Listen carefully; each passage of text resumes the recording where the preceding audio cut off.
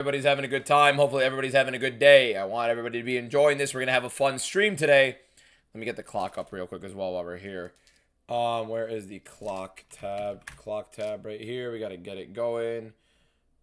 Let me get the fights up real quick, actually. Bro, it's been a day. Let me tell you guys, it's been a freaking day today. Where the hell is... Oh, it's right here. It has been a day today. Today has been a day. How are y'all doing? How's everybody doing? I'm trying not to yell too much today because my voice is already destroyed. It's about to get better when we win. Who's we? Just inform me so I can be a part of this. What am I looking for here? Did the fight start yet? The first fight of the night is going to be starting pretty soon right now. They don't have it up yet. Am I related to Fnatic? No. I don't know anybody that I know goes by Fnatic. Her Tommy McMillan is fighting in Noche. Do you think that's true? No, Drewski, you didn't hear. He is officially fighting at UFC Noche. Tommy McMillan is fighting Marwan Rahiki at UFC Noche. Who's commentating tonight? I think it's Daniel Cormier and Michael Bisping. I think it's just them two, or it's Daniel Cormier and like Brendan Fitzgerald, if I'm not wrong. Fnatic MMA, no sir. I'm no disrespect. I don't know enough MMA content creators to be able to even make Guys, you guys want to ask me, I'm like, who I know? Beta Squad. That's about it. Quillen gets ragdolled by Gamrot? No, we go to the bar after this. You can, bro, Abe, I think I'd die if I even move right now. Talking about bar. You Oli, you're crazy. Out of your damn mind. Fine God. Not gonna lie, that was probably a joke too, and I just completely, I'm fried right now. Let me tell you guys, I played 2K20. I played 2K till like 3:30 in the morning. Huge, by the way. And then, did I see MMA, Alfredo MMA's proposal to put UFC in cinemas? I don't think it was a proposal.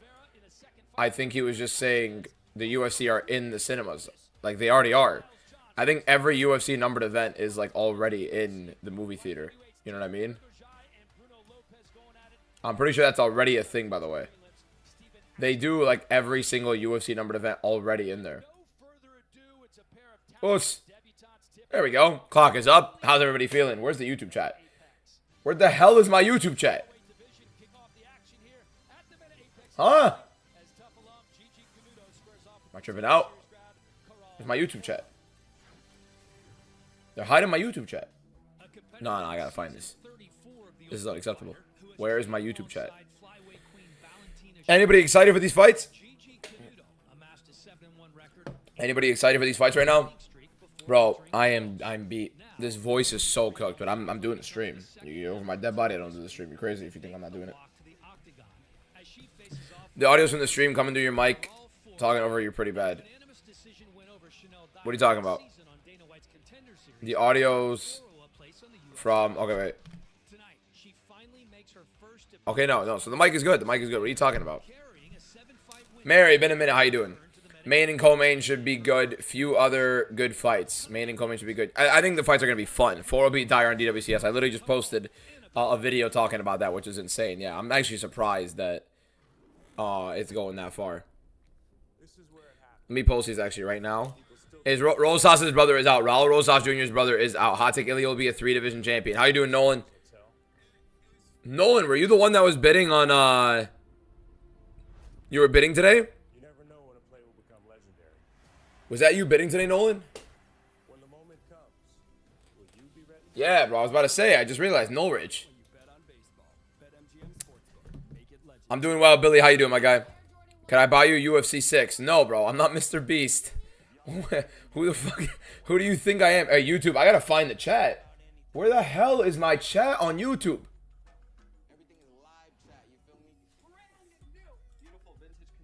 Nah. This is a problem. This is a problem. Undercard at 6p. The undercard's starting right now. What's going on, Watchy? Watchy, love you, bro, man. Love you too. Why not John? Which John? Miles Johns? I have Miles Johns winning. He's not fighting Raul Rosas' brother yet. Brother anymore. Who followed? Somebody followed. Oh, am I going to do lives for Dana White's Contender Series? Yes, we're doing full watch-alongs for Contender Series. Every single Contender Series fight we're watching on here. Every single Contender Series fight will be on here. Is next week's main card only 4 fights? They still haven't got one. Next week is Makhachev. No, they have 5 fights. It's just not great. I see a Tepa Gautier versus Kopolov. That's a sick fight. I can't stand that that's in Salt Lake City, by the way. That is so frustrating that it's in Salt Lake City. Hama, thank you for the follow. Appreciate it. I gotta get this YouTube chat working. How do I find my YouTube chat on OBS, bro? I feel old as hell every time I try to use OBS when they mess with my shit, man. Get my chat out, bro. Share. Add what? Stream marker. What are we doing, man? Graham, thank you for the follow. Graham, appreciate you. Best 2-leg lock. I don't put money on fights, my man. It's not my thing. Maybe it's just me that hears your UFC stream talking over you in the background. Does anybody hear an echo in my stream right now, or is the audio fine? I feel like everybody would be spamming it right now if it was the case. Like at Nico's Automotive Shop in Des Plaines, Illinois. He demands affordable tools that don't quit because he never quits. Harbor Freight, built for tool people. We're about to go kill Osama bin Laden. Bro, I'm about to lose my damn mind. Where the hell is my... Okay, no one hears it. Okay, we're good. Thoughts on Arman Harufi? I think Arman is going to win the fight, but I do think Mauricio Hofi's a much tougher fight than people are giving it credit for. People are acting like Mauricio Hofi is literally nothing and that Arman is going to just walk through him. Dan Hooker was putting Arman in, like, tough positions. I don't know why people are just completely dismissing Arman like he can't fight. Or dismissing Hofi like he can't fight. Mauricio Hofi's going to make it hell on Arman. He's going to make it hell on him. If Arman is going to win this fight, he's going to have to go through a lot to try to get there. Trying to upload this right now real quick. I'm going to get the YouTube chat. I'm so sorry to the YouTube chat. OBS is being annoying right now and not showing me the YouTube chat. How's the wake up going for your fight in 331? Kiss my ass, bro. Bro, is it really going to be doing this where I can't see the YouTube chat? I didn't pick Gigi. No, sir. Bro, Foro is a beast. Foro is a beast. I'm rooting for Gigi, honestly. I like both. I like both a lot. It actually sucks that either one has to lose. It really sucks that either one has to lose because I really believe in both women, like, to actually compete heavily. Gigi's a baller. Gigi is a straight up baller. What's going on over here?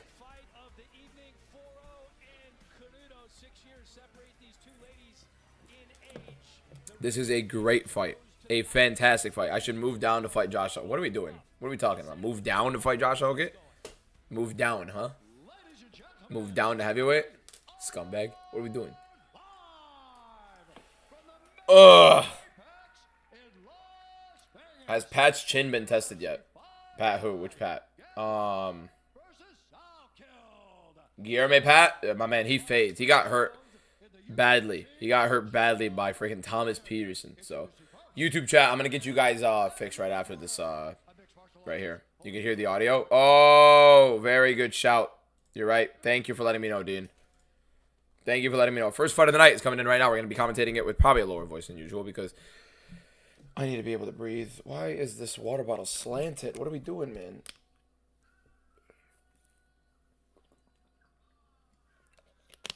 This is a good fight. This is a very, very good fight. I cannot believe this is happening on a week's notice. This is the 2 top women's prospects in the UFC. I'm so excited to see both these ladies fight. It sucks that it has to be against each other. It sucks that one of them have to lose, and it's at the expense of each other. What are we doing? What did I just get on Twitter? I got something on Twitter? I won't do anything on Twitter. No. Okay. Yeah. I don't know. 4-0 by KO? Probably. Gigi on tough is hella sick. She's all, yeah, this is a fun fight. I don't get why the hell this is. I don't know. Ravina won the first round against Chanel Dyer. Chanel literally gave the round away, to be fair, though. Chanel did kind of like, she really gave the round away. At the same time, like, Juliana Miller got Carly Giudice's back, and then at the same time. Here we go. Round 1. Is the Apex a little bit different? I feel like the Apex is a lot more loaded. Don't you guys think there are a lot more people in the Apex, or is there something different about it?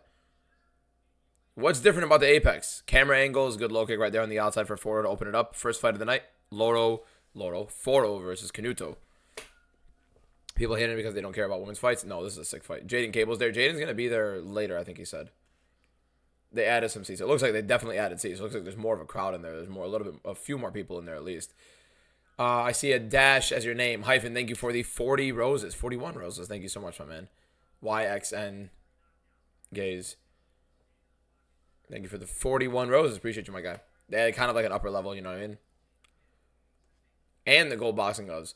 Foro has some really slick boxing, pressuring forward right now. Canuto is just a very solid overall grappler. Younger, 23 years old. Foro is still very solid, under 30s as well. Good right hand right there in counter for Canuto. But Canuto's going to have to deal with a lot of power and a lot of good boxing, honestly, from Foro. Really good persistence and pressure from Foro. Good left hook counter right there for Canuto to eat it. The combination's coming from Foro, and the pressure is coming. Let's see how Canuto does on the short notice right here. This is a very sick fight. This is such a sick fight. I cannot wait to see how this ends up going. Uppercut attempted right there for Canuto. Canuto outside low kick right there. 4-0, taking it slow a little bit. See if Canuto's going to be staying on the outside, striking here. Big left hook right there, lands for 4-0. Oh, nice nasty rip to the body. Little living shot right there from 4-0. Big left hook from 4-0 again. And an outside low kick. Chipping away is 4-0. Good jab and right hand misses. Jab lands, right hand doesn't land. Good outside low kick right there from Canuto and another. Follows it up. 4-0 kind of pressuring her back though. Canuto still on the back foot. No takedown attempts attempted from Canuto yet. Big right hand right there from Canuto lands. 4-0 acknowledges it. Big left hook in counter for Canuto. Left hook and the right hand misses after the low kick. But Canuto wanted it back and got one back. Am I confident in Salkeld? Yes, sir. What time is the main event? About like 5 hours. 5.5 hours. Dr. Feelgood, thank you for the roses. Appreciate you. Outside low kick right there for 4-0. Outside low kick is chewing up the leg of Canuto. Tries that right hand, goes into the takedown with it. Does 4-0 defend it? She does. Good knee to the body in the exit with Canuto. Well, now we're moving forward. Look at the UFC Instant. They renovated the Apex. It looks like it. You could kind of tell. Lighting looks a little bit different. It doesn't look like the camera angles at all. Good rips right there from 4-0. Went body then up. Loves the left hook to the body, trying to go to the liver, and then goes up top with the left hook follow. Really good stuff. Outside low kick right there for 4-0. And another misses. That means the UFC Apex is probably here to stay, which is a nightmare. DC unveiled it. What a fucking homer. They added seats behind the corner so it looks bigger. Yeah, fair, maybe. Outside looking right there, misses for 4-0. I expected a little bit more action, but they're still getting at it. It's a very good fight. Right hand right there for 4-0.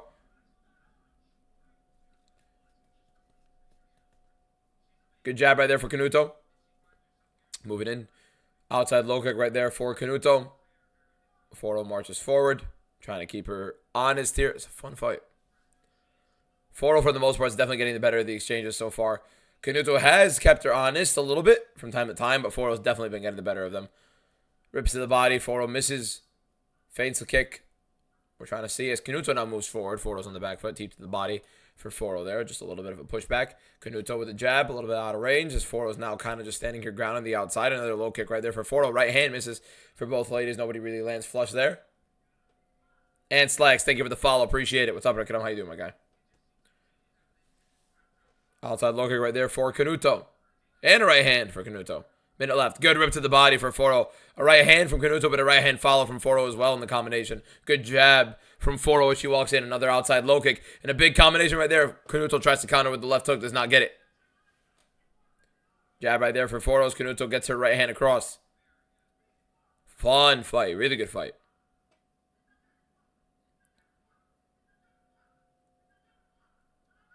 That coach is losing it. Outside low kick timed by 4-0. She ends up getting the left hook timing. Canuto coming in. Good jab to the body for Canuto as both of them try to rip a combination in the pocket.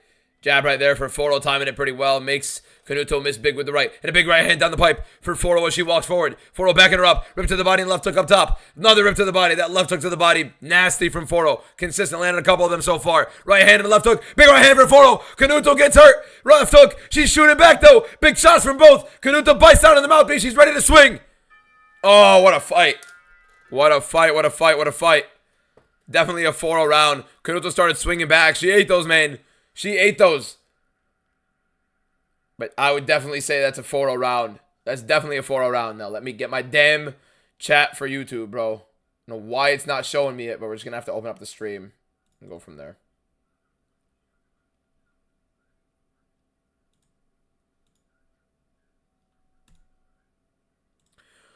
One zero four zero 1040. What do we think? Hey, Canuto's tough, man. Canuto's tough. If you guys are not already following, by the way, we're live for the entire card. So make sure you guys are following. Make sure you guys are in there.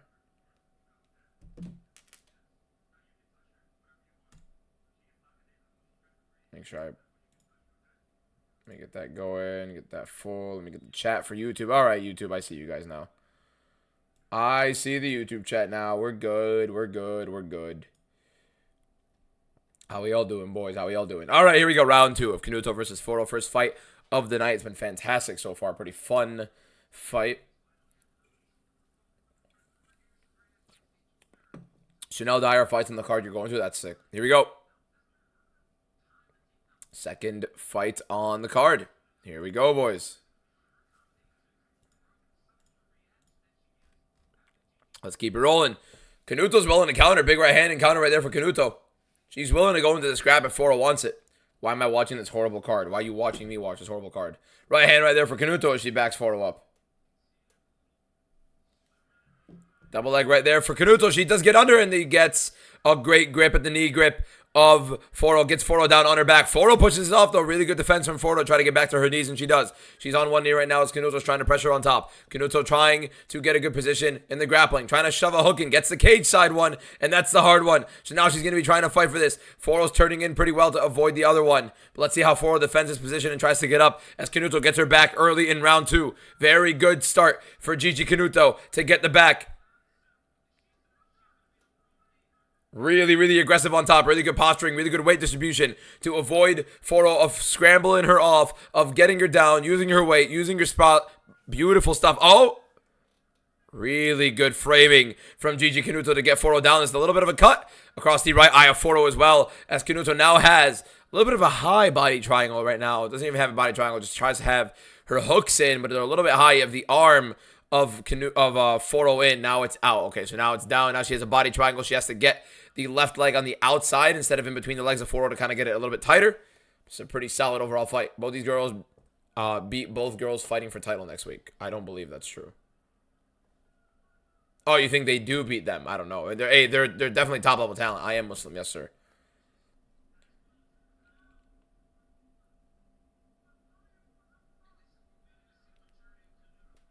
Here we go. How come you can't watch them yet on TNT? I mean, it depends on the UK how they end up kind of scrambling it. Now, Gigi Kanuto still has both hooks in with Foro on bottom. Foro won round 1. Kanuto now looking to take round 2. Dave McStay, thank you for the follow. Appreciate it. Very good stuff for Kanuto so far. Sorry for the burp. This card is... I think this card's fun. I think this card's very fun. I think there's a bunch of fun fights you get to kind of enjoy right now. So, a bunch of shots right there from Kanuto. Landed a bunch of... Oh, that's kind of back of the head right there. Come on. You can throw one back of the head here and there. You know what I mean? Pardon me. I appreciate it. Yeah, sorry. 8 new followers already on the live stream. If you're not already following, click that follow button. We're live for the entire card right now. Kanuto trying to find this choke. But a lot of fighters really complacent when it comes to somebody getting their back all of a sudden. They don't want to even defend the position anymore. They're just trying to worry about not getting choked. So that's really just them kind of throwing around a lot of the time. How is Foro doing? Looked fantastic in round 1, and then we roll right now in round 2 where Kanuto gets her back, and now Kanuto's looking to get a very dominant round, maybe trying to switch maybe to an arm, but looks like she's trying to grab her little wrist here. I don't know, Kanuto's doing a very good job right now in control, trying to make sure she gets a position out of this for the back take. Maybe she ends up rolling. I feel like Kanuto's definitely going to be the type to try to roll for something kind of late into this round because she knows she's going to end up taking it, so she might as well try to get the submission, but right now she's doing a very good job with the hooks in and landing some big ground upon on Foro, who's just covering up. And this is going to be exhausting for Foro right now in this round 2 as Kanuto is putting all her weight on her. She's squeezing on her torso with her legs. She's raining down on some shots. This is very exhausting for Foro going into round 2 or going into round 3 after this with 1:25 left in round 2 after getting controlled essentially the entire round. Not really having any success in round 2 either. Kanuto just landing little bits of ground upon here and there. Looks in, thank you for the follow. Appreciate it. 9 new followers on the live. Now, she does lose a hook. Gigi Kanuto does. Now, Foro's going to have to be fighting off this grip here, but it looks like Kanuto's doing a very good job with her posture. With 10-8, no way. No way. Nowhere near enough damage for a 10-8. I mean, no way anybody's going to argue for a 10-8 here, right? You need damage heavily for a 10-8. There is no, like, excruciating amount of damage.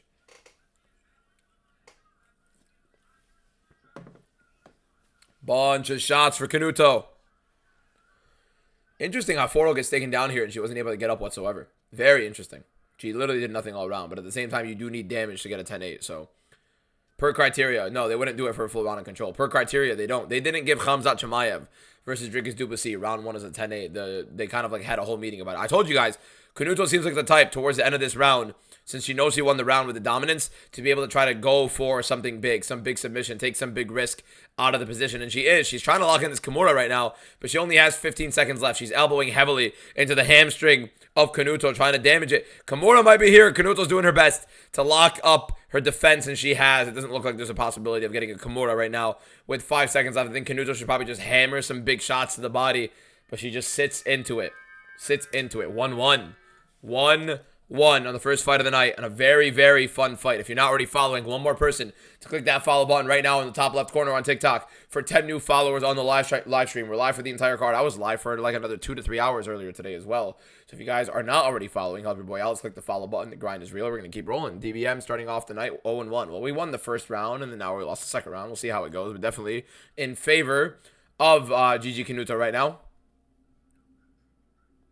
Manuel, thank you for the follow. Appreciate it. You've been in all the lives. Nolan, because you're a GOAT, bro. You're literally the GOAT. Next week, Nolan, I don't know if you watch the NFL. I don't know if you watch NFL football. I don't know where you're from. Your name's Nolan. I would reckon you're from the U.S. Reckon.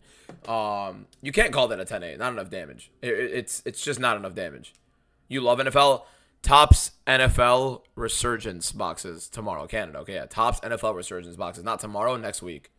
Did I watch the Hall of Fame game? Yeah, it was pretty sick. I don't typically watch preseason, but I always say that, and then I watch it anyways because the NFL is very fun. Round 3 is coming in. It was not a 10-8. I don't reckon you can get a 10-8 if it's not enough damage. Like, if we're going to say, and they're going to try to complain, and the entire commission is going to say, oh, Khamzat Chimaev, Dricus Du Plessis, round 1 is not a 10-8 because you need that kind of damage. Got to wait till next week. I ain't paid till next Friday. I feel you. It is next week, to be fair. But at the same time, it is $1 starts. We're going to do like 250 spots. Why are the Red Sox winning the World Series? They're not. The Dodgers are. Big shots from both ladies early on. Foro right now looking to take this. It's 1-1 for both of them. Good jab right there for Foro. Has Gigi backed up to the cage. Gigi goes in for a single. If she gets Foro down, it's bad, and Foro gets taken down. Very, very, very big mistake from Foro, and Gigi might have her. But now Foro gets right back up, and the body lock is there for Gigi. She's going to try to use some leverage. She kind of has it in deep a little bit. Foro does have an underhook now, though. Good trip attempt from Gigi, but Foro gets under. Really good stuff from Foro to fight off of that. Foro is game. She is not backing up, and we're here. Uppercut and a left hook. Big right hand for Foro coming in. Oh, we got to fight. We got to fight. Gigi on the back foot with a good jab. Gigi still looks fresh, but jab from Foro. Big right hand from Foro again. Another jab. Gigi on the back foot. Outside looking for Gigi. Really good poker face Gigi has, but I think she's fading a little bit. Good, there's a left hook. I don't know shit. Left hook right there from Foro on the back. Beautiful leg kick from Foro. Has a big bruising over her eye. Oh, good combination from Foro, man. Gigi Canuto is legit. Foro is legit. 2 left hooks. Exchange from both of them. Jab right there from Foro. Takedown attempt from Gigi. Beautiful stuff. Just physical. Right back up to her feet is Foro, though. Good. I mean, knee doesn't really land anything. Oh, Canuto kind of shows a little exhaustion breathing through her mouth. Big body rip from Foro. Both ladies are digging deep, and they're not just tired. They're digging through it. Big left hook from Foro after the right hand. Big left hook. Need up top for Foro. Good jab at the follow. Oh, the volume from Foro is just relentless. It is hell. Elbow right there from Gigi Canuto. Backs Foro up. Big rip to the body for Foro. Combination for Canuto up top. Told you it was going to be a fight. There's a jab from Foro. Just pace and pressure. Oh, my God. Nasty. Rip to the body for Gigi. Right hand from Foro and a knee step in. Bro, get these ladies some big fucking competition. They're so good.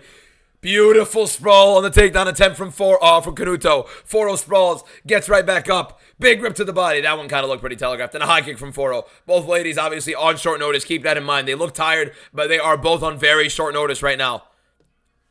And Gigi's been fighting in the Ultimate Fighter as well. Deep to the body right there for Gigi as Foro lands. Rips to the body for Foro as Canuto counters up top. Canuto landing shots as Foro lands her own. Big right hand and a left follow from Foro. Another takedown attempt from Gigi. She might have the hands locked. Foro trying to sprawl heavy, making it difficult on her. Gigi has to go to a single, trying to turn the corner. Let's see if Foro lets her. Keeps the sprawl. Elbow from Foro. Fantastic stuff from both ladies so far. Unbelievable. 100K for both. Fuck the rest of the fight on ice. I don't give a shit. Give these ladies some shit, man.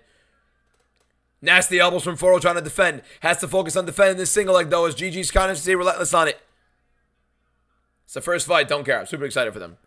Big elbows from Foro, getting Gigi back down to the ground. Gigi didn't love him whatsoever. No power left whatsoever. Yeah, I mean, they're both kind of getting exhausted a little bit. Big, grueling pace that they're both setting on each other, and neither lady really wilting, if anything. They're getting a little bit tired, but they're powering through, man. Didn't mean it like that. I feel you.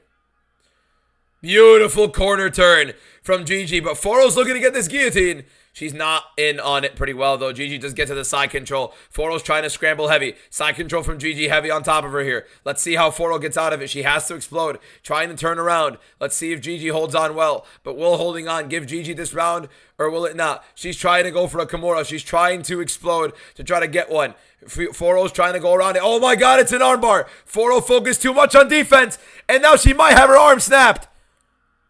Oh my God, that forearm looked like it was bending before even the elbow. Oh my God, Gigi Canuto is fighting for her life to get this armbar, and Foro is fighting for her life to not get her arm snapped. She has to roll into it. She's probably going to get armbarred. Oh my God, last second, is Gigi Canuto going to steal the armbar? Oh my God, Foro gets out of it. Oh my God. Big ground and pound from Foro. Canuto going for the leg lock. Holy shit, what a fight, man. Big shots from Foro. Canuto's still on the leg. Big shots from Foro. Those are not back of the head. She was aiming them. Oh my God, Canuto is exhausted. Big adrenaline dump from that armbar. Rips to the body from Foro. Swing and bang! Rock him! Sock him! Big shots! Big left hook for Foro at the end.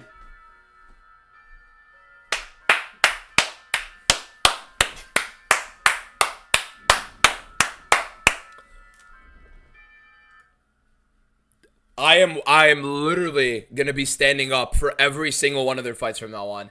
I cannot believe what I just watched. I knew it was going to be a good fight. I never knew it was going to be that good. These two are some of the most badass fucking people on the planet. Unbelievable. Unbelievable fight. I wish my voice was better. What an escape from Foro. They're dogs! That's what you call fucking dogs! They didn't leave a single bit in the cage. No, they left it all in the cage. They're so pillow-fisted. They're not heavyweights. I mean, come on. Insane, bro. What a fight. I think it's clear Foro. I think Foro won the fight pretty clearly. Round 1, round 3 for Foro. 3 was a good scrap. But that's one of the best women's fights I've seen in my life. That's one of the best fights I've seen. It's one of the best fights I've ever seen. Imagine that with like 5 rounds with them in a full camp. These two deserve to be towards the top. These two are towards the top of this division. I cannot believe they were fighting on here. Fight of the night. I mean, good luck beating that. Good luck beating that. Almost good as the Break Depot debut. You mean the stream that was on a potato? It's okay, we're back though. We're back. What a freaking fight. I'm making a video on this, by the way. I'm making a video on it. I'm 100% making a video on it because that's one of the better freaking fights we've seen. That's one of the better fights we've seen.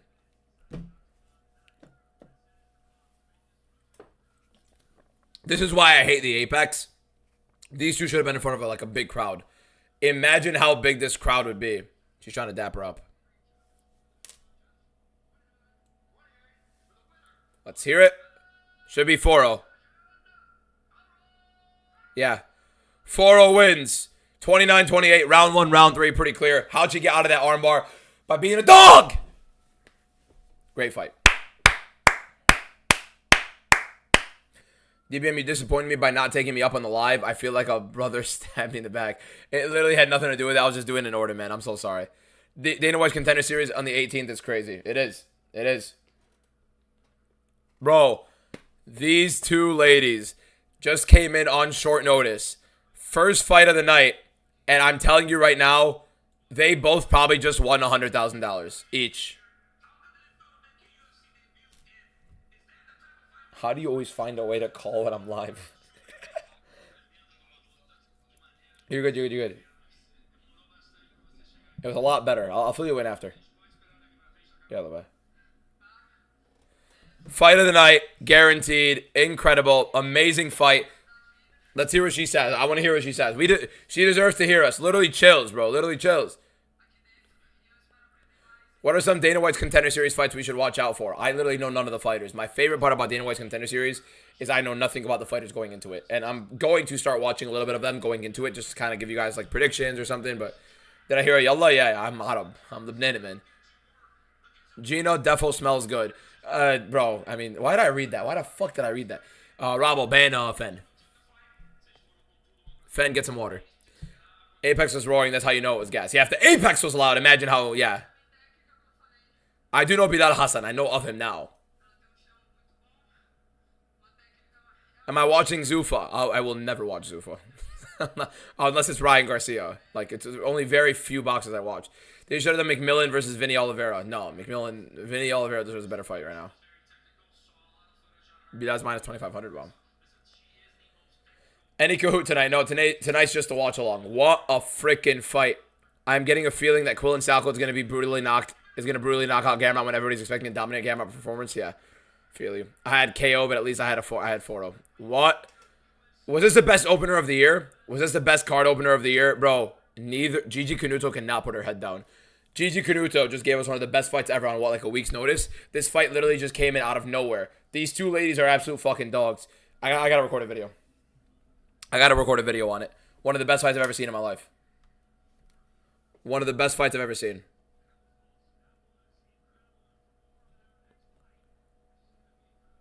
Reminds me a little bit of the Joanna and Zhang Wei Li fight, just in terms of how like much of a brawl it was, especially later on. But that one was just more so. That one is even crazier. But Julian Coronado, thank you for the follow, Julian. Appreciate you, my man.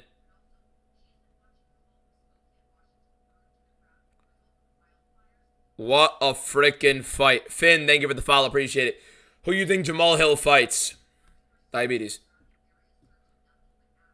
Gamrot, that was an asshole response. I'm sorry. It was Jamal Hill is fighting something that's bigger than actual fighting right now. Clearly, I mean, and that's not a big joke. You know what I mean? I meant like Jamal Hill needs to get a grip on what's going on right now. I saw the Rahiki versus McMillan thing. I already posted a video about it. Insane.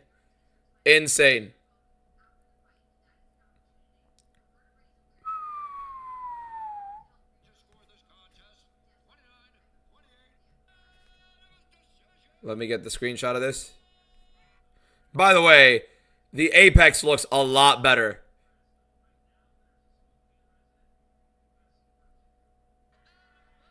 Am I employed? This is my employment. This is literally my employment. This fight gonna make me the rest of the card feel boring. Yeah, this fight actually may have just ruined the whole card. With how good that fight was, it may have just ruined the whole card. Was it Gigi from Tough Fighting? Yes, it was Gigi from Ultimate Fighter, which is insane.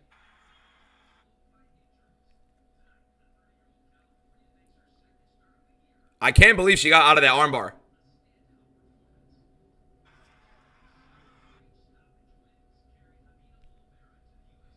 And then she just started raining the hammer. Oh my god, man. Oh my god, what a card. What a fight, what a fight, what a fight, what a fight, what a fight. What a fight. Oh my god. Okay, I gotta post a video on that fight. Real quick, boys. How old am I? I'm 24. Let me post a video on that. Let me post a video on this fucking gold mine of a fight, my god. When the armbar went in, I said, yeah, she lost. I didn't think so, bro. I don't know why. Like, I didn't feel it. Usually you feel like it's done with an armbar. I don't know why. I was sitting there, like, you guys were watching my commentary. For who's my favorite NFL team? The Jets. Leave me alone.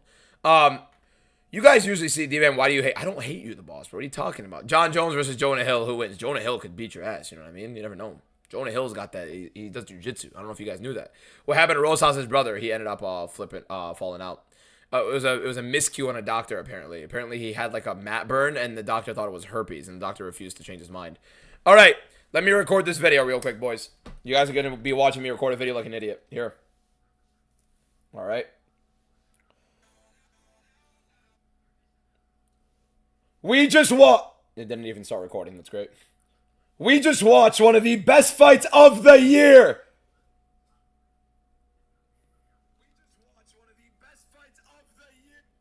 Oh my god. Nah, I'm gonna start it better.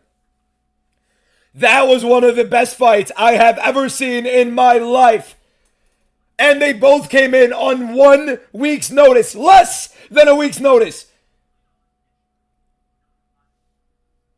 She got out of this. She got out of this. And then started beating ass. Gigi Canuto, do not put your head down. That was an unbelievable performance. Foro is an absolute animal as well. You both are towards the top of this division, no question. You are only 23 years old, and you fought like that. We all had chills down our body watching this fight. First fight of the night on the Apex, and this deserved to be on a main card in a numbered event. Just with how good this fight is, it was guaranteed one of the best fights of the year, one of the best fights you will see. It was a back and forth war. The boxing was in favor of Foro, but my God, the GD Canuto, no. It was a back and forth war. Foro was landing the bigger shots, don't get me wrong, but Gigi was landing some big ones herself. The grappling for Gigi was dominant, and winning Gigi dominated with the grappling in round 2, got this armbar in round 3, and obviously Foro getting out of it and landing the big shots at the end. I can't even explain it in words, honestly. This lady is a dog. She has a win over Chanel Dyer. She has a win over Gigi Canuto. I hold both of them super, super highly. The women's divisions, especially in straw... This is a strawweight fight, right, guys? That was a strawweight fight, right?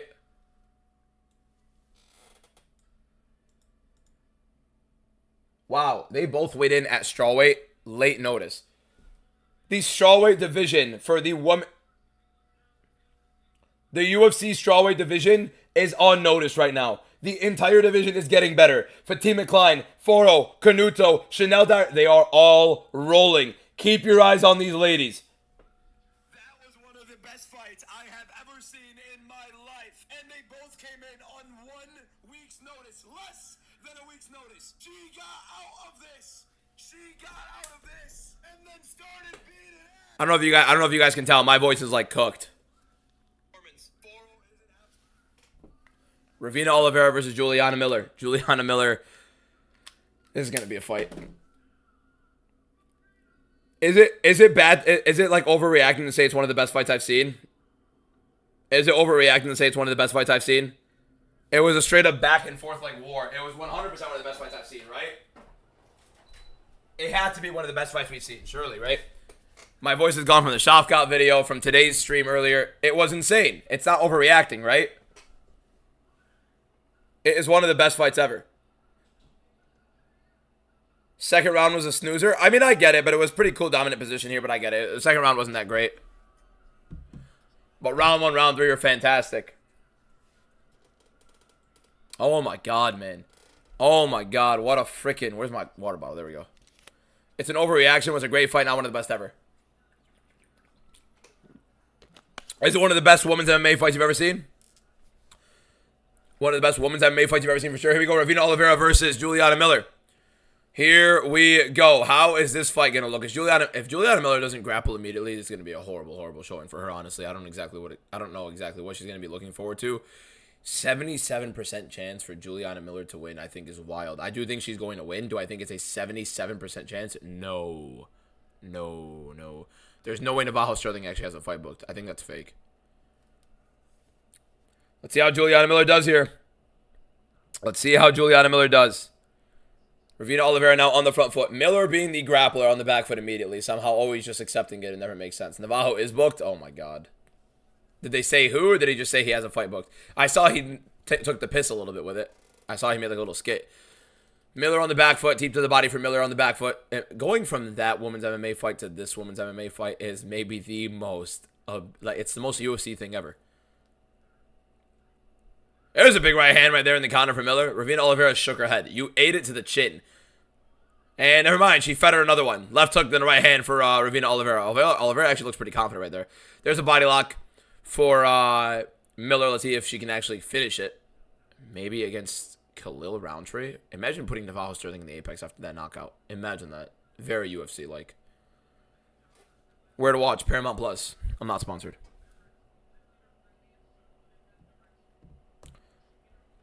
Only sponsored by Calcium. and a couple others. All right. Juliana Miller now pressing forward. Body lock, only right side underhook right now. Both ladies have a right side underhook. Let's see how this ends up finishing. Again, having to fight from go from this last fight all the way to now is insane. How fast would 4 sleep you? Put me out cold immediately. One of those liver shots, I'm probably down. Oliveira does look fast. She does look fast. Juliana Miller is literally just holding on with this body lock. She hasn't been able to frame. She hasn't been able to fight for the left side underhook right now. This is going to be a stiff first round of just clinch, isn't it?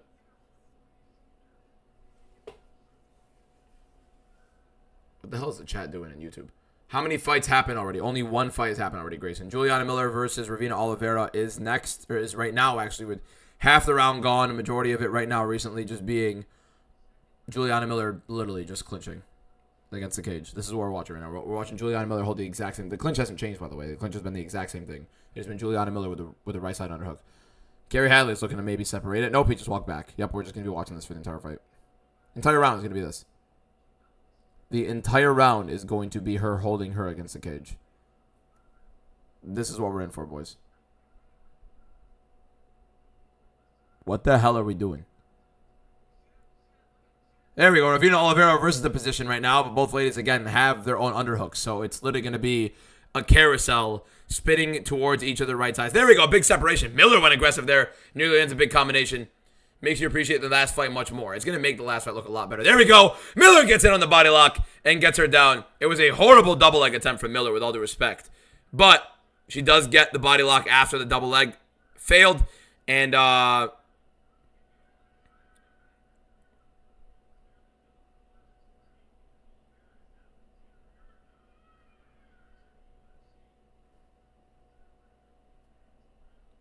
sorry, I'm posting, I was posting the TikTok I just did. I was posting on Instagram.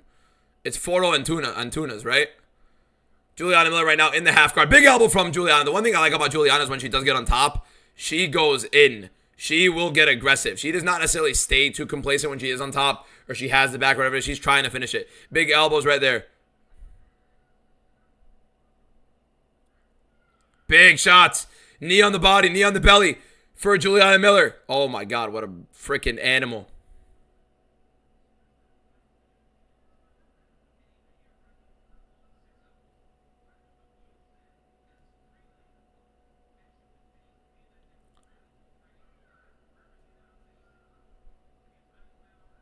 Okay, I gotta post this. My multitasking with my phone is maybe the worst thing in the world. All right, we're rolling. So sorry, boys. Juliana Miller, nasty elbows on top in the half guard. Trying to posture up from the half guard and keep landing them. She's getting aggressive on top. Big hammering from Juliana Miller. Nasty elbows again. She is getting aggressive on top. Another elbow from Juliana Miller. YouTube chat is having a fist fight right now in the YouTube chat. There's an actual fist fight happening in the YouTube chat. Big ground and pound right there for Juliana Miller to finish it off. Left hand going brrr. That was a horrible commentary. I'm so sorry. I apologize. I'll be donating $50 to the Red Cross of Lebanon right after that one. Thoughts on Kopylov versus Teba Gautier in the works. Juliana Miller 1-0. I think that's a pretty interesting fight. I think having it in Salt Lake City is a crime. Juliana Miller round 1 pretty easy. What? What are you talking about? Gamrot will win. No. What's the first card I ever streamed? Ooh, that's a good question. What is the first ever watch-along I've done? I don't know. You bet your money on my prediction. Don't do that. Save your money. Call the hotline. Here's what you do. Instead of putting money on the fights, guys, right? You buy some food. You sit down. You call the hotline. And you eat your food while talking to the person on the hotline of why you have a problem. It's a good idea.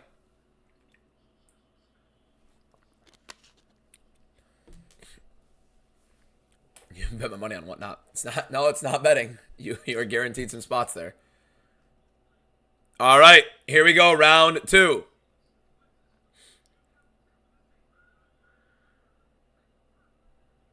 Don't you think that Teba deserves ranked? I mean, that's as close as it's going to get. Why Juliana Miller doesn't approach the middle immediately in the fight? Neither lady wants to heavily approach the center to start off round 2. Juliana Miller looks I think Miller should just immediately be aggressive in this fight. Like, she is probably the more durable fighter of the two. She is definitely the better grappler. Clearly the more physical fighter when it comes to the clinch. I mean, I don't get it. Am I super religious or something? Why you hate betting so much? I mean, it's not just about religion. It's about morality. Not morality, but more so like just in general what it could psychologically do to somebody. There's a high kick right there for Julianne, and it also is religion. There's a flurry from Miller, getting it on the body lock, trying to go on the takedown right now. She has 2 underhooks right here. She's probably going to end up getting like a trip here. Lifts, brings her down. Ravina Oliveira literally has no ability of defending a takedown whatsoever. It didn't even look like she fell right. It looked like her arm kind of took a bad shot there. Thank you for the follow. Appreciate it. Or not for the follow. Alaikum assalam. Why the fuck are we talking about immigration policies in the YouTube chat? What are you guys doing? How is that my YouTube chat? What about my YouTube chat, my content, makes you bring up immigration policies? Juliana Miller right now on the side of Ravina Oliveira, with Oliveira giving her a back. Let's see how Miller can end up transitioning from this position. Did the card start? Yes, we're on the second fight of the night. Beautiful back take right there for Miller. Miller's going on the choke right now. She is cranking and squeezing on that chin. That is tight. That is not fun for Ravina. And she taps. Ravina Oliveira taps. Juliana Miller with the submission. I thought Miller was about to talk shit, not gonna lie. She usually like gets in somebody's face after.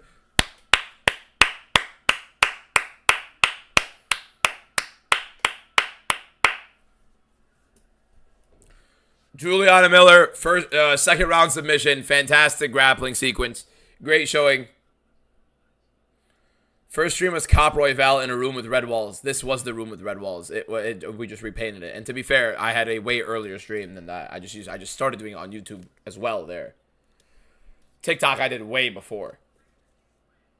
Can Gable Stevenson and Josh Hogan save the heavyweight division? The heavyweight division has so many different new fighters now that are definitely going to be giving it a lot more life. So do not worry. The UFC is actually doing pretty well when it comes to talent, apart from the light heavyweight division, which is getting horrible because everybody's going to heavyweight.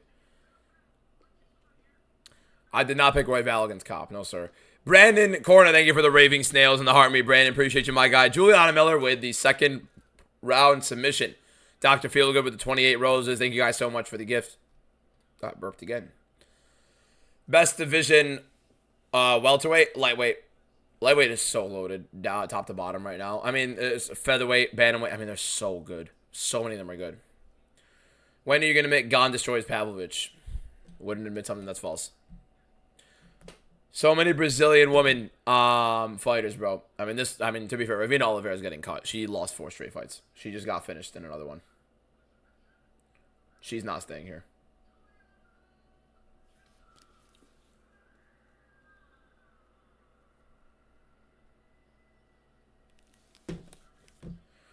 What time is Gamrot? Gamrot is in about 5 hours or so.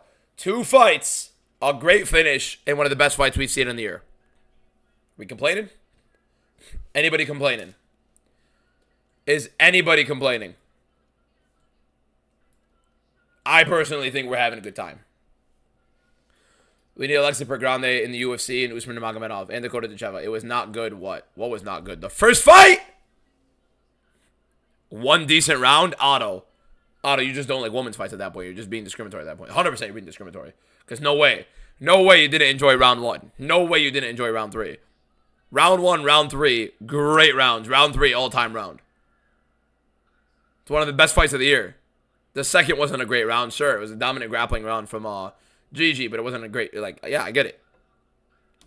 Which picks am I most confident in? My top 5 predictions. I believe Yair Del Valle was one of them. I believe Ty Miller was another. I believe Salkild was another. I believe Stephen Asplund was one. And then I had one more in this as well. I think Juliana Miller was, so that's one of them. There you go. So there's your 5. One was a great round. 3 was so much better that you just kind of, minimize round 1 at that point. YouTube. What the fuck are we talking about? What are we talking about, YouTube? What's going on? The YouTube chat's having, geopolitical debates in an MMA stream. The Casso, thank you for the follow. Appreciate it. Miller is kind of funny. Miller's like an actual, good personality. She just needs to improve. And she's still young. She has a good physical base in the division. She has some pretty good grappling. She is a headache on it. Yeah, YouTube's literally full of tweakers right now. They're literally losing their minds. Now they're chill. Now they're chill. Now they're chill. Okay. She looked better-ish in this one, yes, but she also fought Ravina Oliveira. You know, if I fight, like, look at Yanni Vasquez on the screen. If I fight Yanni Vasquez, I look like shit. And then if I fight this Pikachu doll in front of me, I look a little bit better. So, I mean, it's, you know, it's all kind of relative to who you're fighting at that point, isn't it? Who's shitting right now? Mod Ben CeeLo, please. What fight is on Dweeb? His name is Drank Forever. Can you admit WMMA shouldn't be a thing in the UFC? Ben, seriously, what? I mean, there's like NPC comments every single time you join. Whether it's like a comment in my comment section or in the live stream, it's just NPC stuff. Ben, you gotta show some personality. Where's the life, Ben? DBM, check my DMs. I'll check DMs after the stream. I don't want to like get too heavily into DMs right now because I respond to all DMs as long as it's not spam or some like insufferable individual. but what's it called? I take my time with them. Like, I don't want to, like, in the middle of the stream, go through DMs, because I will not be talking to chat at that point. My attention span is horrible. DBM, the rips were awesome. Missed whatnot due to work. What got pulled? Oh, coach, out of 25, dual relic auto. Yuri Prohaska was pulled. Out of 50, Cyril Gahn on card. Octagon Warriors auto. We had an out of 5, Sean Strickland. Instant arrival. Not instant arrivals. It was like another one. Get pulled out as a sick insert. Gamrot's parents don't own a bakery. That is very important information for the breakdown. And this week we'll be doing NFL Resurgence. Topps NFL Resurgence. Let me call these guys, see if they ended up going, by the way. Do I really want to call this asshole? Yeah, I'll call him, whatever. Is women's MMA the only sport where the athletes have gotten significantly worse the last 10 years? Coach, I'm gonna tell him that you're asking if we got the Resurgence boxes. Would you let Travis Hunter hit? Next question. Is women's MMA the only sport where the athletes have gotten significantly worse over the last 10 years? You have no clue what you're talking about. The pinnacle of women's MMA 10 years ago was Ronda Rousey. You're telling me they've gotten significantly worse over the last 10 years? It was literally proven otherwise with Holly Holm and Amanda Nunes. You'd let Trevor Lawrence hit? No. Maybe with makeup. No. Does Asplund win? No. Yes, I think Asplund's going to knock him out. Do you think UFC should keep 5 rounds? 27 new followers in the live, by the way, in about an hour on these watch-along streams. That's pretty solid, especially for a random Apex event. So if you guys are not already following, we are 2 followers away now with Juno. Was it Juno? Miller won by submission round 2. Juan Trini, my bad. Juan Trini, thank you for the follow. 2 more people to click that follow button on TikTok for 30 new followers in less than an hour on the live stream. Same guy that was scared to come to the UK because we have no AC. Not scared. I'm just a bit of a priss with that kind of stuff, unfortunately. We are watching UFC 330 weigh-ins. We will be there. DBM is an NFL LARPer. There is no LARPing about NFL. I have, like, a stupid amount of inputs on best ball right now. I do best ball religiously. I do fantasy football religiously. I am a religious Jets fan. Bro ain't picking the vanilla gorilla. Come on, bro. Shut up. Answer, do you think Aaron Pico with a decent chin does well in lightweight? What the hell does Aaron Pico have to do in lightweight? No, he's a little small for lightweight, but to be fair, Elite Tapori is there. So, also, are you in Michigan local as well? I swear I drove by you the other day. I mean, yeah, I am in Michigan. Drove by me? I mean, I don't really... I'm not gonna lie, I don't go out too often.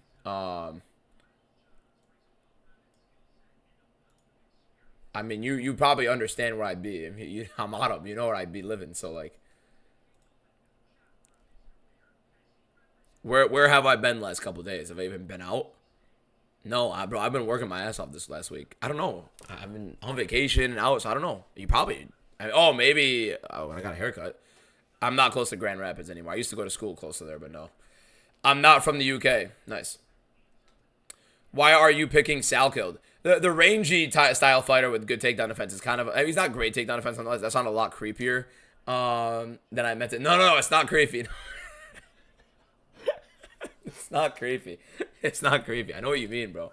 Trust me, plenty of people, like, have said it in the chats. You're not the first one, I promise. Have you ever swept the card? I've had like so many one-loss ones, which is infuriating.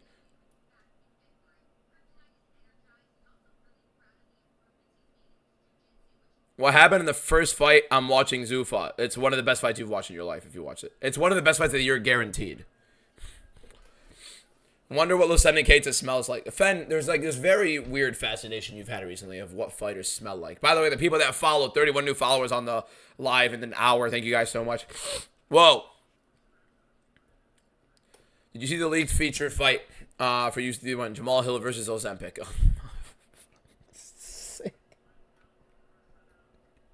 Fuck off. I'm getting a call. Yo. Coach is asking if you guys got the boxes. I'm being dead serious. He's in the YouTube chat. You know Coach, the guy that bid on Friday? He asked, did you guys get the Resurgence boxes yet? Oh, okay. We're not getting into it tomorrow. Goodbye. Wastemen. I'm business partners with Wastemen. Navajo Sterling versus Khalil Roundtree and Rowney Barcelos versus Marcus McGee, September 26th at the Apex. Let me go double check real quick. I think that's assumed that that's going to happen. None of that's confirmed.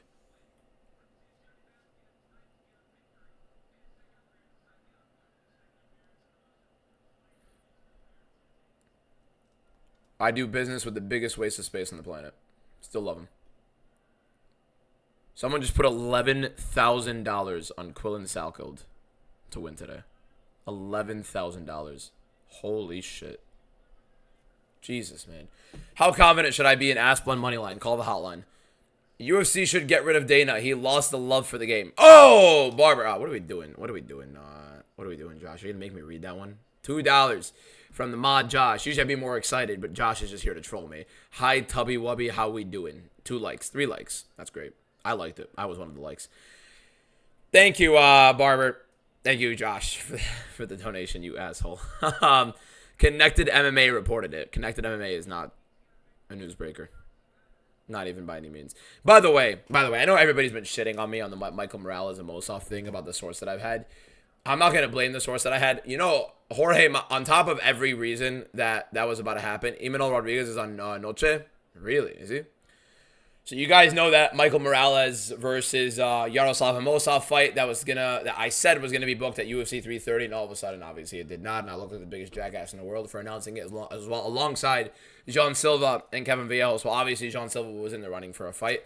Jorge Masvidal actually liked at the time, who were teammates with Yaroslav Amosov, liked the video that I posted about that. Evidently, there was something going on with the American top team that Yaroslav Amosov was more than likely in a fight. There's a reason he was in the U.S. That was actually a legitimate thing. So I'm not too mad at the source that I ended up reporting, but yeah, I don't clickbait. I don't clickbait. I try to make the video a bit more entertaining in the beginning? Yes, as any other content creator does, because you want to have an entertaining video early. Yeah, Tommy McMillan versus what's it called? Swipe baits. Fenn's leaning into the swipe bait.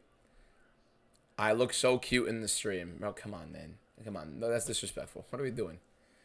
Orobai needs to get better ranked. Go paint a roundabout. What the fuck kind of... Jesus. I don't mind the enthusiasm, but screaming down the mic can sometimes be unbearable. Well, that's kind of the point, isn't it? I mean, it's supposed to be like that. According to... I mean, you could tell it's kind of taking a toll on my throat right now. Pause. According to French Reporter... Sola versus Yam is a 5-round co-main event. In no way, shape, or form is Sola versus Yam going to be a 5-round co-main event. Never in a million years. Wait, what happened to Chiwiwi's brother? He ended up having herpes, according to the doctor. And now Raul Rosas Jr. states that it was a complete miscue on the doctor's end. The doctor refused to change his opinion. He didn't want to admit he was wrong. And that they said it was a mat burn, not herpes. So we are where we are currently at right now. Do you think the UFC should keep 5-round co-mains after 331? General Jones, thank you for the follow. They do 5-round co-mains for very particular fights. Very, very particular fights. They don't really do them as often. It could be 5 rounds just because France versus France in France. No chance. Harry Balls, thank you for the follow. Appreciate it. Fantastic name.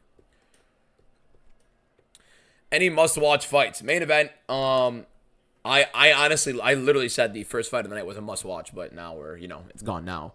Manuel Sosa versus Miranda. The fight after this is a banger, and then after this, really, I mean, you don't. I mean, to be fair, the next couple of fights are not great. After that, then we go to the main card, and I think they're all pretty fun.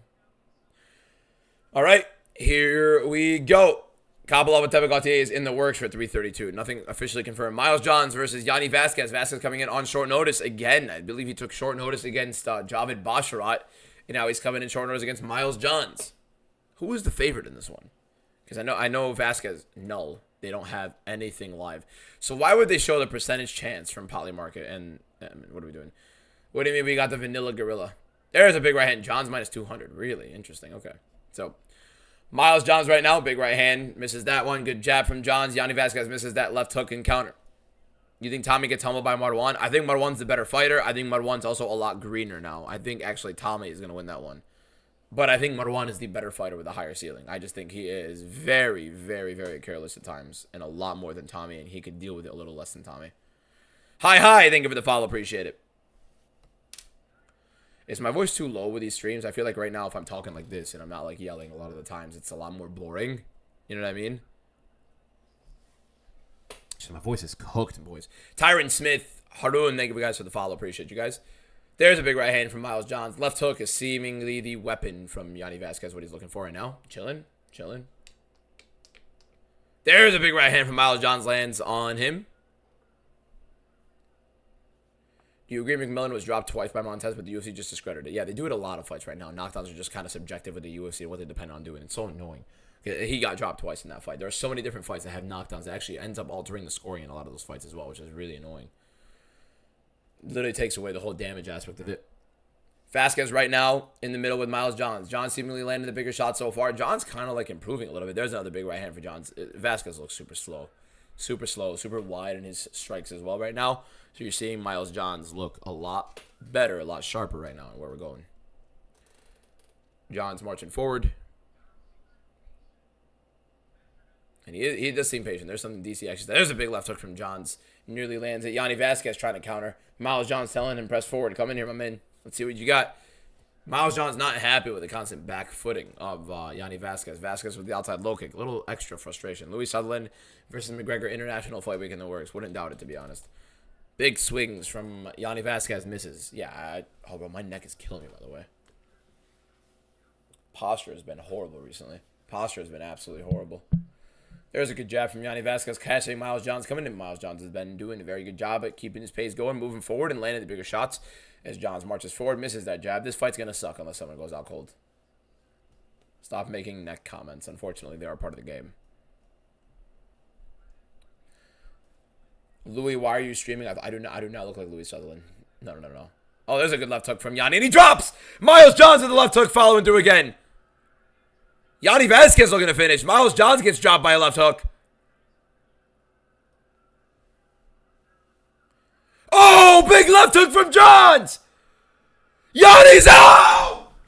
Oh! Oh my God! Holy! What just happened?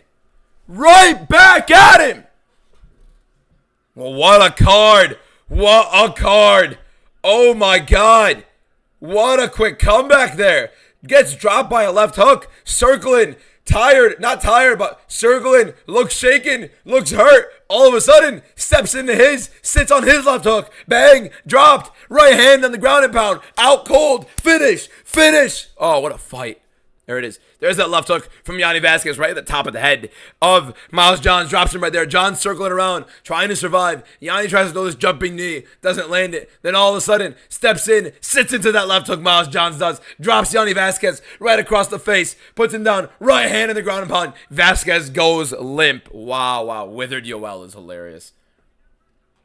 What a freaking fight. This new Apex is insane. Not complaining about an Apex card ever again. I definitely do think we could probably add more to it, but if we can get more and more seats in there, I'm perfectly fine with it. I'm never going to complain about an Apex event if it's going to be so many more seats. It's kind of like, an amateur event, essentially. It's a lot better, though. It's a lot better. And I'm still complaining that they're fighting in a garage. Absolutely will. But still, I would love to be there. Who's that girl in the pink after the fight? My man, can you guys, like, focus in? Seriously. What are we doing here? We just watched a sick knockout comeback. Tickets are only $400 for this card. We have been conditioned where $400 for an Apex event is nothing. How is Battle 7-1 in the UFC? Go look at who he was fighting. The energy after one guy fight. Yeah, bro. Hey, bro. What a knockout. What a knockout. Tickets sold out immediately. Yeah. Oh, they did add a little upper deck. I wouldn't doubt that tickets sell out because I mean, I feel like viewing experience as a fan, if like, look how small this is, right? You're there, you're in person, and it's like the top level fights. Why wouldn't you want to be there? What's the most you spent on a UFC event? The most expensive UFC event of all time. UFC 329. $1,000 for nosebleeds. And they were perfect seats in T-Mobile. I can't even lie to you guys. I spent more for there than I had sponsored to go to Miami, which is insane.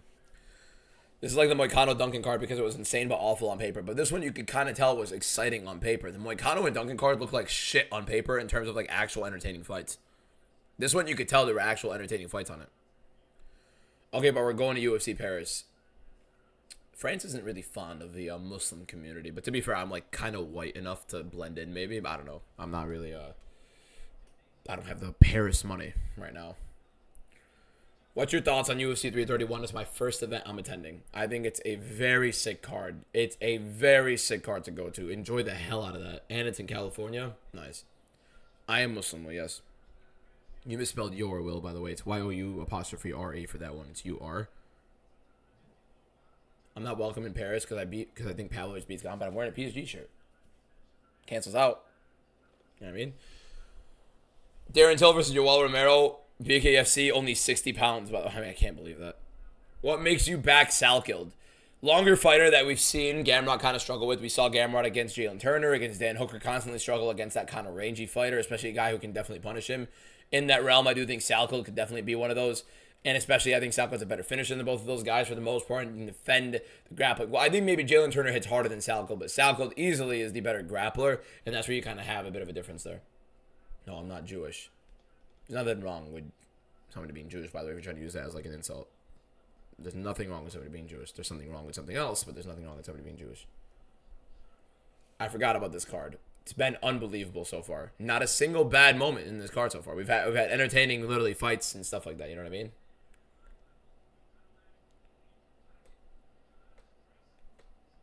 Believe it or not, I believe the founder of Kalshi, or the CEO, is Lebanese.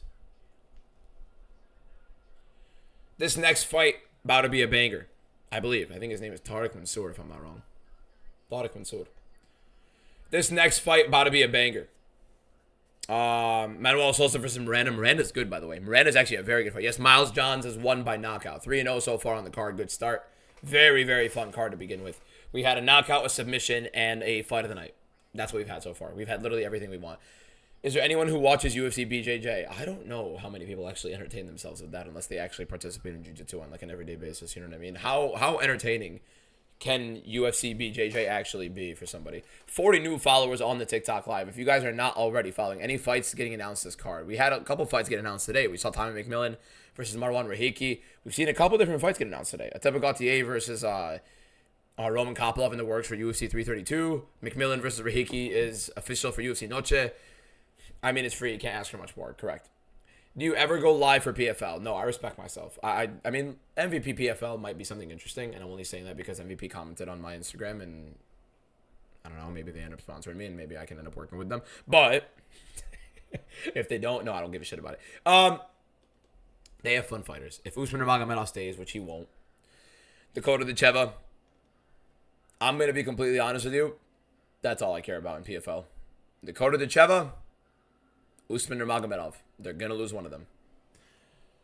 Why couldn't GG finish the armbar? It was a sick armbar. It was sick defense. It was explosive. It was fun. Zuffa boxing, UFC, BJJ, and power slap is all a waste. Honestly, for me, it's all slop. Ubeda, thank you for the follow. Appreciate it. Can you snow the junior? What the fuck does that mean? We are all praying on Louis Sutherland's downfall. Huh?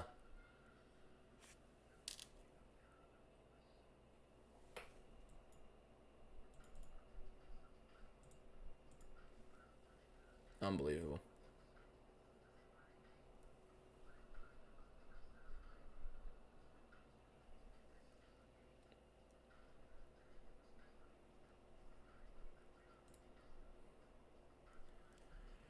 Yes, we all love Louis Sutherland. Grown man mains Josh Hockett on UFC 6, by the way. What's wrong with Josh Hockett UFC 6? What's wrong with Josh Hockett UFC 6? How bad is he supposed to be broken or something? I'm not familiar with this game. His kicks are awful. Oh. Thoughts on Michael Oliveira, physical specimen, freak of nature, literally headache to deal with. Cannot believe people actually do that.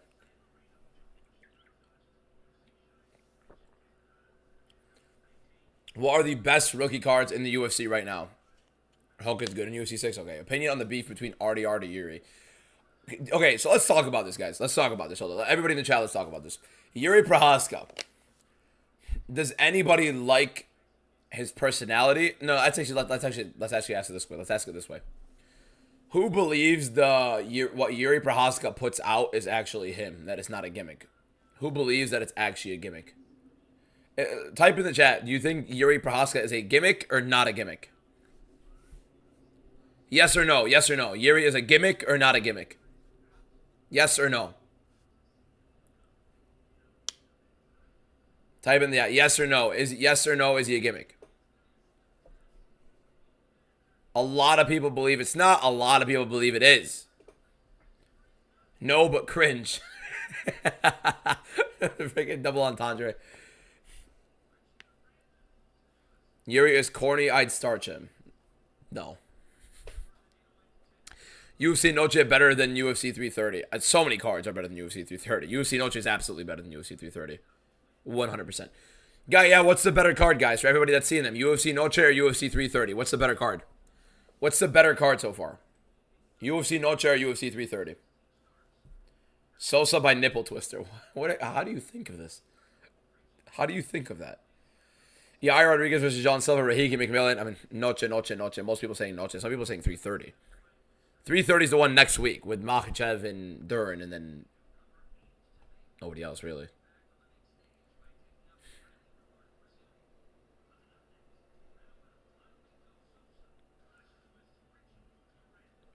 Yeah, most people saying Noche. I think Noche is definitely better than 330. No, come on. Noche is better than 330, guys. Is Miranda prospected or short notice? Or prospected or short notice? I believe he's relatively short notice, if I'm not wrong. I don't know. Sosa versus Oki was a very good fight. Very, very good fight. But Miranda's actually a very solid fighter. So, we'll see. It'll be a good fight. This should be a very good fight. Good turnout on YouTube today.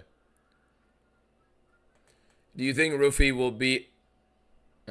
They both on 2 to 3 weeks notice. Fair enough.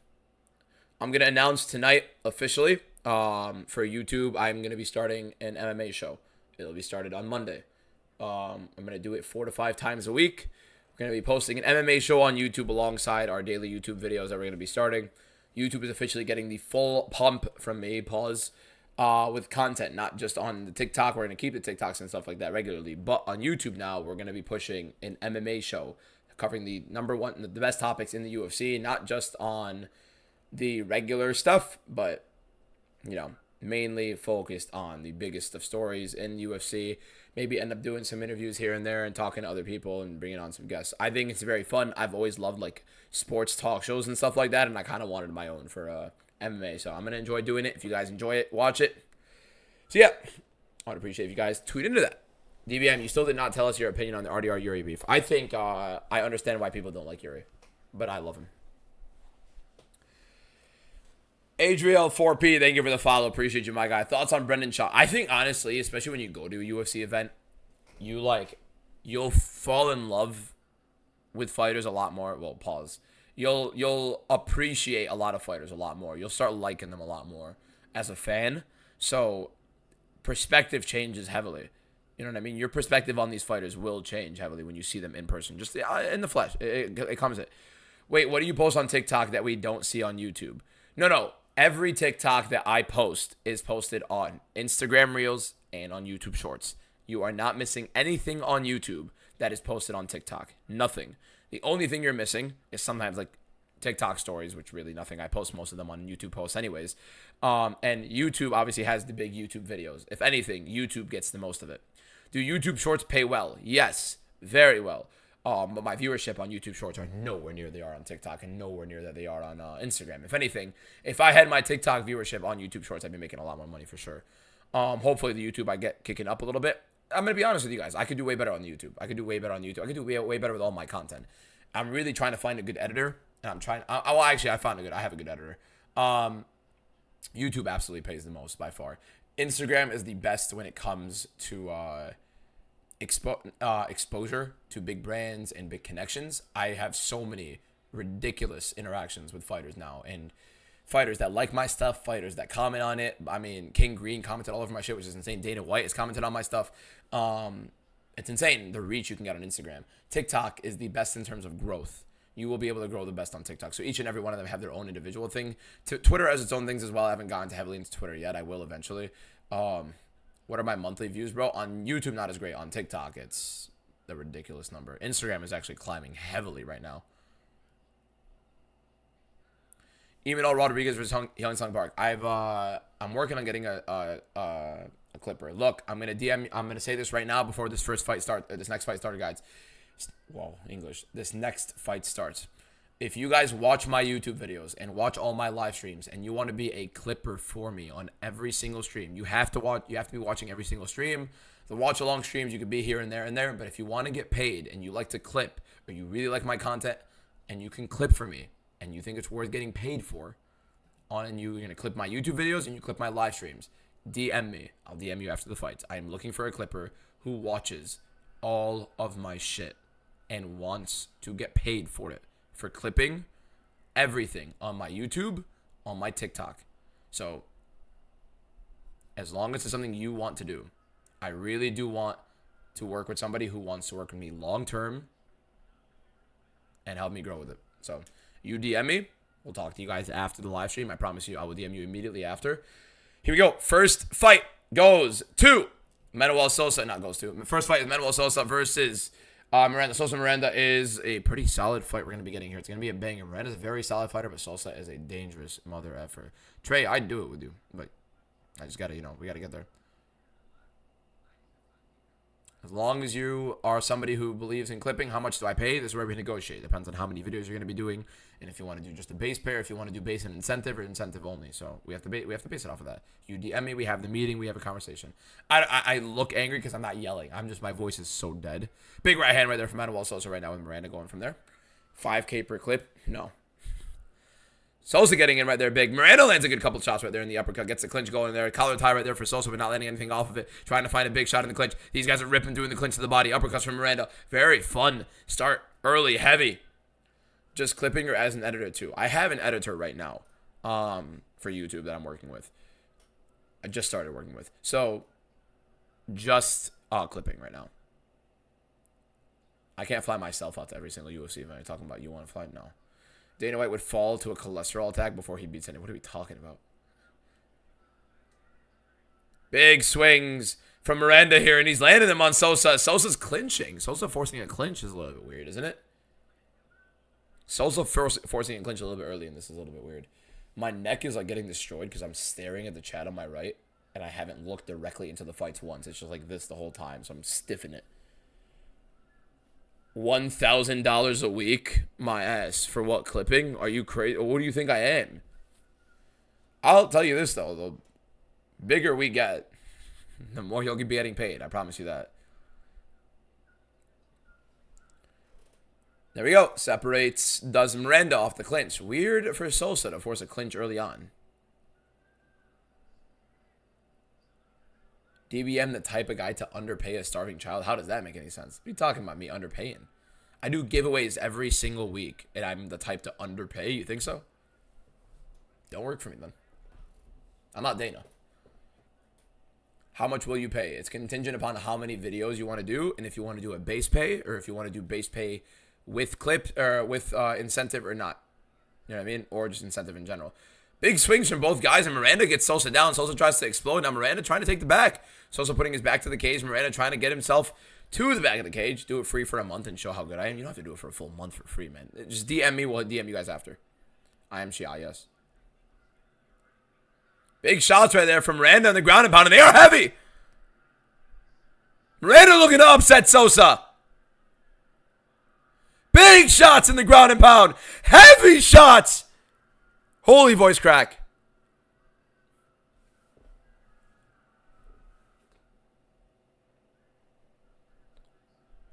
Miranda now having the back. Sutherland getting out of that big ground and pound position that Miranda was absolutely destroying him in. What do you think about Nemo Fizil and Dana White's Contender Series? I think it's going to be very solid. I think he's a very, very good fighter.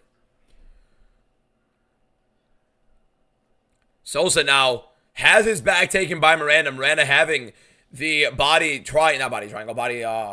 hooks in right now.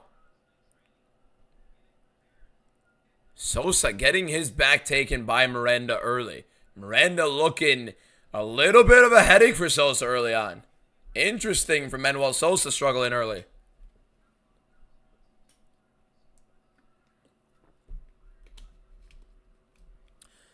Miranda trying to take this choke across Sosa's shin with a minute, 9 seconds left. Sosa holding two hands on the wrist of Miranda, avoiding Miranda getting an arm across and setting up that rear naked choke. Maybe Sosa tries to use it to get up, but he has a minute left. Does he really want to expend any energy to try to get out of this position or focus on defending the submission to avoid much happening, really? Because honestly, is he going to be getting out of this position much? Is he going to be expending energy to get out of this position to not even win the round whatsoever? I mean, he certainly has lost this round.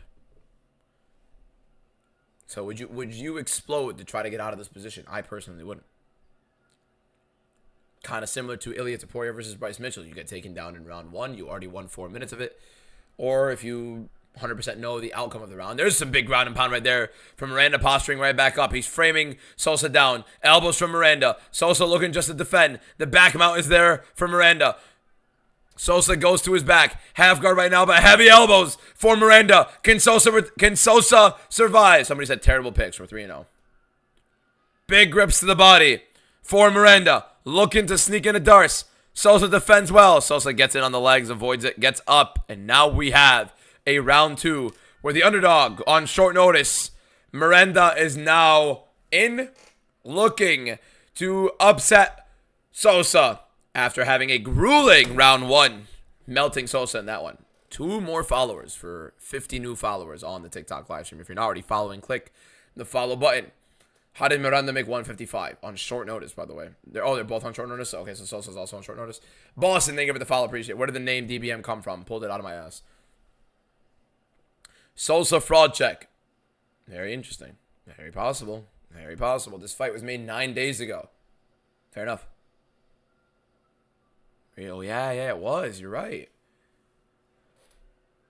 Sosa's still going to knock him out. We saw him against Balaji Alki, where Alki looked a little bit good in round 2, and all of a sudden, Sosa just comes out of nowhere and just gone. RC, thank you for the follow. 50th new follower. My bad, they are both on short notice. That was a miscue on my end. What does DBM stand for? I literally have no idea. I just made it up. How many followers DBM have on TikTok? I'm curious to know how popular. I have 73,000 followers on TikTok. 73.2 thousand followers on TikTok. Actually, I think after right now, we might have 73.3 thousand right now.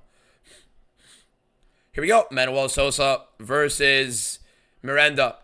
My Instagram is about to take over the YouTube as well, and I started it way later.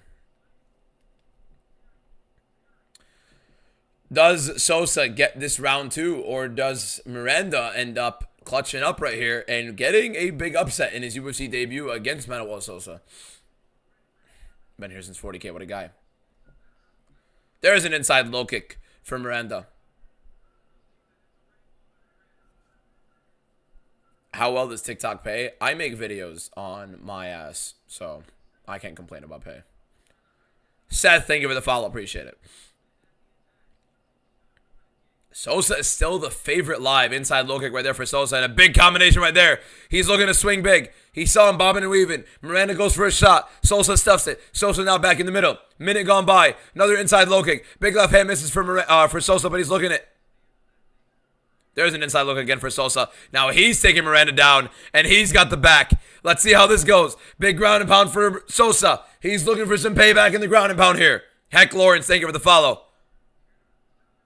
Now Sosa looking to take the back. Doesn't look comfortable going in for the jiu-jitsu here. Still has the body lock.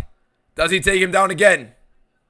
I didn't think Sosa going to be attempting to grapple in this fight of all things. Wasn't really the smartest thing. Billy Bob, how you doing, my guy? Why is your profile picture Piotr Jan? My favorite fighter. I'll be changing my profile picture at the MSG card in November. Because I'm a big New York Knicks fan. I want to take one in front of Madison Square Garden. There's a big body shot for Sosa. Miranda did not like that. That one looked like it was right to the solar plexus.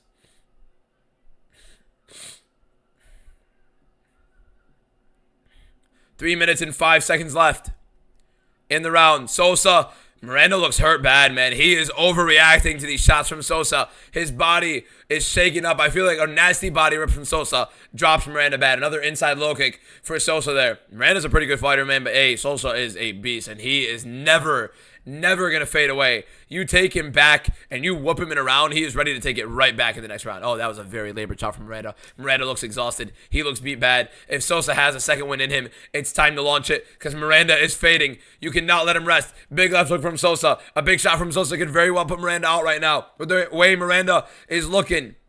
I did see the John fight. That was sick. Miles John's fight. Big missing left hook from Sosa. Swinging big over the head. Why the heck isn't UFC Fight Pass? I'm trying to watch the prelims and all. It's on Paramount Plus. Unless you're out of the United States, then I have no clue where it is. Inside low kick from Manuel Sosa. Miranda right now struggling to get anything going in this round. Outside low kick for Miranda. Manuel Sosa trying to walk forward, keeping Miranda off the back. Another inside low kick from Manuel Sosa. Beautiful, beautiful chopping of the legs from Manuel Sosa here. Really good stuff from him. Inside low kick for Sosa. Doesn't end up getting through. Big right hand from Manuel Sosa lands. Rips to the body. I told you. I told you. One rip to the body probably drops Miranda right there. He didn't like that other one, and we saw it. And he somehow gets that body lock, saves himself against Manuel Sosa. I saw it. I saw it. I literally saw it, boys. He seemed like he winced at one of those body shots a little bit. Miranda gets dropped by Manuel Sosa in the second round. He's holding on for dear life right now. The body shot drops him. Body roundhouse will end him. Oh, spinning elbow off the break for Sosa. Miranda didn't like that one either. Miranda is tired and he is hurt bad to the body. Sosa is going to feint that. Maybe an uppercut for Sosa if he feints down low. Because Miranda, is literally buying into every single one of them. There's the high kick from Sosa. Nearly lands flush jab from Miranda. Sosa's pressuring forward, trying to make him Make him what? Make him dance.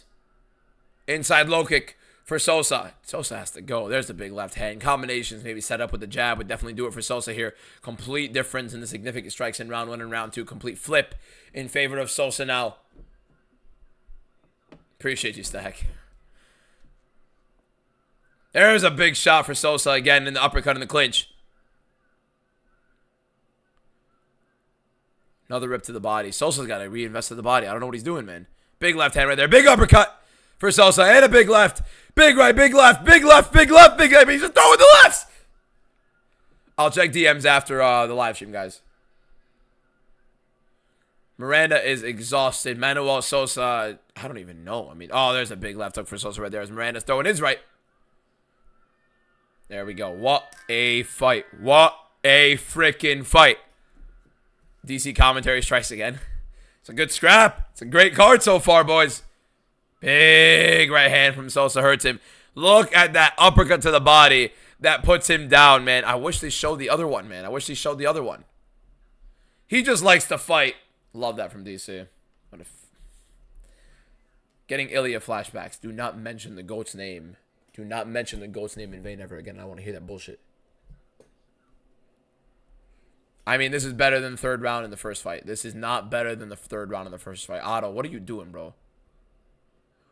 So somebody in the YouTube chat just said that this round was better than the third round in the 4-0 versus Gigi Canuto fight. Somebody just hates women's MMA. It's not even close. It's not even close.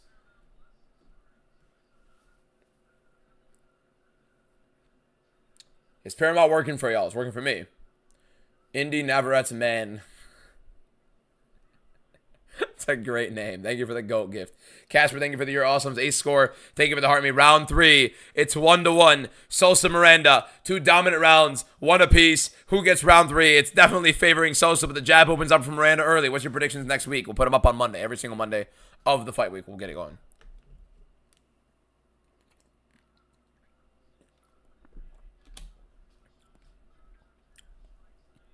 There we go.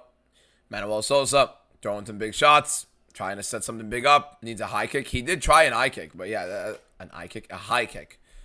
Paulina, thank you for the heart. Me appreciate you. Thank you so much. Manuel Sosa now marching forward. Good inside low kick right there from Manuel Sosa. Another inside low kick. Big right hand right there from Miranda. There catches him though.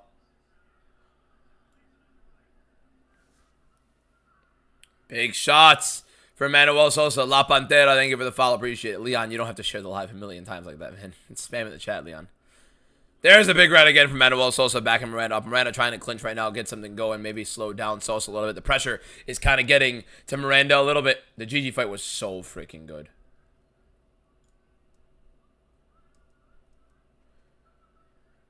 He was badly hurt and survived. I find that exciting. You saw that with Gigi Canuto, literally. Amanda Lemos just fighting looks like, oh, okay, Will. All right, Will. The difference is that Miranda's a real man, unlike Sosa in real life. What the fuck are we talking about? Miranda trying to clinch. Sosa trying to fight off of it.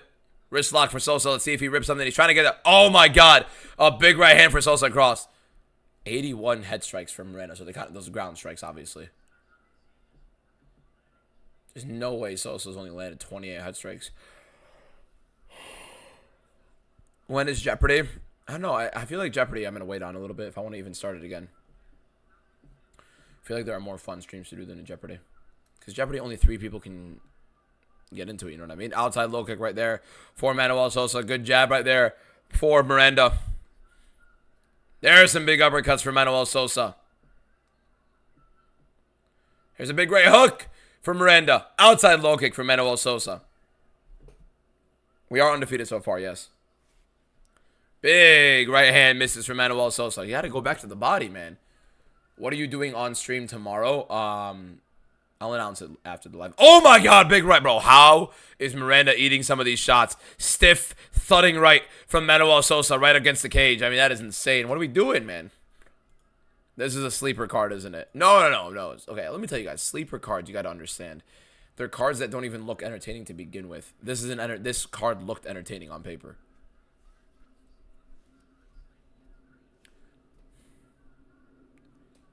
Two minutes left in the fight. Manuel Sosa has looked absolutely fantastic after round 1. Miranda has eaten some ridiculous shots right now. 330 has fun fights. It's just a horrible numbered event. It has fun fights. It is Makhachev. It is Dern. Those 2 title fights are going to be good title fights unless Ian Gary makes it super boring. There's some big shots right there from Miranda. Miranda landed some kind of looping shots here and there.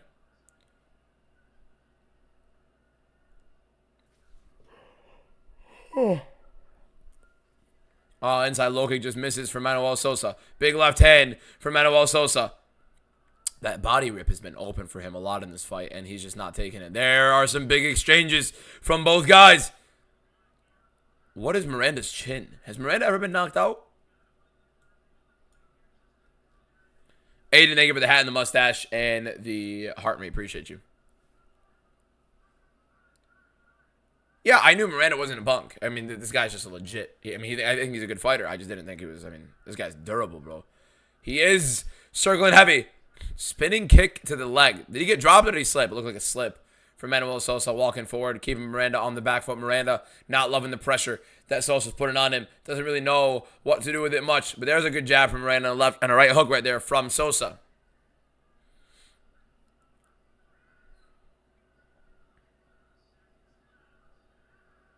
Sosa also did finish Mauricio Rufy, yes.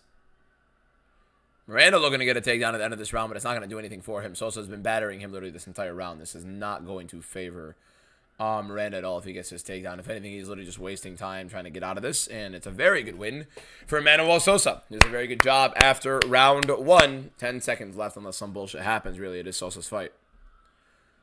Can we get over 1 round in the Lemos fight? I'd be surprised if we don't, to be honest. Big looping left hand from Manuel Sosa. He tries to point to the ground. I like that. He's beating the shit out of him. He's like, yeah, come fight me in the middle. 29-28 for Manuel Sosa. Feel like it's a very good win right there. What do we think, boys?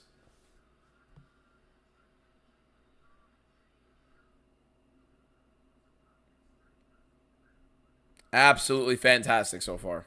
Absolutely fantastic.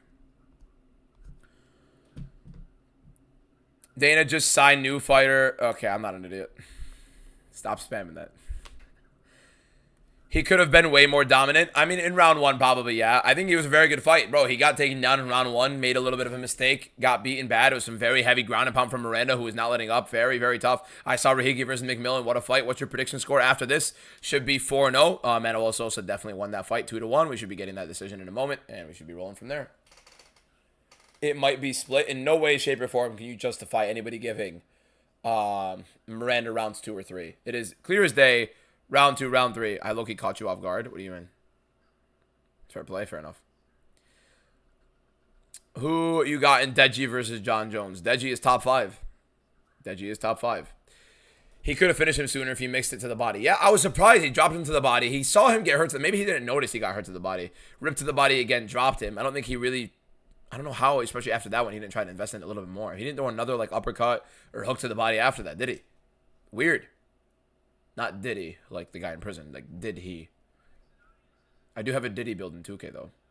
I probably shouldn't have said that.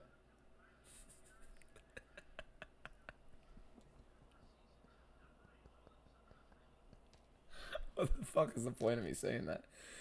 All right. Let's see. Sosa should win by decision here.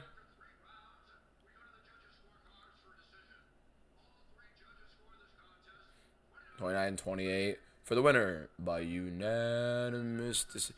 Can we do takes like yesterday? Best fighter. Tomorrow. Manuel Sosa gets the win. Pretty clear as day for that decision. Very good stuff so far. Yo, nice seeing you, man. Why Salco today? How you doing, Jack? How you doing, my guy? Jack, from the guy from, were you from UFC 329 with us? Or maybe it's a different Jack. I know there's a Jack that was sitting behind me, UFC 329. Him and Dylan, I believe. Dylan was the scouser behind me directly with the buzz cut. It is you, okay. Your boy's Dylan, right? He was in one of the other lives recently. If I'm not wrong. Big win for Manuel Sosa right there. Why Salco? So, is it Dylan or Daniel? I think it's Dylan. I hope I'm not completely off. Salco, the rangier type of fighter that makes it a little bit more difficult for Mateusz Gamrot, as we've seen, kind of like a Dan Hooker, kind of like a, what's it called? A Jalen Turner. Obviously, it's kind of the style that Gamrot has struggled with so far in his UFC career. Are you really going to be relying on Gamrot to fight against him when, yes, you can take him down. Yes, he can get better position on Quillen Salco. He probably has a better cardio, but he's constantly shown issues with those guys with the longer range, making it a little bit more difficult for him. That is also in the bigger... Dober is a great call out. Dober's not a bad call out at all. Dober's not a bad call out at all. Call out Drew Dober. It's not a bad call out. It's a fun fight. That's a fun fight. That's a fun fight. I'm there for it. Why is my stream behind all of a sudden, man? I do know Nemo Fazil, yes.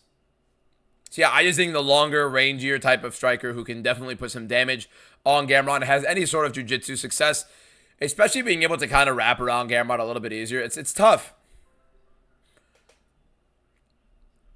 It's tough. It's a tough fight for Gamrot, I reckon. 5 rounds definitely favors Gamrot the longer it goes, but I doubt he gets it there. Would you rather get hit by an Ngannou uppercut or a Khalil oblique kick with full power? I don't know. I mean, would I rather lose my jaw or lose my knee? Probably my knee. Yeah, but the range might be limited because they're fighting in a smaller octagon. Which, yes, Gamrot is undefeated in the Apex, which is another thing. 4-0 so far, yes. We haven't seen the level of competition from Salkild, but we're about to find out how good he is. I don't think Salkild's that good. I think Gamrot is the exact stylistic matchup to make him look as good as he possibly can.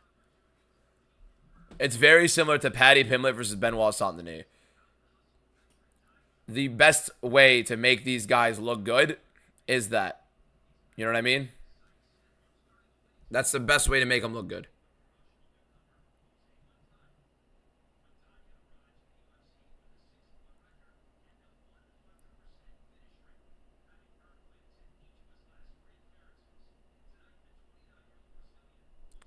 Sorry.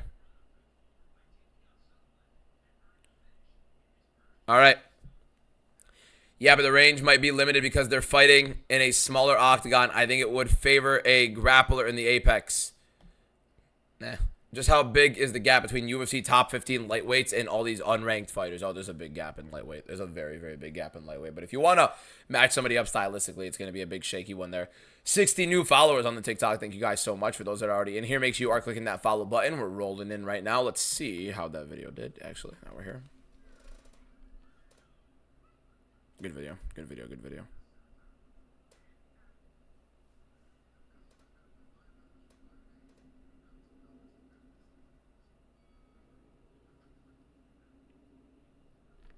Beautiful. Why do I look so funny? Kiss my ass, bro.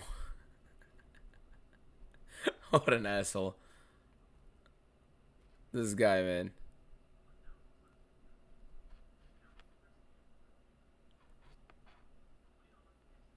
All right. Let's keep it rolling, boys. Why do you think Quillen Salgo's going to win? Long, rangy, kind of damaging. Do you think Ben Azule beats Gypsy? I had like my life enough to not dig into that. I don't need to roll into all that. He's looking right though. Why do you look so goofy too? Thank you, Fen. Appreciate you. Am I jolly? You're asking if I'm fat? Yeah, kind of.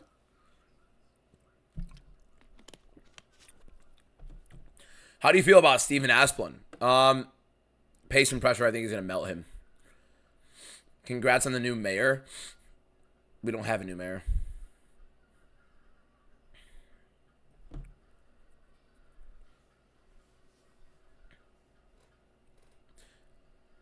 Where is Drew? Thank you for the follow. Appreciate it. Who wins golf? I think golf gets knocked out. I have it circled on the screen. You guys can see it. By the way, just to make sure on the TikTok, there is no cutoff, right?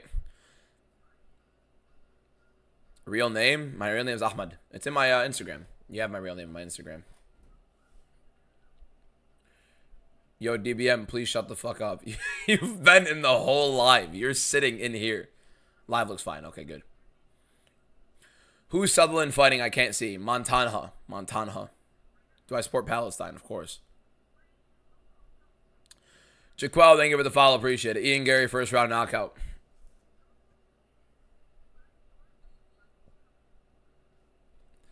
If I lose my first fight to Louis Sutherland, I'm going to lose my damn mind. Can I turn off my camera? Kiss my ass. Bye, thank you for the follow. Appreciate it. So you think Gamrot has a chance? No. Yeah, of course he has a chance. He could definitely route him. He could be the better wrestler. He could have the cardio to kind of melt him. You know what I mean? So it's going to be very difficult for this guy to do it otherwise. You know what I mean? It's going to be hard for him to win otherwise. Your stream crashed? What do you mean your stream crashed? We're live, right? We're all good, right? Real name is Ahmed, yes. With an A. With an A. They couldn't find highlights for Montana, huh? Can they find highlights for Sutherland? I mean, seriously. When he wasn't on steroids. What's next for Quillen if he wins? He's probably going to give him something kind of like fringe top 5, I would reckon. It is kind of a big jump for Salkeld, right? I mean, you go from... I mean, it's Dariush. They gave him the Dariush push. Whatever. Pretty sure you only got wrong on the Perth card. Pratas JDM was Ty versus the Vanilla Gorilla. I think you're right. I think the only fight I got wrong on the UFC Perth card was Ty to Ivasa. I lost my fucking perfect record there to Louis Sutherland. That's great. Mustang, thank you for the follow. Appreciate it. Only highlights they showed for Sutherland was taking down Brando and kneeing him once. Oh, for the love of God. He got knocked down in that fight. In the first round. That same round that he did that. Quillen versus Benoit would be a great fight. That would be an interesting one. That would be a very interesting fight. Is that a PSG shirt? Yeah, just because it's a cool shirt. I'm not like a big fan of PSG, but I'm a Madrid fan. Yes, I know. Casual. So kiss my ass. Do you reckon Diarra gets it done? Yes, I have Nurkic winning this one for sure. We got a blob fest, boys. We got the blob fight of the night. The blob fight of the night. We are Asplin enjoyers, damn straight. Hey man, just joined the stream. How's it going? How you doing, Joaquin? How you doing, my guy? Doing great. We're having a very good time. It's been a very, very fun stream so far. Very fun fights. How do we send a Galaxy? Do not send a Galaxy. I appreciate you so much. Thank you so much for even trying to gift me. Save your money. Appreciate you. Just enjoy the fights. Click the follow button. Like the live. And let's keep it rolling. Here we go. Louis Sutherland versus Montanha. Hopefully neither guy wins. Montanha, if anything, I would definitely rather have win than Sutherland. Big right hand right there for Montanha. Backs up Sutherland. It's now a 50-50 fight. Apparently live. I believe Montanha was the underdog coming in heavily, and then all of a sudden it started to move forward now. Now Montanha trying to set up some big shots early. I mean, look, I'm going to be honest with you guys. If Montanha beats him, you know how bad it looks for Tai Tuivasa? There are some big shots from Montanha. He shakes off the shot from Sutherland, gives him a little no, and now he's in the clinch of Sutherland right now. Sutherland has... This guy is he is a dense heavyweight, I'll tell you that. This guy's back is giant. Montanha looking to try to grapple and take him down. He tried to bail on it. Didn't get any sort of leverage with it. Yeah, Sutherland, I feel like, was minus 170. I don't know what's going on. I think on the ground, Montanha's a more dangerous jiu-jitsu guy, but he can't wrestle, and neither can Sutherland because, my God, what the hell did I just see? How bad is Tai Tuivasa? Montanha takes him down. Montanha on... This is going to be a Kimura. It's over. Oh, my God, he's going to break his arm. I thought he just tried to straight arm lock him. So, I'm going to be honest with you guys. I'd be shocked if there wasn't a submission right here because Montanha Jiu-Jitsu is way better than Sutherland's by a significant margin. I'm expecting a submission right here. I'm expecting a submission. Montanha actually works on the ground a little bit. He tried to get a straight arm, but it wouldn't be the first guy. We saw Tom Aspinall get it on Alexander Volkov. Never mind. Heavyweights don't know how to put hooks in, apparently. Louis Sutherland tried rolling. Yeah, there's the hooks. There we go. See? Told you guys he does work. And the choke is in. It's across the chin, kind of. I mean, it's... Oh, he taps. Yep, first round submission. I told you guys. First round submission. He's just way better in the jiu-jitsu. It's way better than the jiu-jitsu. It wasn't even a close fight. He was an underdog. He was an underdog right before this fight just started. Now he's all of a sudden 50-50. First round submission for Montanha. I don't sound excited because I quite literally expected it. Sutherland sucks. Tai Tuivasa is literally a can. That's unfortunate. He almost knocked out Cyril Gane to become champion. All of a sudden he's losing to this guy. The guy that just lost by submission. Tai Tuivasa lost to him. Oh my God. Rebellis Despain is going to knock Tuivasa into hell. And Sutherland goes for a ride. Adriel, thank you, my guy. All love. Appreciate you. I'm actually a lot more tame this live stream because my voice is kind of like messed up a little bit. I want to make sure I save it for the rest of the week for the lives, boys. 5-0. Underdog goes in the Montanha direction. Love me some Ahmed. All right. It would be a nice comment if it didn't come from the taker. I mean, it's... Ty's legacy's on the line and Louis does this. Bro, Tai Tuivasa, man. It's so over. And he's fighting Rebellis Despain. God help us. Oh my God. How did he tap to the choke? It was a crank. And Louis Sutherland's not a good fighter. Montanha has jiu-jitsu. Heavyweights don't do jiu-jitsu. Declan Stein. I'm hoping it's Stein. Declan, thank you for the 4 gold boxing gloves. Appreciate you, my guy Alfie with the heart, mate. Unlucky Vanilla Gorilla. We go again in a few months. No, we do not. Get him out of here. Get him out of here. Am I excited for the fights next week? I'm excited because it's fun and we got 2 title fights. Am I excited because we have so many great fights in a numbered event? No, we don't. We have a pretty mediocre one. And I'm also not excited to watch this interview. So we're going to basically just talk to you guys instead of focusing on the interview here. 76 new followers on the TikTok live stream in just under 2 hours. Thank you guys for clicking the follow button. If you're not already following, why aren't you following? Click the follow button. Is this the first live you don't mute me? No, I feel like you've gone through plenty of lives without getting muted, Alfie. Free Palestine, indeed. Hey, like, why is your name the Dictator, and then you're saying Free Palestine? Like, can we adjust that, maybe? I mean, like, there's got to be a better way to deliver that message. There's just got to be. There's no way that's the route we're going. Good picks, Unk. Your picks are getting better. Thank you, Blake. Appreciate it. Who wins, Lerone Murphy or Sterling? Aljamain Sterling would tear Lerone Murphy's body in half. Will Suzukaev be a top 5 or a title contender in the future? No. No. What up? First time here. Fire picks so far, brother. Appreciate you, Ghost Sakai. We are 5-0. We are rolling. There's the underdog right there with Montan. How he said he is the much better grappling. He's the much better jiu-jitsu when this guy does get to the ground. And there you go. You saw it. We saw heavyweight put hooks in. What does DBM stand for? I literally do not have a meaning for it. I do not have a meaning for DBM at all. I literally just pulled it out of my ass. What's your prediction for the main event? Main event, I have Quillen Salco by knockout over Metallic Gamrot. As you guys can see, I have all my predictions circled right now. What are your thoughts on Aspinall versus Gunn and Jan versus Merab for Salt Lake City? I'd be so disappointed if they're going to be putting Jan versus Merab 3 in Salt Lake City. To put that fight with any sort of environmental effect is disgusting. It is one of the highest level fights in MMA. One of the highest level trilogies, if not the highest level trilogy you will ever get in mixed martial arts. And we are getting it at 5,000, 6,000 feet elevation. Why? Why would we do that? They both have ridiculous cardio. Why would you ever alter how the fight is going to go with altitude on a trilogy? Why does every fight have to be at different conditions? They fought in the Apex the first time. They fight in an actual arena the second time. And now in the third time, they're going to fight at elevation. Why? Don't do that. Can I talk about the no audio incident earlier today? Our tech guy has been fired. He hasn't. What's the meaning of MMA in your users?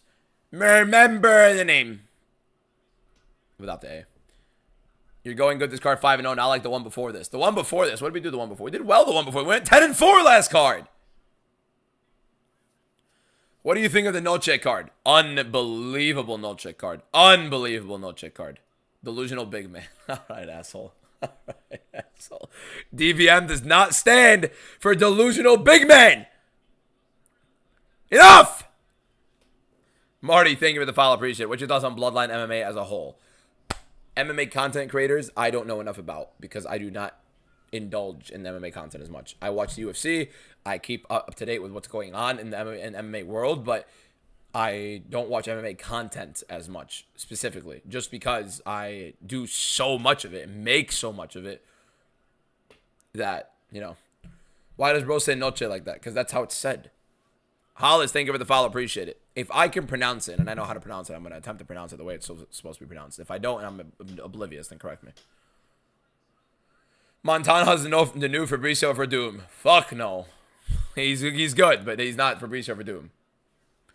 Roman Kopylov versus Atepa Gautier. Who wins? I don't know. In Salt Lake City, it's weird, man. It's such a weird fight. Am I going to UFC 334? That's the Madison Square Garden one. Tacos or shawarma? It depends, man. It depends. Dangerous biscuit merchant. Not a big biscuit person. I'm big, but not a biscuit person. Is anyone else's Paramount cooked right now? Mine's chilling right now. Mine's chilling. I will 100% be in New York, November, Madison Square Garden. 100%. Absolutely 100%. Book Asplund versus Sutherland. I'm trying to see something. How do you think Dinyar will... it's a shit fight, honestly. This is the fight I'm least excited for right now, but I think Nurgazai's a little bit better on top. I think he's a little bit more durable. I think if they do get into a brawl, he can land the better shots. I trust your choices enough to bet my house on them. Please never put your money on anything I do. Listen, if you are new here, do not put money. My favorite Lebanese word is 80. Tmenin? Why? Why is Tmenin your... The gym, Bloodline MMA with Cup Swanson. Oh, they have a couple of cool guys in there. Cup Swanson, Danny Silva, obviously. We just saw him get out of the hospital, thankfully. Hopefully he gets to fight again. Yeah, that gym is pretty cool. Cup Swanson, I got to see knockout Nate Landwehr live. That was a sick moment. I was erupting. Called it, too. Donkey brain. Okay, we're getting lazy. Sun Ra, thank you for the follow. Appreciate it. Delusional big man, what are your thoughts on new Noche fight? Doner, kebab, or chicken shawarma? I'm going to tell you guys this. There's a doner spot next to me that opened up. My fucking God. Wow, that was something. In how many hours do you think Quill and Salco this fight? I don't know, man. Chicken shawarma, just depending on how you make it. Chicken shawarma is very basic, though. It's very limited. It's just very, very few ingredients, so it can only be so good, in my opinion. Who is a better boxer, in your opinion? Kevin Villejos or Alexandre Taporia? Alexandre Taporia is the better boxer. He's definitely the more technical boxer. However, the power, Kevin Villejos is able to land more effectively. Alexandre closes distance a lot better, gets in the inside a lot better, and finds his range much better than Villejos does. Where Villejos will be able to take a lot more shots at distance and struggle. Topuria does a much better job managing that distance and getting inside. Imagine Ilia Topuria versus Piotr Jan. That was supposed to be Ilia Topuria's debut, by the way. Am I on a streak? We are 5-0. We are 5-0. Asplund heavyweight champion 2028 due to plot armor. Would love that. But if you're losing to Petrino, probably not. Elkins going out in the first. It depends how Del Valle wants to come out. If Del Valle is going to come out lackluster. Thoughts on McMillan versus Rahiki? I'm going to be honest. If you guys asked me what would have happened, Rahiki versus McMillan before this fight, that McMillan fight, I'd be like, Rahiki's going to beat the shit out of him. Marwan Rahiki is one of the best prospects in the UFC today. Tommy McMillan is 100% a very, very high-level one as well. The problem is they both get hit. They are both very, very, very willing to go in for a brawl. And this fight's more than likely going to be a straight-up, like, car crash. The problem is that Rahiki, I do believe, is a much better overall kickboxer, but he also is much more careless, I would say, than McMillan, which is insane to even think about because if you're more careless than Tommy McMillan, who is willing to get into a brawl, if you sprint at him, then he will get into a brawl. But you kind of see when McMillan kind of slows it down. Technically, he does improve. I think he's the much better grappler as well. If he does want to grapple in this fight, McMillan is going to do bad things, I think, to Rahiki. And I think it's a very big difference. And I actually think it's a great opportunity for Tommy McMillan to start grappling, and nobody would complain because he can get a big finish in the grappling here. Who you got in Rat Garbage versus Nate the Train? Why the hell is that a fight, by the way? Nate Landwehr should beat him. Rat Garbage could chin him. Like, it's a weird fight. Neither guy should be... This shouldn't be a fight. Do you like the new Apex? It's way better than the original. Rahiki by round 1 knockout when Tommy tries to jump into a knee. Rahiki doesn't get out of the way as often. That's the thing. The reason why you think Salkeld wins tonight. Long, rangy, difficult for Gamrot to get inside, and will punish Gamrot anytime Gamrot does not close the distance. Guys, we're at 88 new followers in just under 2 hours on the live stream. If we get somehow 12 of you guys to click the follow button in the next 3 minutes, in less 2.5 minutes, we'll have 100 new followers on the TikTok in less than 2 hours, which would be incredible. Brennan, thank you for the follow. Appreciate it. 078910, thank you for the follow. Has one power and one doesn't. One has power and one doesn't. Oh, you're talking about Villejos or what? Or is it the Rad Garbage question? Who do you think will be champ at the end of the year each division? End of the year each division champion. Depends if Josh Van fights Manel Cobb. Because I think Josh Van beats Pantoja. But if he somehow fights Manel Cobb before the end of the year and he actually fights another time, then Manel Cobb. If not, then obviously I think Van beats Pantoja, holds out. Dana White confirmed Arman's original opponent for 331 fell out. I know it was. Guys, okay, listen. We're all here. We're all waiting, so we might as well talk about it right now because it is definitely something we could all go into, okay? This is what's very important that we need to go into when we talk about fake fight announcements and fake fight announcements in the MMA space, in the MMA world. I got a lot of scrutiny for that one fight announcement, and I absolutely understand it. I hate fake fight announcements. I can't stand them. They are annoying. I absolutely understand that. It is annoying how some people can't differentiate between a fight announcement and a rumor, and when someone is excited on something and when they believe it's an announcement. I'm obviously not a reporter, but I did get a report on something. Fake fight announcements are ones that never existed to begin with. The one I put out there, Michael Morales versus Yaroslav Amosov, literally Jorge Masvidal himself, like the post. It was happening. It is Amosov's teammate, Jorge Masvidal, at ATT. That's why Amosov came to ATT. They were going to be fighting Michael Morales at UFC 330. The fight did not end up going through. Jean Silva was going to be fighting at UFC 330. Was it Kevin Vallejos? Probably. May or may have not been. Ended up falling through. They put Jean Silva right there on UFC Noche, not too far out. Fake fight announcements are a lot of the ones you see on Twitter, a lot of the ones you see on Instagram, where these random accounts just put some random fights that they just expect to probably happen. I'm never going to be putting out fight news without some sort of basis behind it. And I never, ever say a fight is official or a fight is going to be a guarantee or a fight is happening unless it's something that was announced. Simple as that. Oliveira versus Arman was... And here's another thing. I've seen some videos of people complaining about all these MMA creators saying that Arman and Oliveira, it's official, it's official, it's official. It's never been official. The UFC didn't announce it. Grow the fuck up. The UFC themselves announce fights late. There are reporters who get to it in advance. Fights fall through. They were going to happen because they were official. They were set. Oliveira versus Arman was official, was set. The UFC were going to announce it. Unfortunately, Oliveira's teammate passed away. So there is a very big difference in that realm. Arman's original opponent fell out. Daniel Cormier said that Arman told him that it was him versus Charles Oliveira. It happens. It happens. So, fake fight announcements. There are plenty of fake fight announcements. The question was, what was the champs at the end of this year? I don't put out fake fight announcements on purpose. There was one I put out, and I apologize for that. I do. It is really frustrating, but lost because of you, ho. I haven't lost a single fight yet on the card, so I don't know what the hell you're talking about. He's cussing me out for no reason. He's literally cussing me out for no reason. The one guy you don't trust with fight announcements is Ruben Cutter. Ruben Cutter just lies. Like, he just outright lies for engagement. I'm full Lebanese, yes. Yeah, so the fighters I think are going to be champion at the end of the year. Back to the actual question. Who wins, Tommy McMillan or Lerone Murphy? Tommy McMillan. Fuck Lerone Murphy. I can't stand Lerone Murphy. As a person, probably a good guy. Cannot stand him as a fighter. Cannot stand him. Keep selling out to Kalshi. I have a question. How much can I say right now?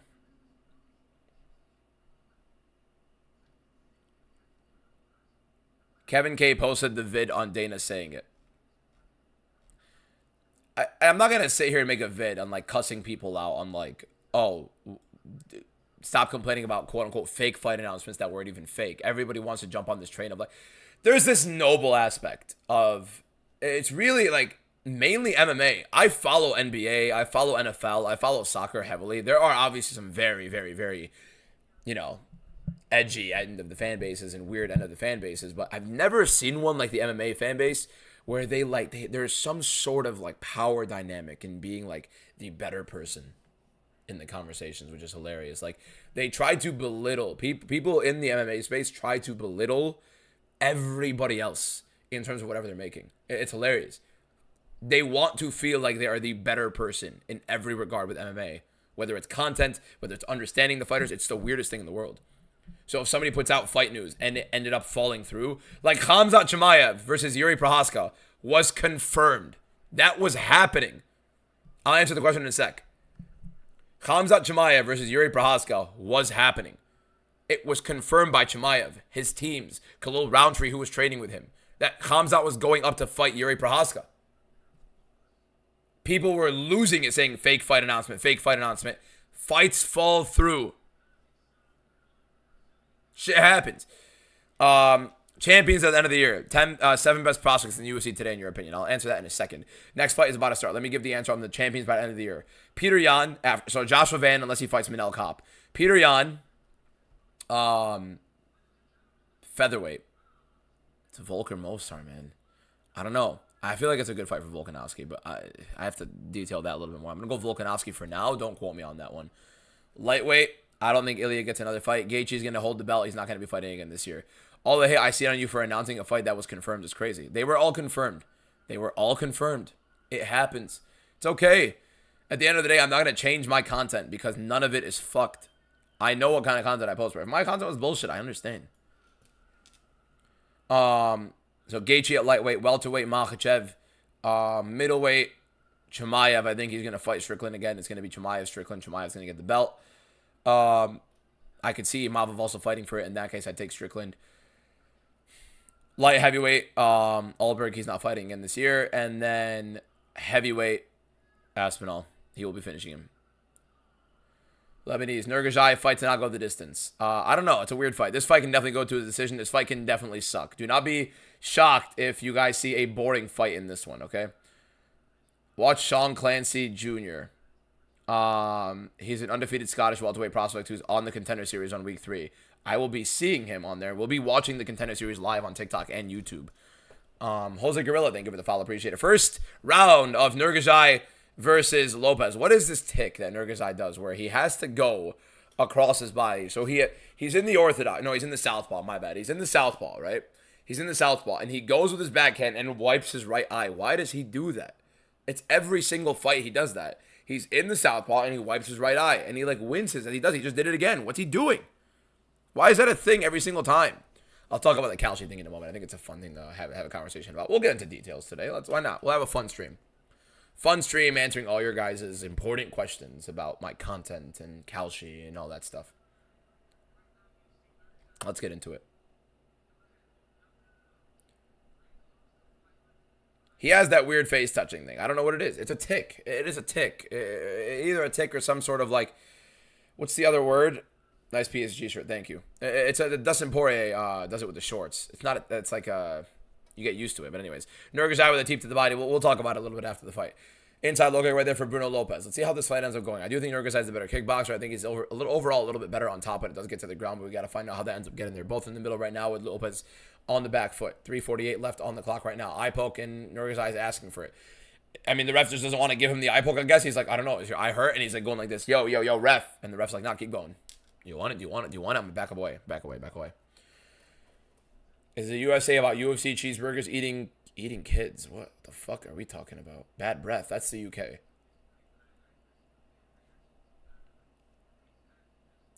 Here we go. Still in the middle. Not too much action right now early on.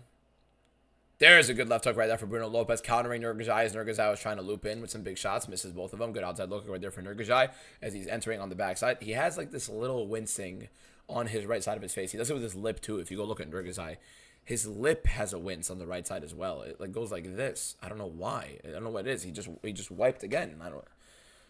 Interesting tick that is.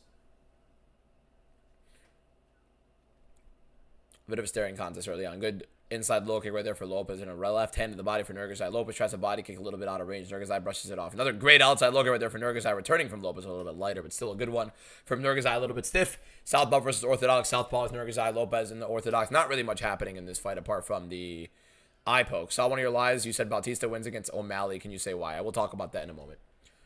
Remind me. In between the rounds. I said Bautista was going to beat the shit out of Sandhagen. Look what happened. There's a good right hand right there for Lopez to the body. Outside low kick right there for Nurgazai. Another outside low kick for Nurgazai. Good left hook right there for Lopez. Outside look again for Nurgazai. The chewing of the legs for Nurgazai definitely fair and well for him. Lopez gets out of the way of that one. Weird little push kick right there for Nurgazai after missing that low kick right there. Lopez does get out of the way. Now Lopez is pressuring forward. Nurgazai on the back foot in the small cage. Let's see if he gets any sort of space. He does. Gets Lopez backing up after that body shot. Lopez gets in the clinch with a big whiffing miss for Nurgazai. Nurgazai tries the inside trip, and now they're back in on the outside away from the clinch. Good stuff from both guys to avoid big danger in that position. Good inside low kick right there for Lopez. Really nothing happening in this fight. I think the leg kicks of Nurgazai have been the main tail of this dog shit round that hasn't really given us anything to look for as fans other than an eye poke that definitely should have been given. Right hook just misses for Nurgazai. I do think Lopez may have landed a right hand there. Good jab right there for Lopez after another outside low kick for Nurgazai. The damage in this fight has been Nurgazai damaging the legs of Lopez so far in round one of the minute 20 left. Any big shot up top can really kind of separate for either guy. Nothing too heavily there. What happened with Sutherland? He sucks ass. He got submitted. He got back mounted. Another eye poke. That's two. That's two eye pokes. That's two in the first round, Kerry Hadley. We as referees have put together with the commission that eye pokes now are going to be taken very, very aggressively. They're going to be making sure that every single eye poke is going to be more than likely even a point take if you eye poke an opponent. You are responsible for that. So right now you've poked an opponent twice in the eye in round one. Let's see what your punishment is. Your punishment is a warning. Keep fighting. Fucking idiots. I mean, holy shit, man. He kind of ran into it. I get it, but that's two. Backing up, keeping your hands up like this. You got to be wary of your parry. No, I mean, not intending for the punt, but still. There's a body kick right there from Lopez. Caught by Nurgazai, though, in return of a leg kick. Really, Nurgazai just mainly focusing on the leg kicks, trying to set something up top. But it doesn't really look too entertained with the boxing game up top here. Over 109 new followers in the live. Thank you guys so much. 40 seconds left in this. Another little side kick for Nurgazai. He's done that twice now where he kicks low, misses, and uses the other leg. Or uses the leg that he missed with, actually, just a side kick to the body. There's a big left hand right there missing for Nurgazai. Did he catch him with the right hook? He's dead. He's out cold. He's out cold. Lopez is out. He looked like he was like frozen trying to get up. It looked like a slip, and then I realized he caught him right on the temple. Lopez is shaking up bad. Nurgazai had him hurt bad. That was such a weird knockdown. Brother, he's out on his feet. Go! He can't stand! Spinning back fist. What an idiot. Lopez is gone. Ref! He's done. Fight's over. Fight's over. Nurgajai knockout, boys. Lopez has a horrible chin. Lopez has a horrible chin. The referee got to go. I'm sorry. Gary Hadley, fuck out of here. Get the fuck out of here. Get the hell out of here. We're done. We did it. We did it with, who was the other one? Chris Tognoni. My God, it was done. Chris Tognoni does not belong in the UFC anymore. Gary Hadley, Jesus fucking Christ, what the hell was that? Seriously, what the hell was that? Get the hell out of here. Horrible stoppage. Bad stoppage, what? Early? Early? What do you mean early? He couldn't stand. He couldn't stand. He couldn't stand. Who the hell said early? My man, he's done. Yeah, early. Brother, he is done. He is done. He doesn't know where he is. I get it. He's going for a single. Bro, he's face first into the canvas after the fight. He stopped the fight. Guys, shut up.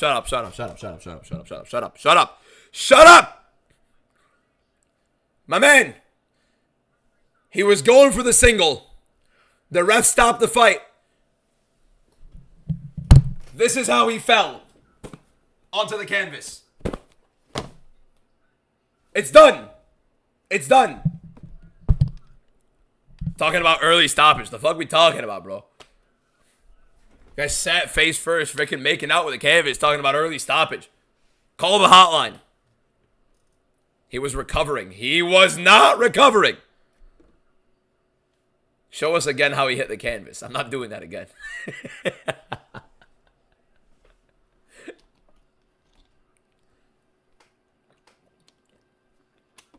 Early, he was going for the legs. You have seen fighters over and over again be shooting mindlessly while they're damaged, where they're basically out. He was done. It was done. What are we talking about?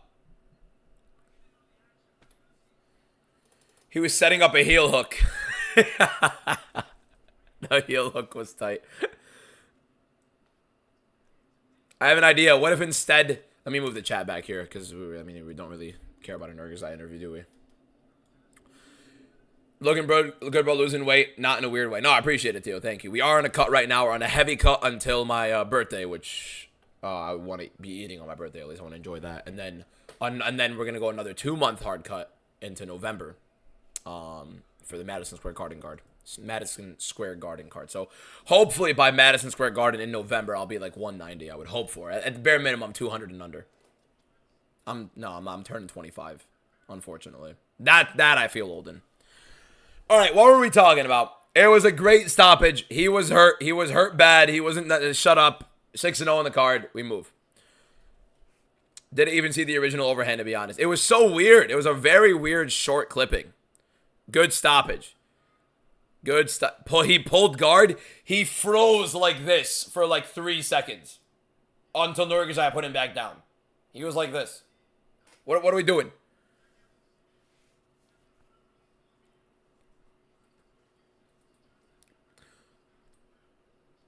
How long is there between each fight? Why is the YouTube behind TikTok? YouTube always is going to have a little bit of a delay. It just always is. But with YouTube, what you could do is you could pause the stream or pause your UFC stream and match it with my fight clock a little bit better. Jordan getting Vera instead of Talbot surely confirms Talbot versus Sandhagen. I don't think Sandhagen's getting a fight after tearing his hamstring. Talbot's not fighting Sandhagen. Oh, yeah, so the top 7 prospects in the UFC today.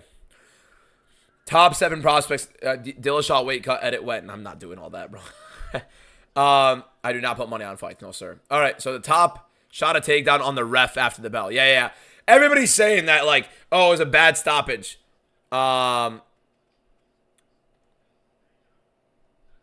Save us, Asplund. We love you, Steven. Yeah. Everyone's saying it was a bad stoppage. You started wrestling the referee at the end. Okay, top 7 prospects in the UFC today. In no particular order. Alexandre Taporia, Elijah Smith. In no particular order. Alexandre Taporia, Elijah Smith. I gotta think, bro. You're putting me on the spot with this, and there are a lot of guys that I could probably be listening for this stuff. Bantamweight. I feel like we just got Ethan Ewing is a very solid one. Gable Stevenson a little bit too early to tell. So I like Ethan Ewing, Alexandre Taporia, Elijah Smith. Thinking lightweight. Thinking lightweight. Nobody in lightweight particularly. Jacoby Smith, absolutely not. He's physical, but good lord, no, he is horrible. Abdurrahman Yakhyayev at light heavyweight, with how bad that division is, he's definitely up there. Michael Oliveira is not a great technical fighter. Tommy McMillan, Marwan Rahiki, actually two of my favorite ones right there as well. Why don't I put money on fights? One, I'm a Muslim. Larry and Douglas, I think, is good. I think he's a little bit overblown as a prospect. I have to watch a little bit more of him, though. I don't want to throw that away. Vallejos is not a prospect. Vallejos is ranked. Once you're ranked, you're no longer a prospect. You're a guy who's literally climbing. You're literally starting to be entering as a contender at that point. Luke Riley, I think, is a good brawler. I think he's fun. No, I am Muslim, yes. I don't put money on stuff because I'm Muslim. Like, I just think in general, it's not a great idea. Like, psychologically, it can mess with your head big time. Highs and lows, dopamine aspects of it. Also, on top of it, like, for example, I do best ball. If you guys know what NFL best ball is, like, I put money into best ball because I do the research. I enjoy fantasy football. I like putting money into my fantasy football drafts, and best ball, I think, is a fun one to do it. So that's a little bit different. Why do you think Salco is winning over our cousin? I love cousin Gamrot. I went to watch him. Can I push the fight back? I don't get off work until 9:30. I'm so sorry, unfortunately. I don't have the power to do that. Dana White blocked me on Instagram, so I don't really have any jurisdiction anymore, as if I had any to begin with. Is Abdurrahman Yakhyayev a future champion in your opinion? Name one good grappler in light heavyweight. One good grappler. Good. Not even great. Good. Fantasy football is fake football. I mean, it's via real football. What's my favorite sport to watch? UFC, obviously. MMA. But yeah, specifically UFC. He commented, then blocked you. It was the second time Dana White ever commented on my stuff. The troll post I had from the Show Me the Money pod with Diego Lopez's theme song from the UFC White House getting banned. That was a troll post, obviously, from Show Me the Money pod. I didn't think it was going to do that well. It blew up everywhere. Dana White commented on that one as well, which was funny. The two impressions that Dana White has of me is like just horrible ones, which give a fuck, really. And then he blocked me after the second one. Why am I trying to mention Dana White blocking me whenever I can? Well, somebody mentioned Dana White, so I kind of just brought it in with the joke. Am I crazy for thinking Rufy beats Arman? I don't think it's crazy to think Rufy beats Arman. I think it's a lot better. Don't bet, but promote Kalshi. Let me have a conversation with you guys about that one. One, Kalshi pays me very well, thankfully. Don't want to go too far into detail about like our agreement on there because I want to make sure I could work in with what I have. But what do you see in my Kalshi videos? I would say take a look at what the video is, what I insert, and how else can I say this without saying anything wrong? So saying something I can't say at least. Look at the video that I post for them. When I post a video that is in sort of it, look at the entire video and ask yourself, what is the concept of this video? When you're watching the video, is it centered based on something? Is it telling you to do anything? Is it directing you in a way to do something in particular? Is it giving you a specific notion, pointing you in a way? The watermelon guy I just thought was sick, and I thought it would have been like a pretty fun way to kind of insert an ad, but that one's a little bit different. So I get paid very well and it benefits. We obviously have a pretty good agreement, and they work with what I'm willing to do relative to it. So that's why. But to be fair, like people say I sell out when I did a movie promo. People say I sell out when I do like any other sponsor. Real app. Yeah, like people were ripping on me for doing a real app sponsor. I mean, seriously. And the funny thing is, like, people just love to rip on Kalshi as a sellout thing. If I did Polymarket, nobody would be complaining. Like, very, very little amount of people would be complaining if it was a Polymarket thing. For whatever reason, Kalshi is like a fun thing to complain about, which is okay, I guess. I'm making great money on it, alhamdulillah, and they're doing a very good job off of it. They're meeting my requirements for the video. 6-0 so far. We need a fantasy UFC. I have an idea, and I've had an idea, and I've had a concept for it, but I don't have the time to put together on an app right now.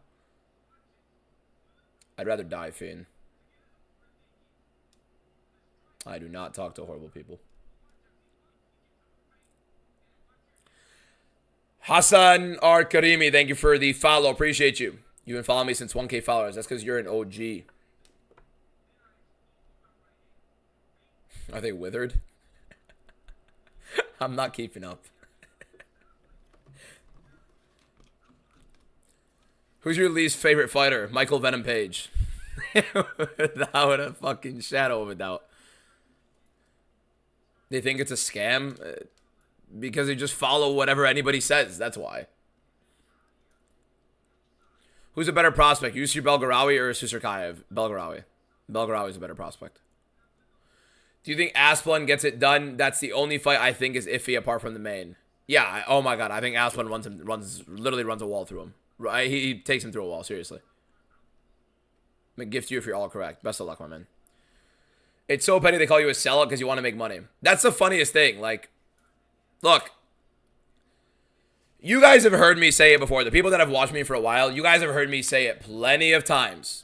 Plenty of times. You know what I will not do. You know what I will not say. You know what I will not put out. If you listen to my promo videos, you literally will see them, and you will not hear me say things that I tell you specifically I will never say and never do. Similarly, for example, I will never put any sort of nicotine or any sort of alcohol in my stuff because I think those are things that are super easily tangible that will damage somebody's life horribly, and people normalize it so badly. And that's something where if you bring up even slightly, like it is just a little insert, like the Kalshi stuff, I'm showing you the percentage chance of a guy winning, and it's kind of in terms of argument on like how we perceive how much of a chance somebody should have in a fight versus what they actually have according to the market. For example, if I put, like, for example, the UFC nicotine patch people, the UFC nicotine company, FRE, they offer me a pretty solid contract. Picks are horrible. We're 6-0. We are 6-0.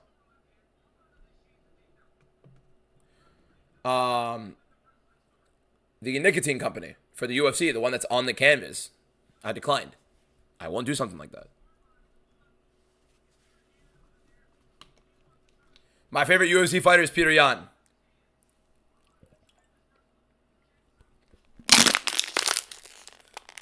Fen, unfortunately, any single sponsorship that I do, there's probably some sort of association with that world. I can't avoid that. There is a guy that hit me up that is from that area of the world, and once he told me he was from the area in the world, I declined it. I was not going to work with that person.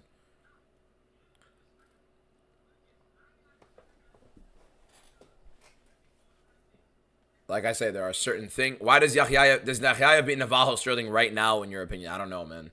Navajo grappling makes it look like it could be a little bit weird sometimes. It could be a little bit shaky, but he could also hurt Navajo badly. So I don't know. Explain the Bautista Sean O'Malley.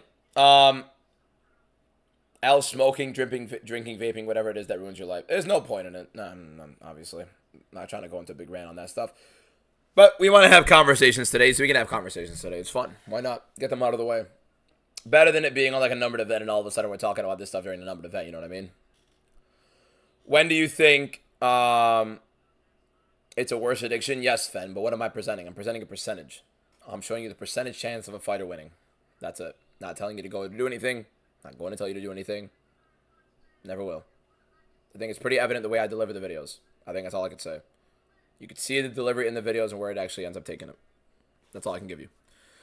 Who you got winning, Ian or Islam? For example, if I show you the ad of a nicotine pouch, it's not going to supplement the video in like what chance a fighter has to do something. It's just a nicotine pouch on there. You know what I mean? Am I sitting or standing? I'm sitting right now. I've been having a week, and I did another stream earlier today, and I had like 3 hours of sleep because I decided to stay up till 3 in the morning and play 2K. And then, yeah, so I don't feel like standing for 7 hours. And I didn't work out today, which is killing me, so I'm exhausted. Can you give us an update if Talbot, no fight for Talbot, yeah, but he was training recently. I got a photo of Peyton Talbot training in the gym right now. Kind of like he's going towards camp, so maybe. Is Gamrot the guy who's just going to be fighting lower ranked fighters to get... Yeah, I don't know why they just spit in Gamrot's face with the matchmaking, honestly. Have I met any UFC fighters? Yes, but my goal isn't to just like shove myself into like meet and greets and stuff. I obviously have I have a platform kind of, so I'm trying to build it and then establish it to meet fighters. I don't know. It gives me a goal. Bro, Jen, you'll hope your channel does good, bro. Love this live. Appreciate you, Adriel, man. Thank you so much. Is Gamrot the guy who's going to be just fighting lower ranked? Oh, yeah, I already read that. My bad. Does Hokit beat Gon in a 5-round fight? Josh Hokit beats Gon in any round fight. Did Nick Klein get cut? Why is that a question? I think. I don't know. But, like, he shouldn't be in the UFC anyways. So, I mean, hopefully he did for his own sake. Billy Q upset coming. Wouldn't be too shocked, to be honest. My favorite card of all time. The White House card. The White House. Oh, that's a grim sight, isn't it, in the main event? Nope, I'm good. Nope. That was one of the best. That's probably the best card I've watched all time. Does Ilya come back this year? I don't know. Ilya could, but. MMA Guru thoughts. Entertaining content. He's literally the biggest MMA content creator for a reason. Explain the Bautista Sean O'Malley. O'Malley loves the back foot. Even if he does pressure, he's very susceptible to getting taken down. He is a sharpshooter, but Bautista is very solid defensively, and his entries on the takedowns are fantastic. Night and day difference in the grappling, and the difference is Bautista actually has jiu-jitsu. O'Malley's camp have literally just gone on a podcast recently explaining how they knew against Aljamain Sterling there was no chance that he would have won the fight if he got grabbed. Mario Bautista very similarly would destroy Sean O'Malley if he grabs him. He is unbelievable jiu-jitsu. The difference with Merab is that, what's it called? I would be rich if I make my money. Yeah, but it wouldn't be clean money at that point, would it?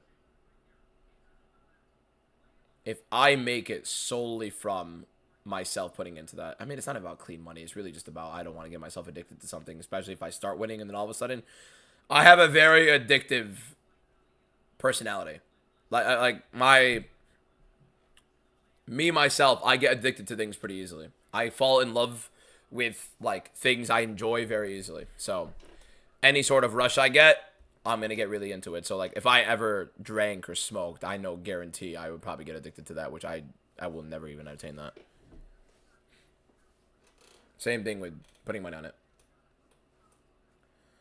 562, bro. I'm happy you make yours. It is obviously your decision what you do with your money, but you make your money, and if you end up making money on my stuff and you decide to put your money on it, that's one, your decision, and two, what are they even doing? Why are they stalling the next fight? We have one more fight, and there are 29 minutes left, so they are milking the hell out of this right now. Yeah, you don't have to don't donate anything. What you can do is you follow, and you're here, and I appreciate you for that. As long as you follow my accounts, appreciate you. W Mans for making me feel like a DJ. You enjoy it, bro. It's gonna be bad. Oh, it's gonna be good. My bad. BBDC, thank you for the follow. Appreciate it. Adriel, thank you for the rose. Appreciate you, my guy. Declan Stein, thank you for the 14 golden gloves. Bro, sweeping the card. Don't jinx it, my man. LMX, thank you for the follow. Q! It's my boy. I love getting text from my cousin.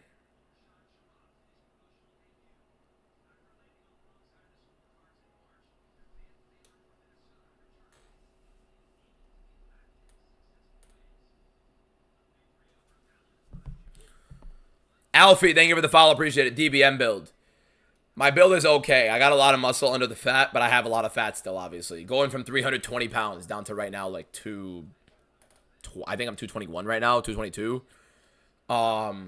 Yeah, that's not like, I put on some muscle, so I put on a little bit more weight, but I'm obviously cutting the fat back there right now. Favorite creator? I watch Beta Squad. That's it. Right now, I'm just watching, like, sitcoms.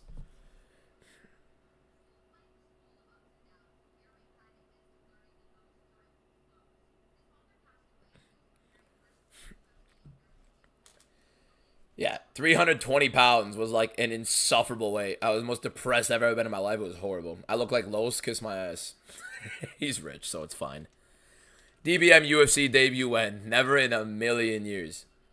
I would not be able to talk like this. 220 and 411. I'm 220 and 5'9". Fuck you. I'm about 411, bro. Why do you think Tommy McMillan's a good grappler, and how do you think he beats Hogan? He is a good grappler. You've seen it. You've seen him be able to wrestle. How do I think Hogan beats Gon? Pressure and pace, being able to wrestle him as well. It's a big issue for Gon's game, being put on the back foot and getting taken down.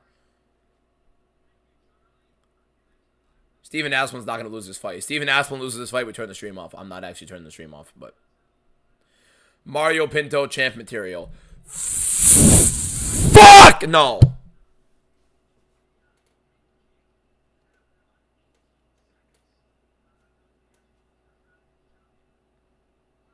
Sorry.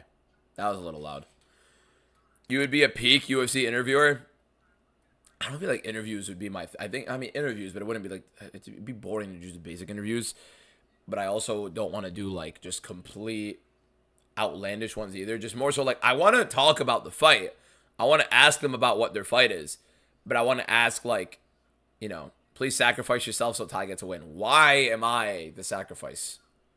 Why would I have to be the sacrifice? Pinto is decent. Not that bad of a take. He's not heavyweight champ material. Not even fucking close. DBM, when am I getting my signed Leon card? Also a good thing. I get to cuss a little bit more because I'm out of pharmacy school now. Like, I dropped out of it, so I don't really have to worry about PR as much, do I? Wearing no pants. By the way, I'm wearing gray jeans, light gray jeans. I'm wearing I think the exact outfit I wore to the press conference or the ceremonial weigh-in. So am I 7 for 7 right now? I think we've had 6 fights, right? Yeah, we've had 6 fights. We're 6 for 6 right now going into the 7th fight. What's your 2K build? Which one? I have Magic Johnson build that I turned into Diddy. I did drop out of pharmacy school, yes. What's it called?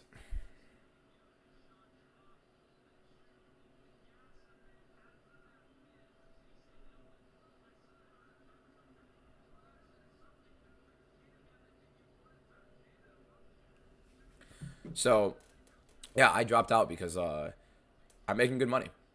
I'm making really good money. I have something I really like. I don't like pharmacy whatsoever. I'm not going to waste my time. I'm already $30,000 something in debt from pharmacy school. Why would I put myself in more debt into something that I don't want to do? Content creation is not my full-time job. I'm going to be focusing on making content, going into this stuff. Obviously, I'm doing very well right now, and I'm at 72,000 followers.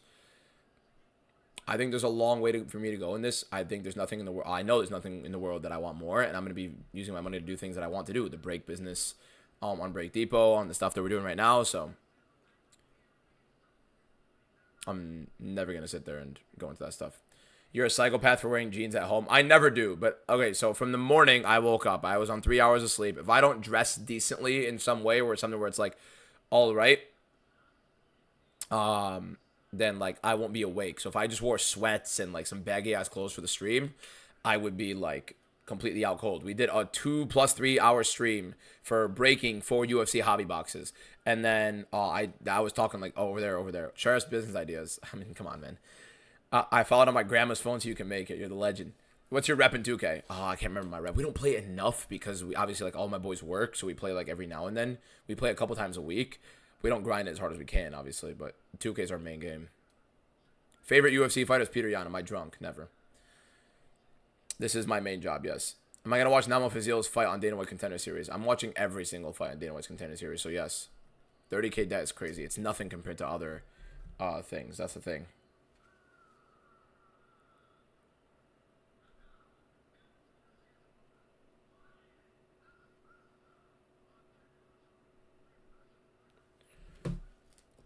I'm at least a veteran in 2K. I think. Purple plate, right? I think I'm a purple plate. I think I'm a purple plate. And I think that's good for considering I haven't played that much. I'm not a doctor, dude. I'm on my ass making MMA content. I'm not a doctor. Posters in the back are from TikTok Shop. TikTok Shop. I just woke up after a long 1 hour sleep and woke up because you make fights feel entertaining. Thanks, G. Aziz, you're the GOAT, bro. Appreciate you, my guy. MVP is my least favorite fighter. He is absolutely frustrating. He's an annoying personality. As far... Brandon, what the fuck, man? 3 galaxies from Brandon. Round 1, Steven Aspun. Brandon, 3 galaxies in the chat. Holy W. Brandon in the chat. You legend, bro. What the hell was that, Brandon? Just out of nowhere. Spam W. Brandon in the chat. 3 freaking galaxies. You legend. Oh, my God. Appreciate you, Brandon. Thank you so much. I'm going to commentate real quick. We're going to get back to you, Brandon, in the break. You freaking animal. Steven Asplin's fighting right now, too. The guy caught me off guard in the middle of it. Big man things. Love that, Brandon. Appreciate you, my man. All right. We're rolling. Jesus fucking Christ. I got caught off guard there. Jesus. What the hell's going on? All right. Let me focus. 4 minutes, 20 seconds right now left. Steven Asplin clinching. Pat, smother him! Get in his face right now. Put in... Pat, Guillerme Pat. I don't know. Guillerme Pat or Pat Guillerme? Which one is it? It's Guillerme Pat, right? Yeah, so Guillerme Pat. On the back foot. We're rolling. Do you think Fareed Bashaw will get a new contract? Yes, please stop spamming that. I'll talk about why MVP is my least favorite fighter in a minute. Steven Aspon does get reversed in the clinch. He sticks his tongue out right now. I don't like it when the fighters are so immersed in everybody else on the outside. When they get like a position be put on them in a bad way. I don't like it. Please change UFC timing to 2 to 6 a.m. in the Middle East. Oh, come on, man.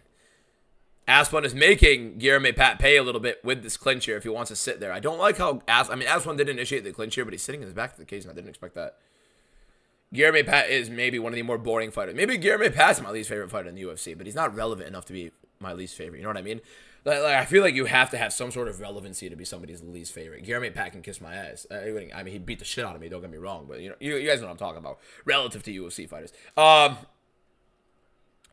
Pat right now clinching Steven Aspon, keeping him on the back foot right now. I want to watch you in the UFC, but you're way ahead of me. Again, if you go into the YouTube, you could pause it and you can match the clock. Aspon switches the clinch here. I did not have Sutherland. Of course I didn't have Sutherland. Big elbow right there from Steven Aspon in the clinch break. Guilherme Pat right now standing tall. Aspon with a big right on Pat.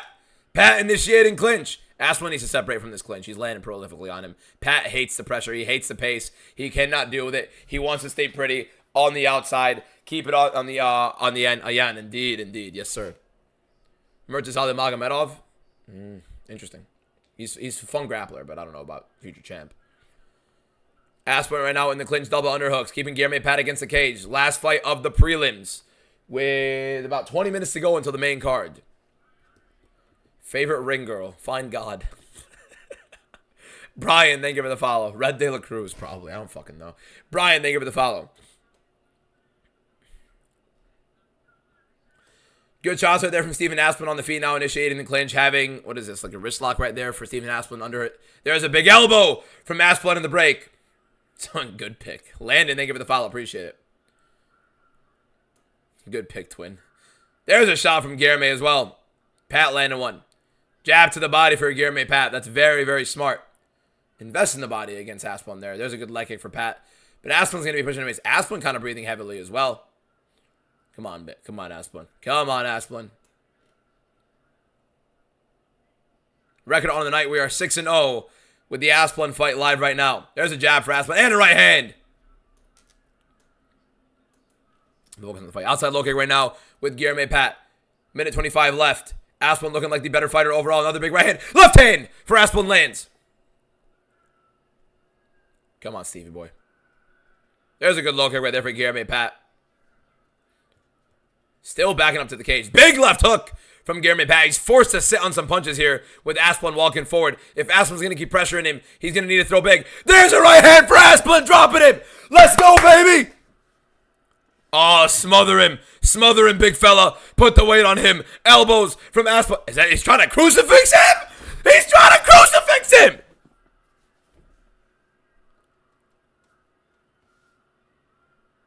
Smother in from Aspon. Big elbows. Guilherme Pat in trouble, trying to survive with 37 seconds left. Posture up, big fella. Take them out, big fella.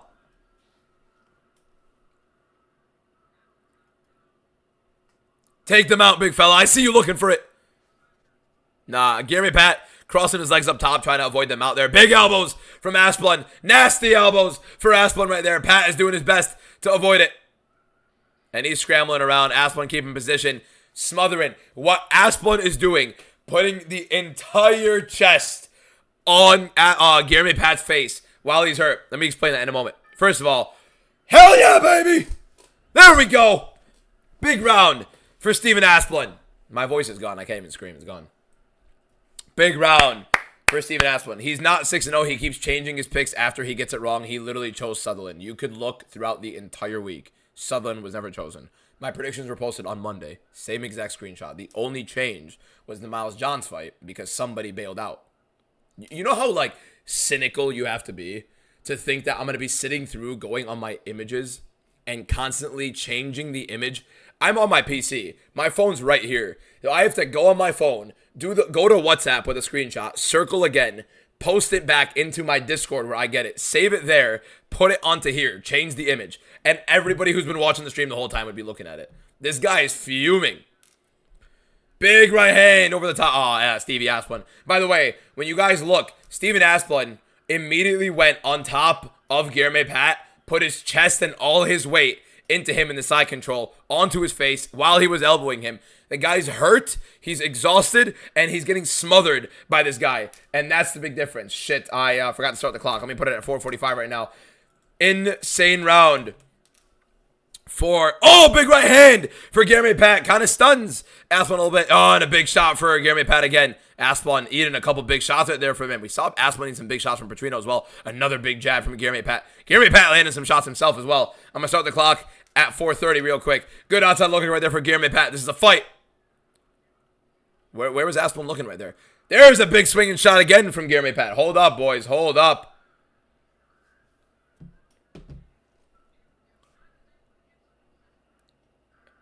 Big swinging shots from Guilherme Pat. Misses and he goes down. I think he just slipped. I don't think he got hurt. I think he just slipped. Asplund marching forward, but Guilherme Pat's swinging heavy. He's forced to actually fight. But Asplund's a little bit more tentative now. He's been hit a bit now. He's been hit a bit. Minus 2,100 for Asplund is wild because he is getting hit big right now. That is bad. I don't think so. I don't think Asplund should be that big of a favorite live right now. He's getting hit big. Guilherme Pat is swinging. I think Asplund should be the better. Is obviously winning right now. Fatima Klein said Asplund might be my new favorite fighter. That's nice. Fatima Klein, future champion. If you know, you know. And by future, I mean literally within a year. Has to be, no question. If the UFC want to actually get the women's divisions active. Now minus 69.80. No, come on. Pat is a future Trey, bro. Seriously. I mean, how long can you keep the gimmick? It's a you and Ben gimmick. Minus 900 now, minus 780. Okay, so it's dropping big. A little high knee right there from Asplund. Pat is forcing this clinch right now. It's still a competitive round, and I think Guilherme Pat was actually landing the bigger shot so far. Klein robbed Baby Shark. She was literally throwing her around like a chew toy. Excellent. Type in extra number. Fair enough. Are you a casual or a hardcore? I'm a filthy casual. Asplund himself said he's too big of a favorite. I mean, yeah, he doesn't want to say, like, I'm dismissing my opponent. You know what I mean? So we're giving him a warning in the middle of the fight for Herb Dean. Oh, my God. Asplund gets dropped. No. No, no, no, no, no. No, no, no, Stevie. No, Stevie. Big knees for Guilherme Pat. I told you guys he was getting hit big.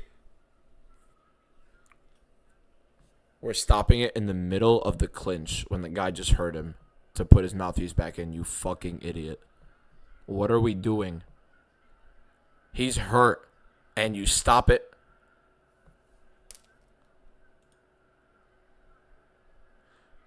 Take a point then, Herb! What are we doing? He's holding the fence. He's putting his hand above. Take a point! There's another big left hook from Guilherme Pat. Oh, God, Stevie Asplund's cooked. There's another big shot from Guilherme Pat. Asplund's cooked. Asplund's cooked. Asplund's cooked. It's over, boys. It's over. He's exhausted. He's taking a lot of damage. Guilherme Pat isn't able to put him away. He put him down. Asplund's still there. Asplund doesn't want to push pace. There's a good rip to the body for Asplund. Asplund's exhausted. Asplund's exhausted. It's over, boys. It's over. It's over. It's over. It's over. This is going to be bad. I'm hoping he wins this one, but my God, that's not looking good. Big shot swinging for Guilherme Pat. It looks a lot more explosive. Looks like the much fresher fighter. He took Asplund's best shots early. Told you guys live, I think that was bad. That was a nasty rip to the body for Guilherme Pat. I think Asplund definitely has a good poker face. Oh, he left himself way too open for a counter there. Guilherme Pat definitely could have knocked him out in that moment.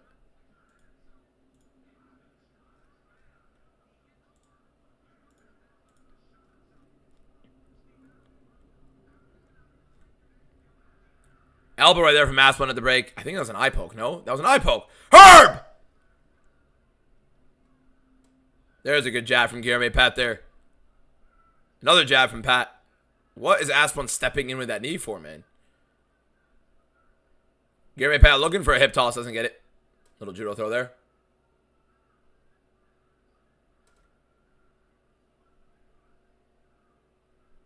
Do I have X for them leaks? What leaks are you talking about? Please, no.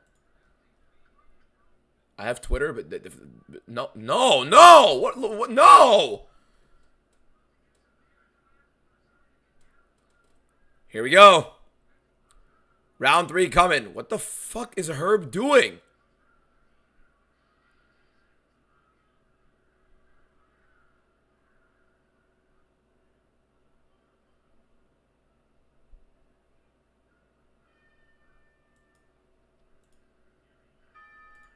Bro, what is Herb doing?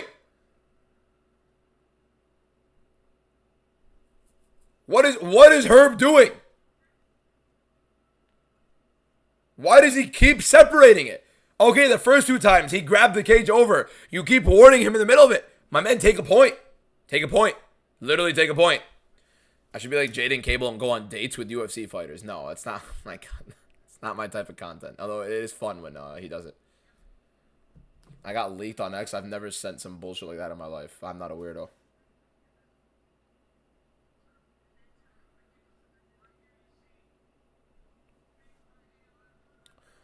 Why is Herb not taking a point if he's going to keep fouling?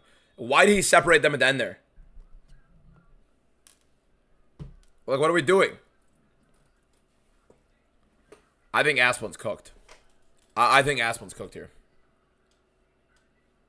They forget you're a Muslim? Yeah. To be fair, not many people really represent it decently, so, I mean... And there's a lot of misconstrued on a bunch of stuff. I'm going to start the clock at 4:45 because I forgot to reset it to 5 here. Asplin swings big with the right. 1-1 right now, going into round 3. Close fight, but it looks like Pat is separating. Oh, shit. I'm going to switch the clock to 4:30. Pat is landing the bigger shots. He is the more explosive fighter right now. He is the fresher fighter right now. Let me switch this to 4:30 in 3, 2, 1, and bang. There we go. There, the clock is back. Asplin is now the live underdog. He looks tired. He looks labored. Pat is explosive. He's like, why doesn't Jeremy Pat fight like this? Why doesn't he actually fight like this? Why doesn't he actually fight like this? Big right hand for Jeremy Pat.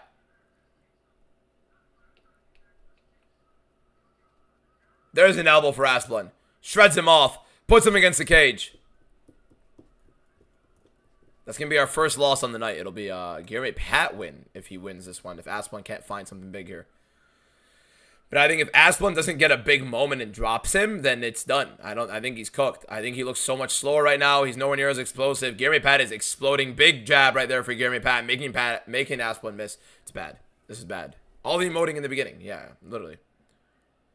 There's some big shots from Asplin. And a high kick. He lands the high kick. Jeremy Pat is hurt. He's hurt. He's hurt.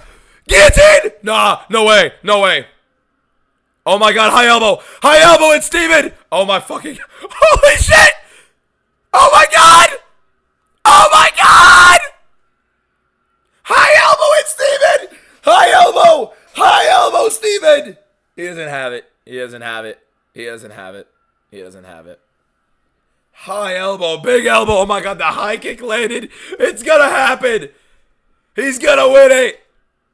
Huge moment for Asplin. Pat takes it, bro. The chins on these guys. Jab from Pat. What a fight. Oh, nasty knee to the body for Jeremy Pat.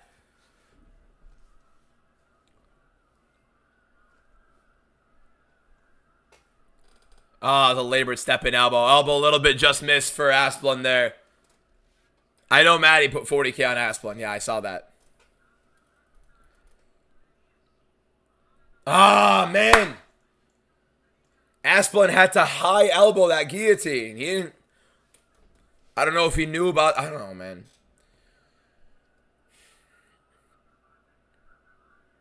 Asplin looking for a double leg. Oh, man. Oh, man.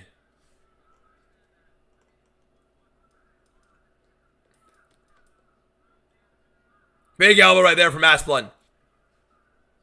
But Jeremy Pat does reverse the clinch. Good knee to the body for Asplin there. Pat right now forcing the clinch. What a fight. Bro, we are getting some fights today. Little new Apex renovation. And all of a sudden we got some fighters. What the fuck is Herb doing? What the fuck is Herb doing?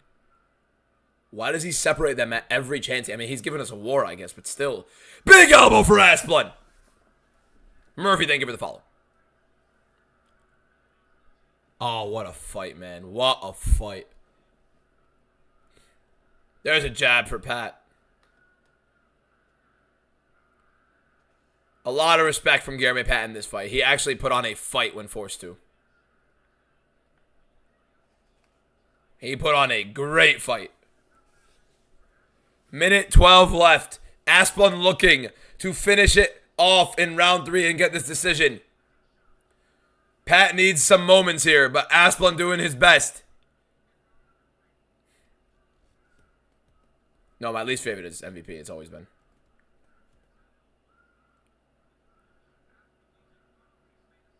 Bro, Herb.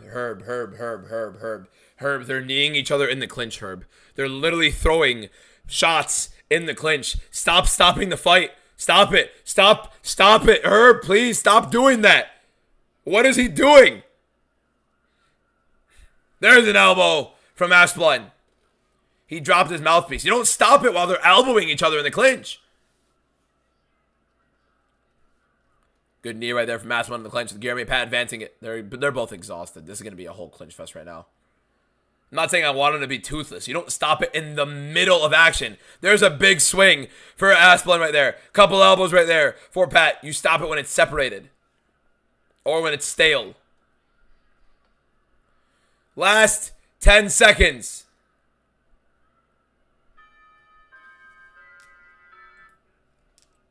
What a fight, and it might have stolen fight of the night. I personally like the first fight of the night more, but that was insane. Anybody saying Pat won, you've lost your mind. You've lost your mind completely. Round 1, round 3 to Stephen Asplund. It's not even a question. Round 2, guarantee for Jeremy Pat. Round 1, absolutely for Stephen Asplund. Round 3, absolutely for Stephen Asplund. That is a Stephen Asplund win. No question. Stephen Asplund, round 3. You cannot debate that. Herb Dean, get the hell out of here. Bro, he kept stopping the fight. He kept separating the clinch. Look at that kick, man. Oh my, I don't know how Pat ate them, bro. Pat landed the only good shots in round 3. Yeah. The head kick, the big shots to hurt him. The guy almost literally had him out. Talking about Herb, this is a good view, Dean. What a fight. What a fight. Herb Dean needs to take points, by the way. Just get Herb Dean out of here, bro. Bro, he kept separating because Pat did nothing. My man, it was like a couple seconds. Avocado dude, thank you for the follow. Appreciate it. This is Stephen Asplund. Round 1, round 3. What a fight. Insane. I can't believe it. What a card.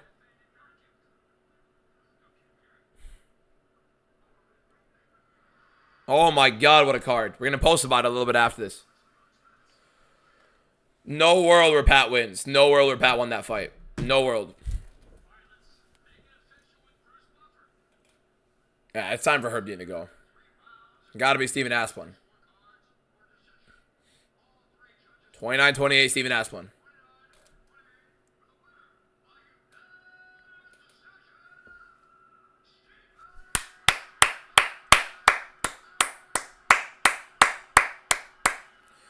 (29-28) Stephen Asplund gets the decision, rightfully so.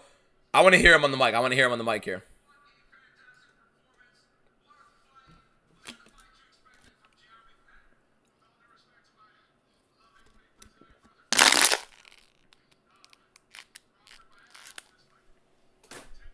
Fucking dog. What a dog.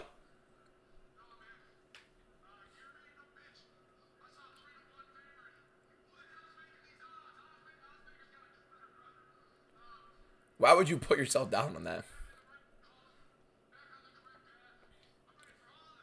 What a fight.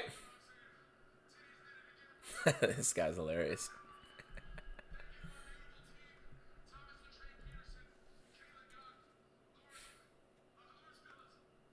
Is that Thomas Peterson or... Wow.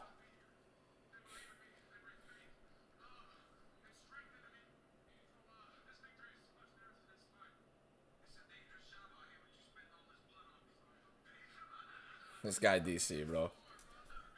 This guy DC. What a fight. What a fight. What a card, by the way.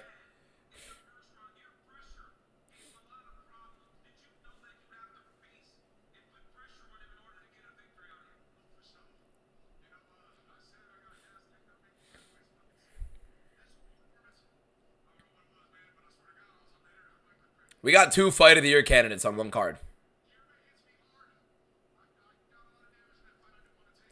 We literally got 2 Fight of the Year candidates on one card. Wasn't that much clinch. You're good, bro. This fight was a freaking war. Talking about a lot of hugging. That was a lot of hugging. That's not bad. Ty Miller is next, too. How can you not like this guy?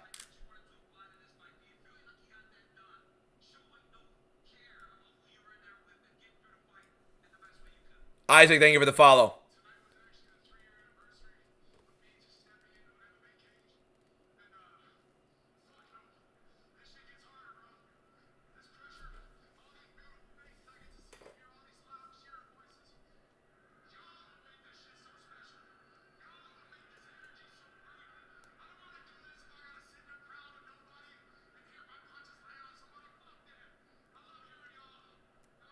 I like that. 7-0 on the card. We're 7-0.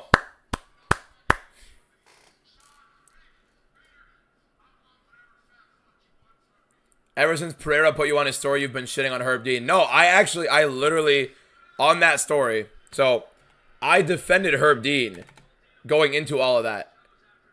Literally since the White House fight, Herb Dean has been horrible. He's been bad. Like, really bad. Am I a fortune teller? Ball knowledge is kind of like how I like to say it. What is your fight of the year so far? It's between Josh Hokett and Curtis Blades, or the first fight of the night today, 4-0 versus I completely forgot the other girl's name. She's a freaking baller too. Canuto, 4-0 Canuto. That fight, and then Josh Van. Oh, we got in memory of Alana Cimento right now. I like that. And then Van versus Tyra. Those are my favorite fights.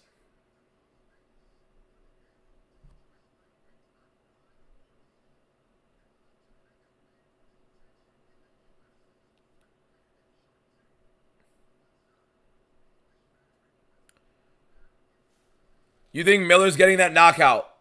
Possibly.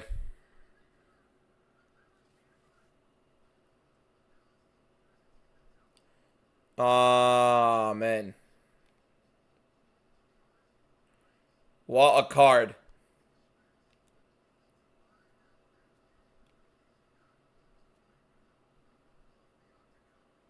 I got to set up a post about the prelims. I want to talk about how good the card was. Obviously, want to post that on TikTok real quick. We'll get that going.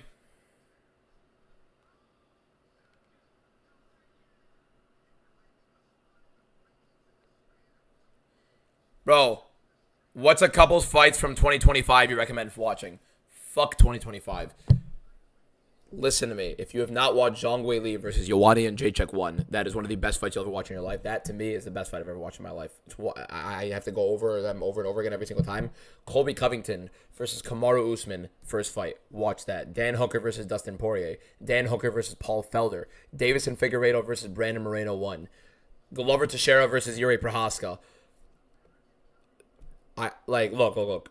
I think for me, the 2 most important fights you should ever watch are Zhang Weili, Ioane, and Jacek, Colby Covington, Kamaru Usman 1. And you can see how bad of a stoppage that was as well. Those are 2 of my favorite fights ever. Diego Lopez versus Jean Silva was a fantastic one as well.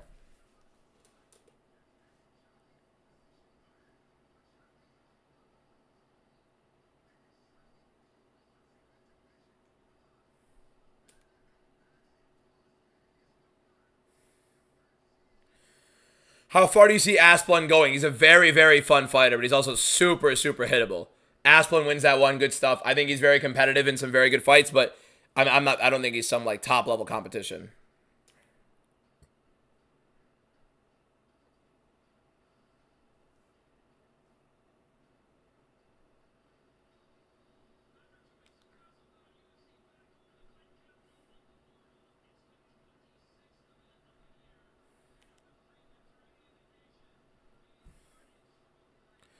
Trying to get the video out right now for the prelims, talking about how good this card was.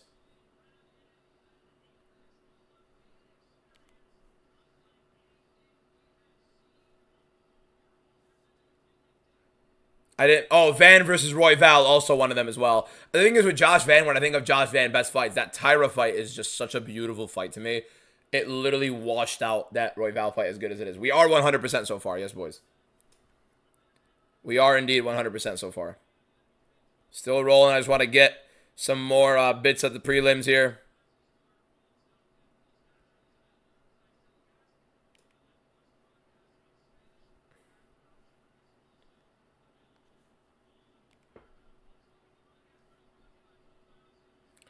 Bro, what a card, man.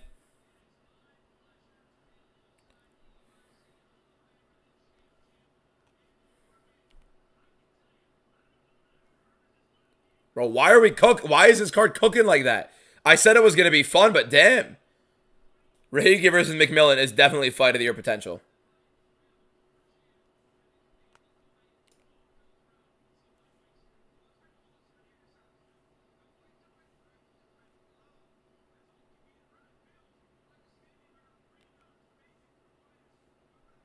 All right, let's get this post out. Let's get this post out.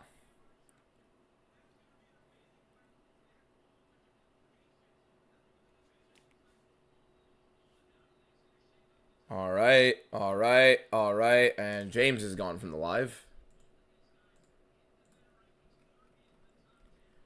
Dan Helly more dripped out than DC and Bruce.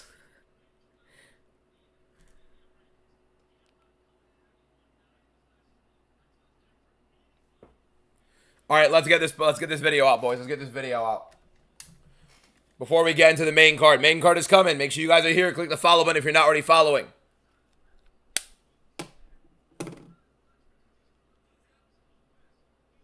All right, here we go.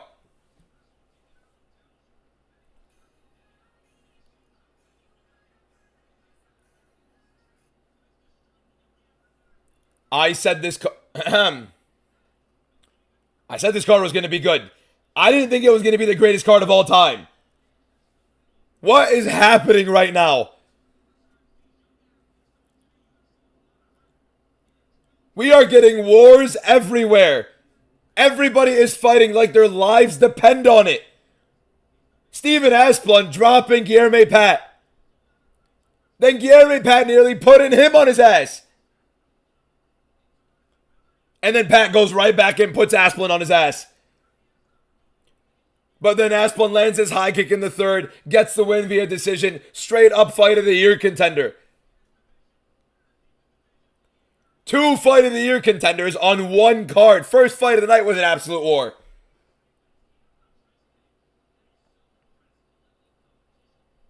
I don't like that video. Hold up. Why are we literally getting everything on this card? Why is this the greatest card of all time? No, I'm going to start off with why is this the greatest card of all time. Great mental process into how to get into this video. I'm just yapping my ass off right now. That's great. Give me 1 second. All right, here we go. Why the hell is this the greatest card of all time? How are we all of a sudden getting everything we want in this random Apex card? Everybody's fighting like their lives depend on it. Guilherme Pat gets dropped in round 1. And then puts Asplund on his ass in round 2. Asplund looks like he's fading. Ends up winning the decision after a rally in round 3. That was a fight of the year. The first fight of the night, fight of the year contender. 2 fight of the year contenders on 1 card. We're getting rear naked choke submissions. We're getting comeback knockouts where Miles Johns gets knocked down and Yanni Vasquez gets knocked out literally seconds after. Everybody that gets knocked down all of a sudden is going right back. Literally the year of... No.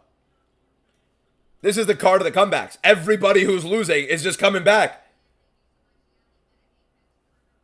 Manuel Sosa was losing badly in round 1, getting battered on the ground. Rips into the body in round 2. Miranda goes folding. Miranda fights for his life and still sticks into the fight. Sosa wins, but I don't know. Miranda's a dog. We got our payback for Tai Tuivasa, though. Louis Sutherland lost. Neither guy looks great, to be honest. Montana's jiu-jitsu for heavyweight is very solid, though. Very good payback for the Tai Tuivasa. You know, that was a bad showing. No, I didn't like that. Definitely got us back for that Tai Tuivasa showing. Oh my God. Definitely got us back for that Tai Tuivasa loss that Louis Sutherland put us through. And even Nurgazai making him get hurt so bad that they had Bruno Lopez wrestling the referee. People calling it an early stoppage. The man was out. We are 7-0 on the prelims. We swept it even with the underdog. And this has been one of the best cards of the year. Nah, we'll leave it at that.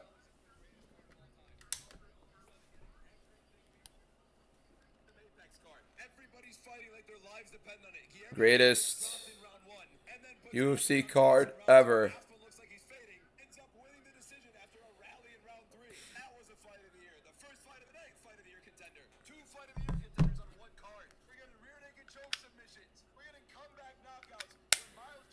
What a fight.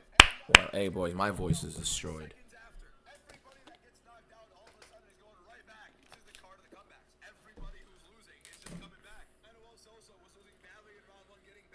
Alexander Christo Dulu, followed live creator.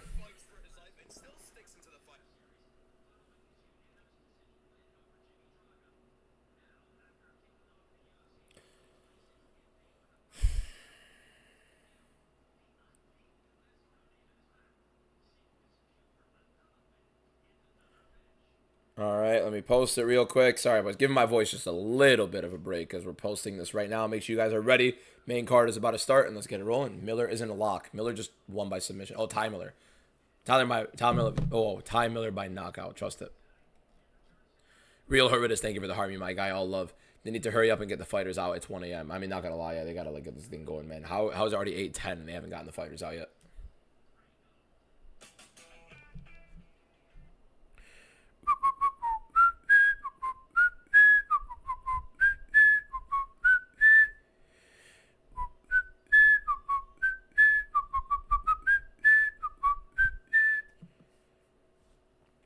How was Salkeld winning, please? Long range, making it difficult for Gamrot a lot of the time, is shooting on the takedowns and punishes him when he doesn't get it. Dana confirmed Charles pulled out. I knew Charles pulled out. I don't need Dana White obviously confirming it makes it easier for everybody to believe, but really you guys got to understand what sources are legit and what sources are not. There are some sources that give you fight news that are actual fight news, and then all of a sudden things fall out. Just because it doesn't end up happening doesn't mean it was fake all of the time. Now, do not let everybody convince you of that.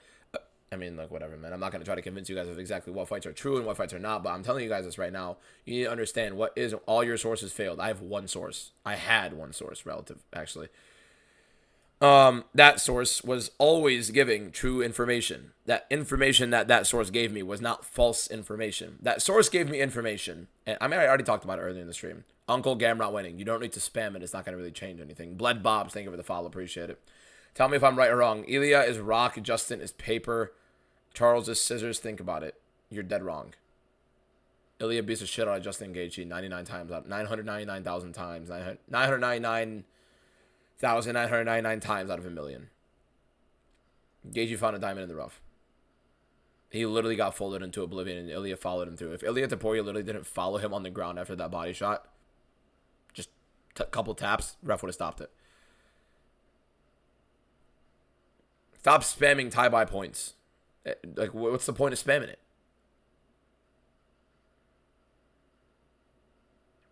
It's already 3 a.m. It's already 3 a.m. in your country. I feel you. Will Ty Miller win 100%? I think Ty Miller's going to win by knockout, yes. I am 7-0. Well done. Yes, sir. We are indeed 7-0.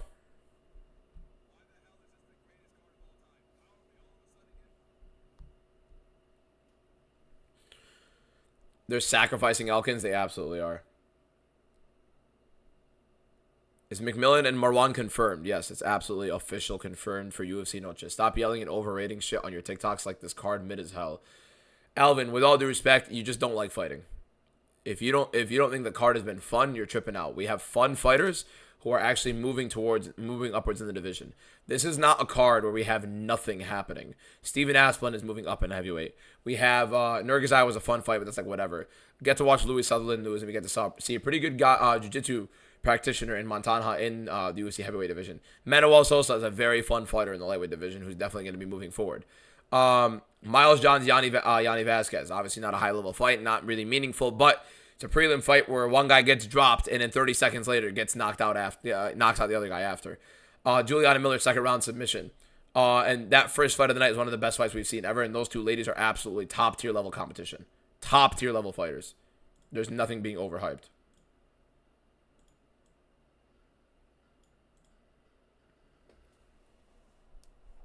What did TikTok just do to my chat, man?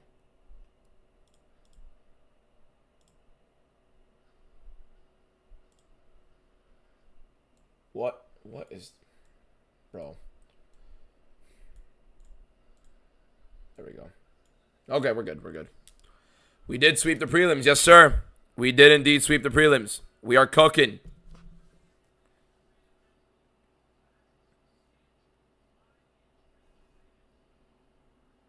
Hold on. Let me post this real quick, boys.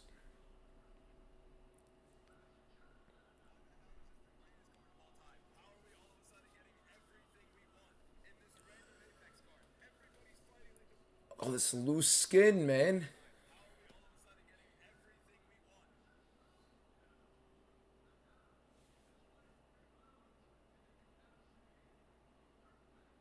All right, let me just upload this. I want to make sure I get these uploaded real quick.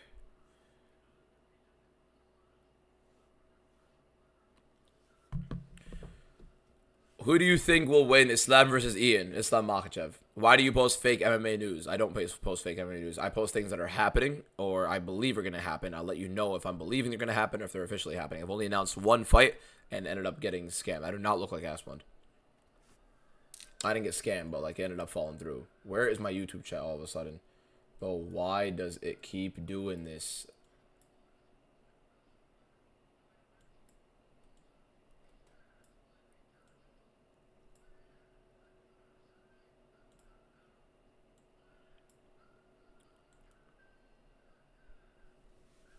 Billy Ray Golf is about to get knocked out. Talking about, but Golf is going to beat this dude. Billy Ray Golf is getting knocked out. I do not post fake MMA news. I've announced one bit of MMA news, and it got pulled. It wasn't fake. It got pulled. Very big difference. There's a very big difference. Something that was never happening in some fight that got pulled. Here we go. Ty Miller jumping in right now against Billy Ray Goff. 5 minutes. Here we go.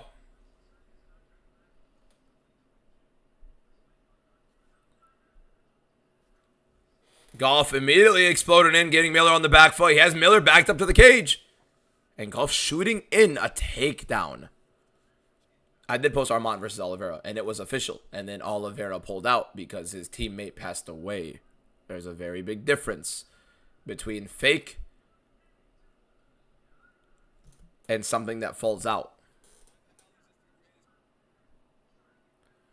Billy Ray Goff getting inside the clinch, forcing a big pace right now on Ty Miller. And looking to grapple.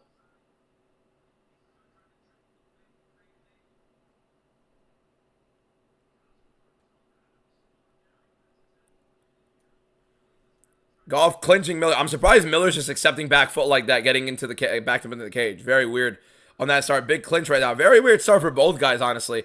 Goff grappling Miller is not what I expected to see. And now Goff taking him down, Miller getting right back up. Miller holding on, trying to avoid getting whooped in the clinch here right now. Oh, big left hook right there for Goff and right back into the legs. Miller forces him back up. A lot of clinching from Goff here.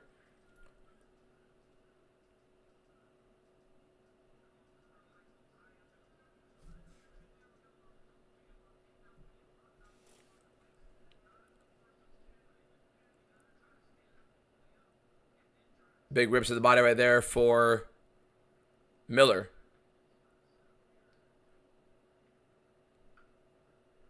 It's kind of getting annoying with little head taps right there. Miller is reversing the clinch right there, getting in the inside. Big elbow right there for Goff.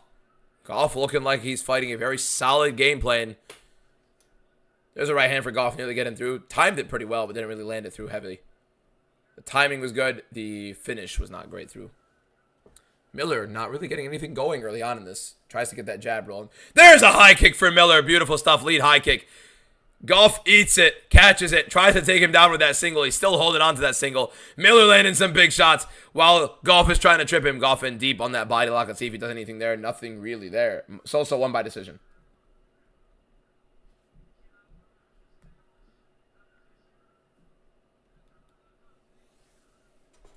Big, massive AON, thank you for the follow. JB, thank you for the follow.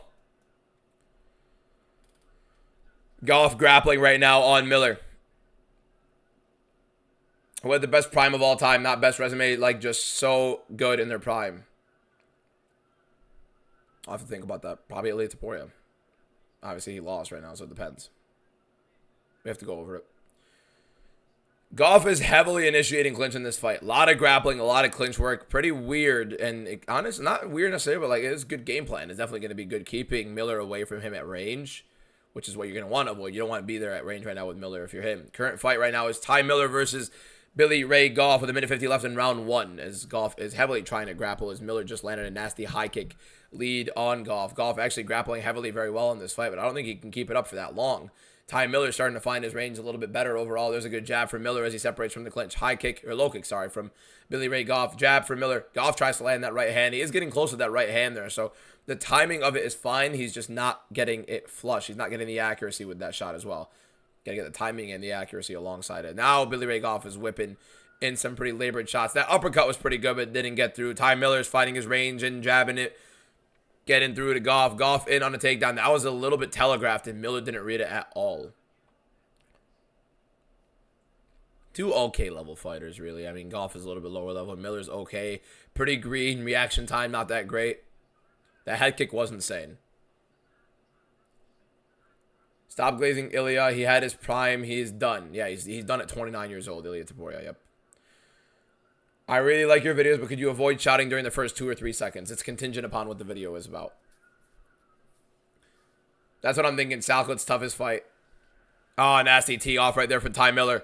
Couple shots. Beautiful combination. Rips to the body from Goff there, but another jab from Miller. Miller's pressure is going to start melting Goff right now. The constant grappling pace from Goff early on, not being able to get a lot of those takedowns and do anything with it, is going to kind of wear off on his game.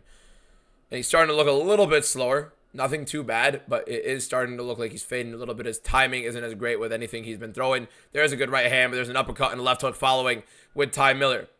Little high kick attempted from Billy Ray Goff. Tries spinning wheel kick. A little weird, slow, labored right hand down the pipe for Ty Miller. And Miller looks a little bit more explosive. If he starts pushing the pace, he's going to get it. And there we go. First round, I'd say just goes to Miller in terms of damage. Really, Goff, a lot of clinching. But you guys are really going to give Goff that for just getting some control? I mean, again, that doesn't really give him it. I think Miller landed the much better damage. I like the high kick for Miller. I think he definitely did the much better damage in that round. Again, damage is the #1 scoring criteria. It takes a heavy, what's it called? Priority. There's a heavy priority over like the control time that, again, Goff didn't do anything with the control. He literally had him in the clinch for a little bit. Maybe got him down for a second, and then Miller got back up. I think it's round 1 for Miller, not even a question. I don't think it should be a conversation. Pull anything good after the Yuri auto patch. Thanks for the givey, Pitbull. Congrats, TB, my guy. We got an out of 5 Sean Strickland bookend. That was pretty cool. We got the Cyril Gane Octagon Warriors. We got some pretty cool cards. But next week, NFL Resurgence, I believe. I'm not hating. I said he had a good prime, but now he took way too much damage. Started -400, now -800. Miller round does. Sure. Nice.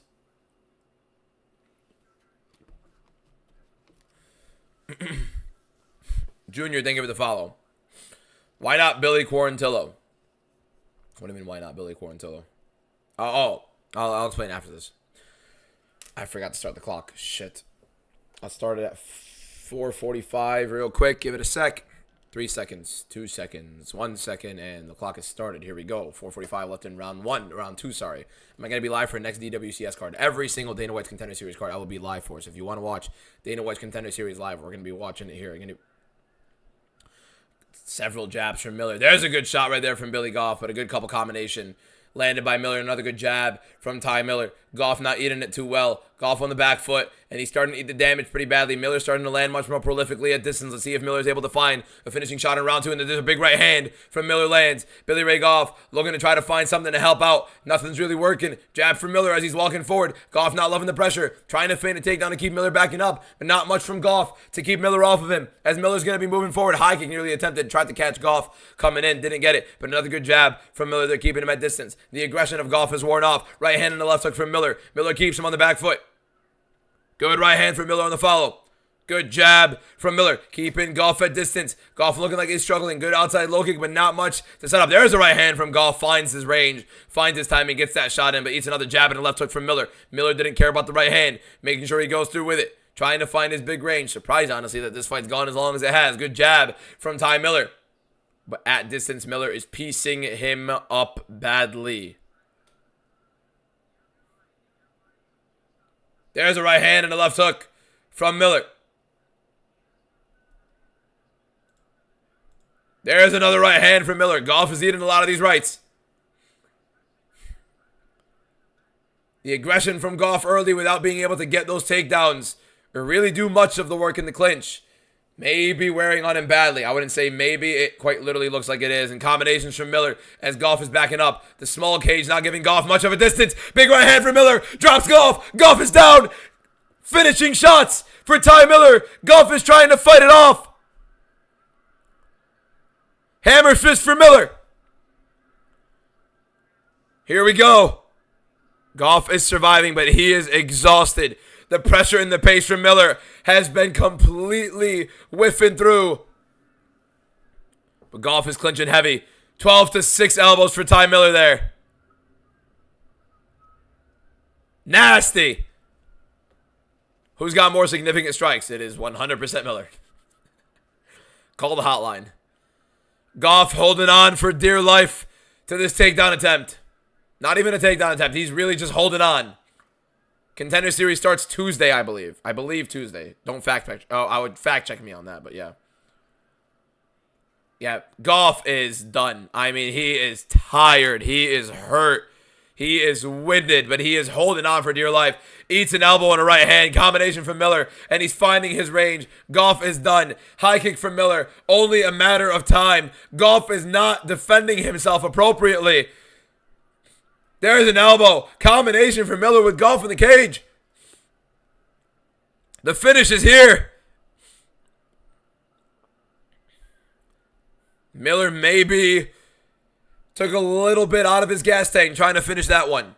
There's an uppercut from Miller. Ripped to the body there from Goff, though. Oh, left hook from Miller, keeping Goff circling. There's an attempt to rip to the body for Goff. I don't know how Goff has survived that right hand being dropped. All the ground and pound. But Miller looking like he's slowing down just a little bit. Spinning back fist attempt from Goff. A little out of range. Exerted a little much in that. There's a bunch of rip to the bodies for Miller. 59 significant strikes unofficially to 9 in favor of Miller. This is a whooping of a round for Miller. And Goff is looking like he is in a bad spot. But Miller is taken out. Oh, another uppercut attempt from Miller. Didn't land it. Ripped to the body as well. Clinch is trying to be initiated by Goff, but he's not getting it. Miller's shrugging him off. There's a big jab from Miller. Uppercut from Miller misses. Knee body though. Oh, beautiful combination from Miller as he marches down. Big right hand as he has him against the cage. Flurry is landed for Miller. Goff is eating these shots, but Miller's looking for the finish. 15 seconds left. Goff forcing the clinch. Miller separates. Got him against the cage. Does he have enough? Can Goff survive? Rips to the body. Big shots up top. Melting him. And Billy Ray Goff somehow survives. That's a 10-8. That is a 10-8. That's a 10-8. That one is a 10-8. Right? This isn't like this isn't like the other one. This isn't like that that second round of the first fight where people are like, "Oh, 10-8, 10-8." No, that was not a 10-8.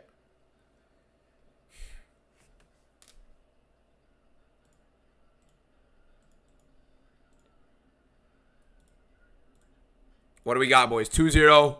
Basically, I mean, what, 2017 in favor of Miller, I'd say. Goff just took a beating. He took a bad, bad beating. A very bad beating.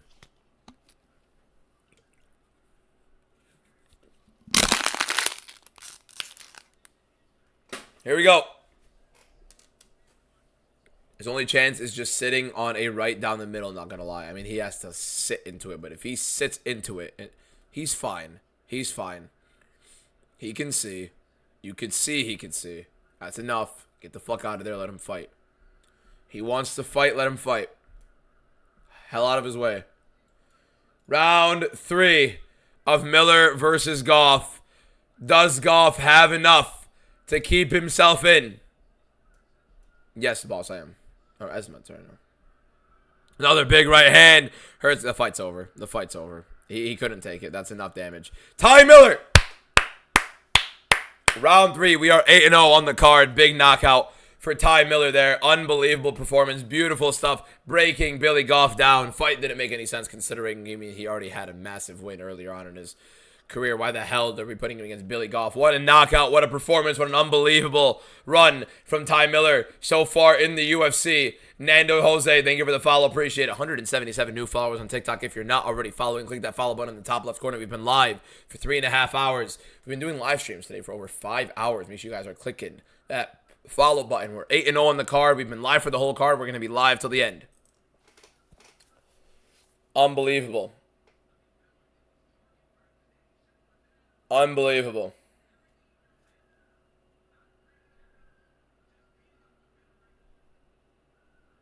Big right hand right there. It was right on the eye of Goff. I think that may have broken his orbital. That may have broken the orbital of Goff. With the reaction that you kind of had, it was just probably a lot of pain, it looked like. It looked like a lot of pain from Goff there. You obviously had that right eye swollen, and it looked like he got that right hand directly onto it. Feel like it might have been a broken orbital in that exact moment. That is unlucky. That is bad. You hate that Canada doesn't have the Paramount deal. Well, at least you guys get like 4 cards a year, essentially. I mean, to be fair, it's on a whole different area every single time. Fantastic performance. Ty is the future of the UFC. Put him loser of Malat versus Buckley. You do not want him to fight Malat versus Buckley. He would get his ass whooped right now. Do not do that. Goff's chin. I mean, Goff usually doesn't have a great chin either. I mean, he just ate some shots. Maybe Ty Miller doesn't have some insane power, which, to be fair, look at the frame. He wasn't also sitting into too many shots. Kind of like always moving through with it rather than sitting into them. So, Goff looking like Ilya out there. Mods Ben Josh. Who you got? Prime Kamaru Usman or Prime Islam Makhachev? I think Islam's a way better fighter. I think Usman is very, very big. Very big at welterweight for him. So, what month is Buckley versus Malat? October, I think. What a horrible fight. For a main event, my God. Del Valle by KO or no? Joaquin Buckley getting a main event after losing twice in a row, rendered useless in both fights. Cinema. You think I could join UFC if my areolas are... What the fuck are we talking about?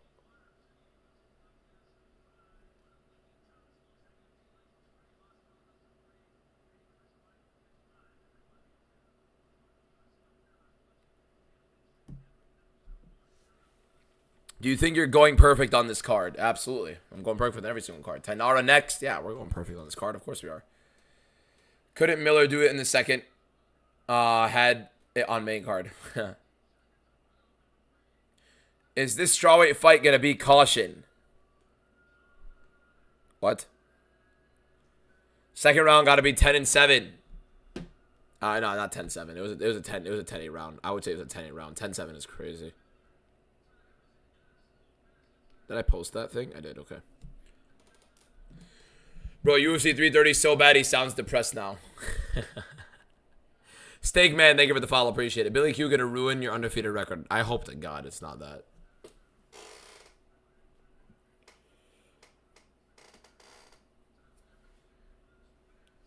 Do you think I should add Lemos to my parlay? Call the hotline. 8-0. 8-0 on the card now, boys. 8-0 on the card. Does Alexia Tainara win? Guys, I want to let you guys know right now, all right? I want to let you guys know right now. On the screen, you see the card that I have. That's who I think wins. If you didn't know. Cameron Lewis, thank you for the follow. Can you explain your pick on the main event? I think Gamrot has way better wrestling. He does have way better wrestling. He is much better. He has great top control. Give me a gift card for this premium one. Mine's 30 seconds late, and with stream delay, it's like 1 minute late. What are you talking? I mean, who do you think I am? Just giving gift cards away. Tainara by points, I believe. By points. EBM, you agree? Khamzat missed weight against Sean. No. But I do think he got screwed by the UFC in terms of the weight. He made weight. I also think that he got screwed by the UFC with the whole, like, move up to 205. Okay, we're going to switch it on you because we like the Strickland fight. And he bulks up to 230. Now has to go back down. Imagine from saying, yeah, you're going to fight for a second division title and make even more money, become a bigger star. And then they change you to, hey, you're going to cut an extra 20 pounds than expected. And you have an extra month. This might be the best live I've ever watched. Love you, man. Adriel, you're the guy, bro. Appreciate you, my man. Thank you so much. If anything, Adriel, if this is the first time you've ever been here, I'm never this quiet. You can ask the chat. I am never this quiet. My voice is just destroyed right now, so I'm trying to, like, relax a little bit on it. Do you think the Valle fight will go the distance? I think he's knocking out Darren Elkins. Did you get any good cards yesterday? We did, Chuni. We did get some good. You mean today? You mean today or yesterday? Because weren't you there yesterday, Chuni?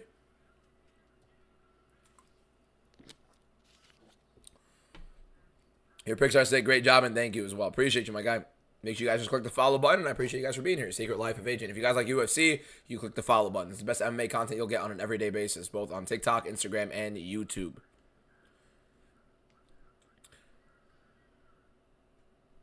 You're the most successful MMA stream content creator. Please give me a successful. Yeah. Let's talk about The Ultimate Fighter. I have not watched a single bit of it. I'll be watching the Contender Series. Zen, thank you for the follow. Appreciate it. I literally saw a dream that Ian knocks out Islam with an uppercut in exchange.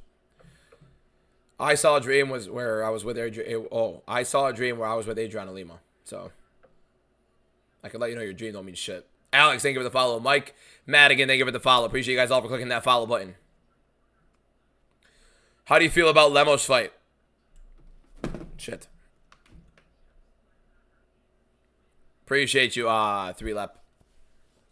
Three leprechauns in a trench coat. What a fucking name. Adriel, thank you for the 23 roses. RA9, thank you for the heart puff and the clap. Appreciate you guys so much. Bathroom break fight. No. Tainara's a good rookie in these card classes to watch. I had a dream where you gave me mod. You shit on me every single card, but we talking about mod. Jalen and Austin, thank you guys for the follows. Appreciate you guys. Holy, we have the same picks. That means you're undefeated, my guy. Holy bro's perfect. Damn right we are.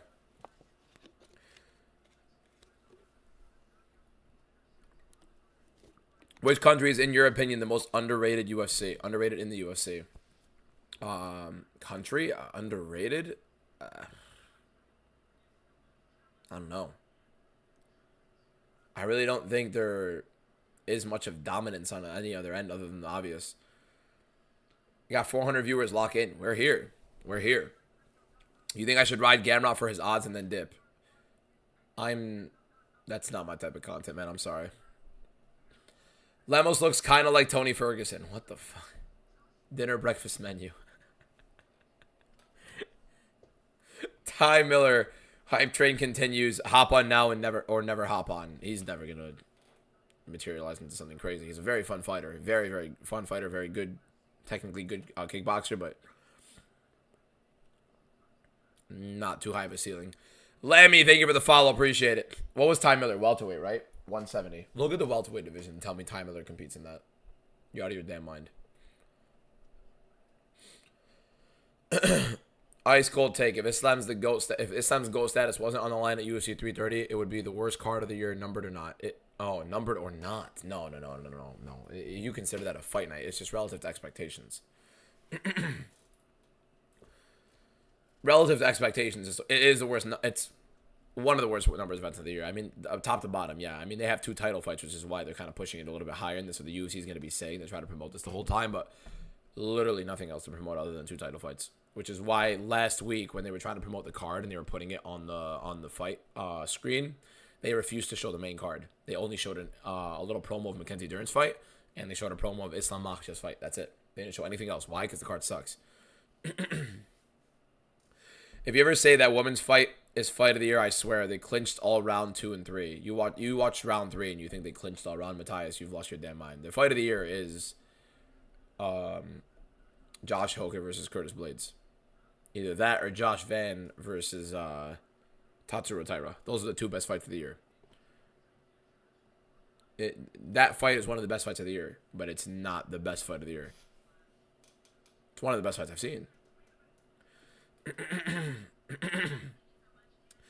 You just posted that it was fight of the year. I said it was fight of the year contender. Contender. Not that it is fight of the year, that it's a fight of the year contender. Two very different things, Matthias. English is a very difficult language. Sometimes words are inserted and it changes the meaning of a sentence. Asshole. I'm too tired for this shit. I've gotten the Dave Allen since I've started streaming. That's pretty funny. Miller looked. You're sweeping the card so far, bro. Happy. Appreciate you, my man. I don't mean asshole like in like an aggressive way. I was just like, you know, it's banter. It's banter. 4 fights left. The thing about like the American accent and like just American language in general is like you can't have banter. A lot of people just refuse to have banter with the way it's delivered. So they like freak out. Current fight, we're going into Alexia Tainara versus Amanda Lemos. Like if you call somebody a prick in the UK, like it's just another day. If you call somebody a prick in the US, they're probably pulling out a weapon. Nana, thank you for the follow. Appreciate it. 195 new followers on the live stream. The UFC prioritized going to China again before stacking 330 main card. I mean, I don't know, man. I don't know. Why show a highlight for Amanda Lemos in a fight that she got literally assaulted in? They showed her landing one right hand on Zhang Weili as a part of her highlight clip.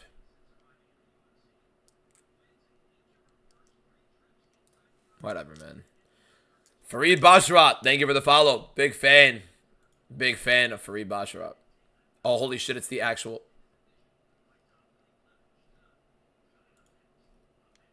Farid! Hold up, bro. That's actually Farid Basharat.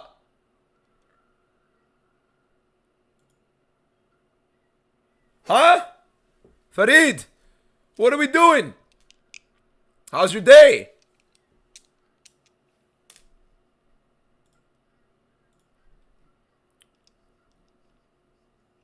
Bro. Holy. You know, one of my longest friends' name is Farid. Farid. I always say Farid because I'm an American idiot, but Farid. Farid Basharat, do we have any news on moving forward in the UFC? Do we have any news in the contract? Hope everything's going well, man. Enjoy the day. Hopefully you're enjoying the fights, my man. Trev, thank you for the follow. Appreciate you, my man. Abdurrahman Yakhyayev, next victim Dyer. And hopefully they give you an actual good fight as opposed to constantly screwing you over with the matchmaking. Still undefeated in the UFC. One of the longest win streaks in there as well. And you're still getting screwed over with matchmaking is hysterical. If you call someone that in the UK you get shanked, depends on who you call it, I assume. How confident are you about the last 4 fights? Wow, Farid Basharat just followed me. That is insane. That's cool. That's really cool. What do you think of Namo Fazil? What's next for Ty Miller? Namo Fazil is a very fun fighter. Very fun fighter. I can't wait to watch him in the Contender Series. Ty Miller, what's next for him? They're probably going to slow burn him in welterweight. Probably somebody either coming off of a win, like lower end of the rankings, or somebody kind of coming off of a loss, fringe top 15. MMA DBM, please check DMs. I'll check DMs after the... I am Muslim, yes. I am Muslim. I'm Lebanese. From the South, so. You weren't happy when I followed you. What's up with that? What are you talking about? Of course I was, Alfie. Alfie, are you undefeated in the UFC? I watched Farid Basharat live. I was just there at 329 watching him live. So a fighter I watched live, just follow me. I watched in person, just follow me. Cinema. That is heaven. And his name is Farid. Love that. Is Dana White showing up to this post-fight press conference? More than likely not, but I wouldn't doubt it. It's like a new renovated Apex, so I wouldn't doubt that he does. MMA DBM, please check. I'll check DMs after my bad. That's what I'm going to say. Super Ilya Glazer, you're damn right I am.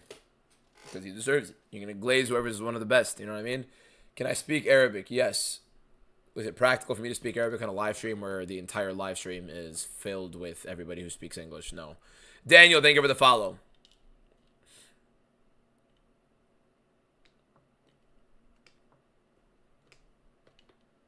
Kramerich. If you take things out of context and display it all across Twitter and take it as fact, then all of a sudden people are going to base it off of that. So you trying to learn religion through Twitter is hysterical. Anybody think about it this way. Who's going to post something like that on Twitter that has any sort of actual legitimate intent? Just weird. It's just weird. It's a sad world that people just go into and they want to bash on anything they could possibly bash on. They have nothing else to talk about, so they go into other people's religions, find one little quote or one thing out of context, or try to take something completely out of ordinary, something that they just find on Twitter somebody said and roll with it. Fareed Bashrat just followed on TikTok. What a legend. Unless he accidentally clicked it, which that would suck. That would suck. Lemos is winning. Very possible. Very possible.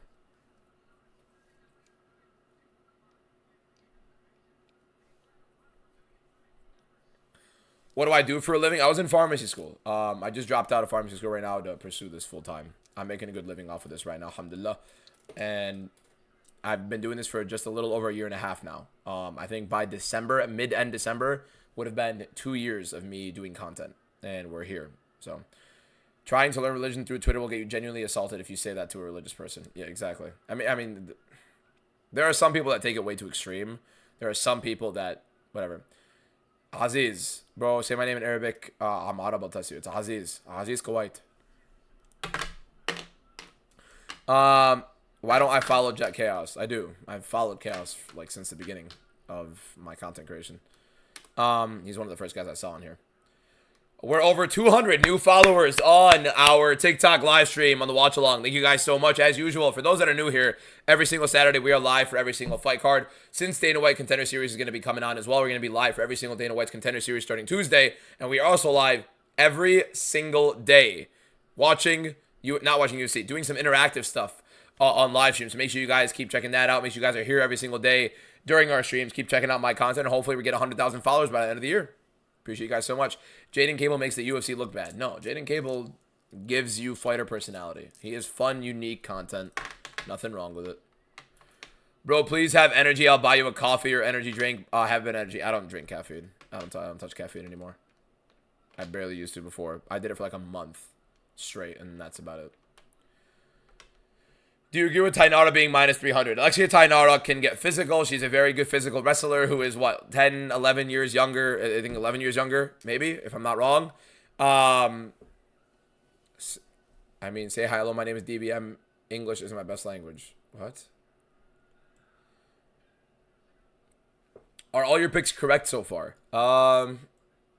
Yes, we are 8-0 in the predictions so far. We have not gotten a single one incorrect. Alexia Tainara is coming in right now against Lemos. I was kind of in and out on this one. I don't agree with it being a minus 300 favorite, 3-1 favorite. But, however, Amanda Lemos has a little bit slower. Although, against Jillian Robertson, gave up a good fight. But Robertson's wrestling isn't the greatest. She's very good on top, but only has kind of like a body lock takedown. She's not as physical either. He switched his picks. He literally picked golf, I remember. Yeah, Roger, you can go check my predictions on Monday. I have never had them switch since. Why are there so many people doing this? Why are there actual, like, infuriated people like, oh, he switched his picks? Like, I don't post them on Monday.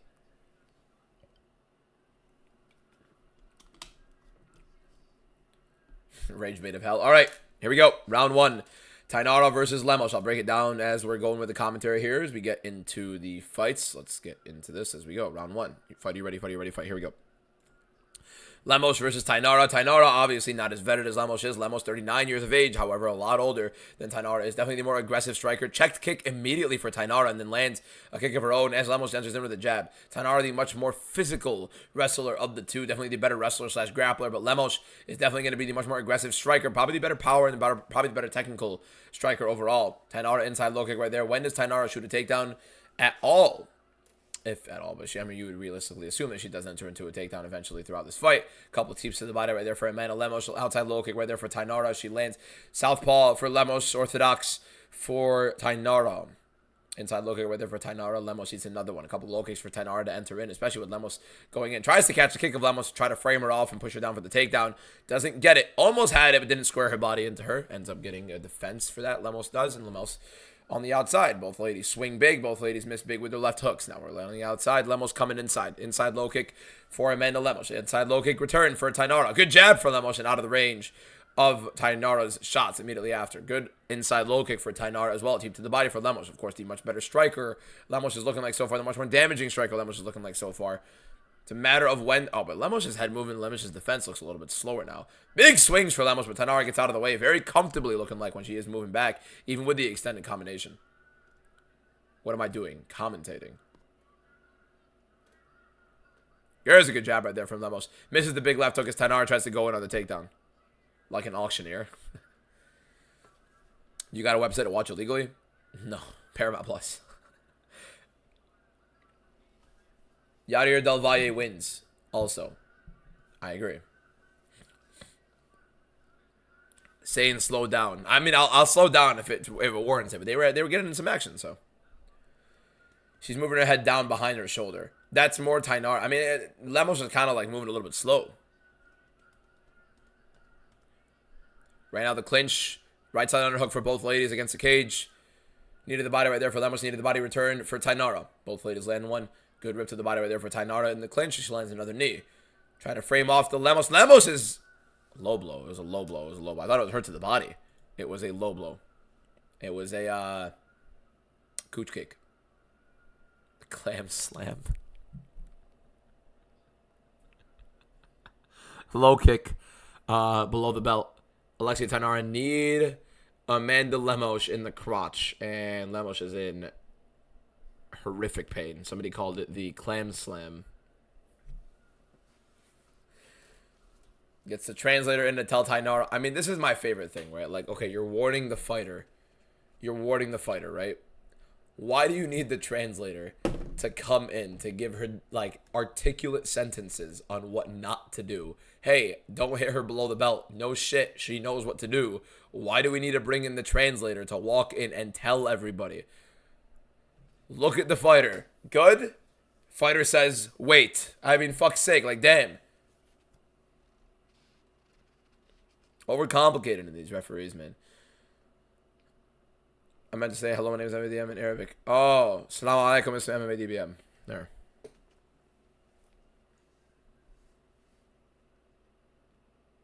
English is my first language. I feel you. Yeah, I was tripping out. What you're trying to say? How tall am I? I'm 5'9".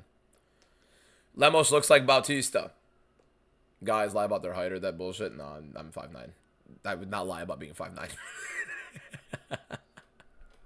I'm so confused. How could that hurt? I'm not trying to find out, honestly.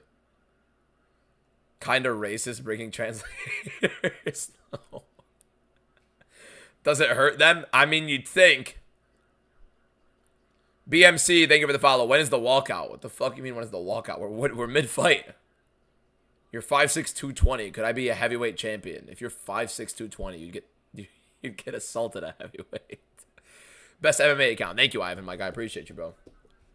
Her knee went up her flaps. What is going on in the comments today? Dog, that's just a knee. It was a low blow. It was a low blow. I never knew that spot hurts for them. They don't have balls, though. My man, I'm not familiar with how it's going to feel. You know, I don't necessarily hold one, so I can't give you much of insight on that, boys.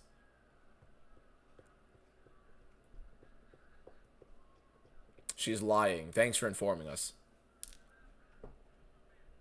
Not even a stutter, you're a real auto. Of course, bro, of course, come on. What age did you let your bear grow? I restarted the damn clock to full.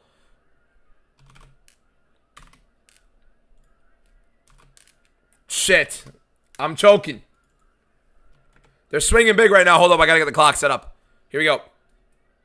Big rips to the body for Lemos, but a big left hook in return for Tainara. Here we go, 2:20 on the clock. Big hooks for both ladies. Adrenaline dump coming in right now. Big swings for Lemos. Lemos getting very active, very aggressive. Swinging heavy. Kind of a head clash there, I think I saw. I think I saw them kind of clash heads. Grown man watching woman fight. You're a grown man watching a grown man watch woman fight. Lamos initiating the clinch. Tainara right now going on the right side underhook. Both ladies exchanging right side underhook again. Same exact position they were just in earlier. Salkut should fight Holloway or Patty if he wins. At what age? Oh, my beard go. I don't know why I read bear. Jesus. Oh, because you did type bear.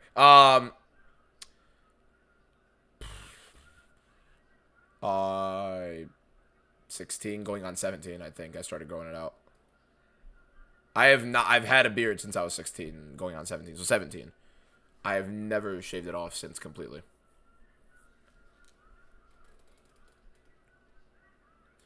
Right now, clinch for Tainara with 1:14 left in the round. A lot of shots inside the clinch.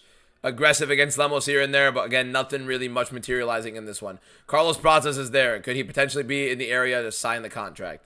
Carlos Pratas is not fighting again. Carlos Pratas and Michael Morales are both being told that they're next in line for the fight, for the title fight. They're both kind of confident that they're going to be next in line for the fight. Lord knows what the UFC is exactly telling them, so yeah, I don't know. Not a great fight right now. No, I mean, it's not an entertaining fight, to say the least, at least. Left side underhook right here for Tainara. Wrist lock for Tainara on the right side. Holding Lemos' left wrist. Let's see if she gets anything out of it. Maybe just trying to bruise Lemos, I guess, a little bit. Frustrate her. We had 2 women's MMA fights earlier today. It's not the women's fights, boys. We had 2 women's MMA fights earlier today. It was insane. I'm not shaving my beard until I lean out fully. Way too much face fat to shave my beard. You're crazy. Punch of knees inside for Alexia Tainara.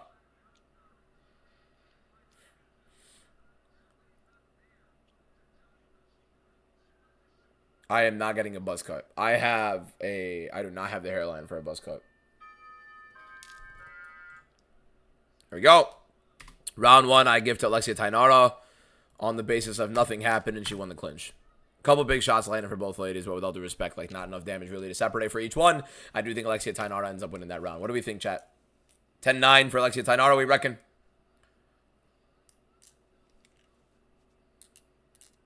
When does Salkeld fight? Probably another like hour and a half. I'd say hour and a half for Salkeld's fight.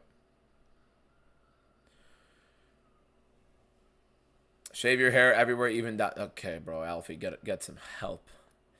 It's like subtract the point for faking having balls, bro. How confident are you in Del Valle? If he entertains the wrestling and grappling with Darren Elkins and he loses because of it, I'm going to lose my damn mind. He should knock him out in a heartbeat.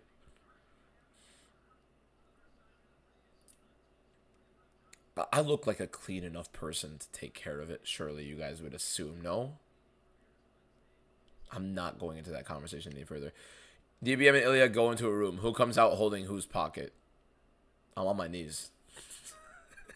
Talking about who comes out. I'm on my knees. All right, good right hand right there from Amanda Lemos. Aziz, I really, like, yeah, I'm fine with it. I don't really care.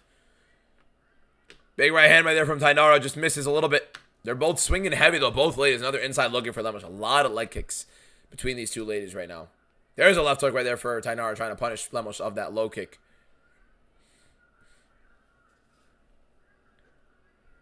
You and Arjun in one room. Who comes out? Probably Arjun. Probably beat the shit out of me. Big left hook right there for Tainara. Just swinging and misses a little bit, actually. Big right hand for Tainara, but a left hook counter for Lemos. Lemos lands it right. Tainara lands it right back. So these ladies are slugging, man. They are slugging. Lemos only an 8% chance to win. She's landing big. Good right hand right there for Lemos. Takedown attempts for Tainara to get better. A lot of the one thing that I rarely see in women's MMA, which is kind of like the big separator here. Good left hand right there for Lemos. Takedown attempts.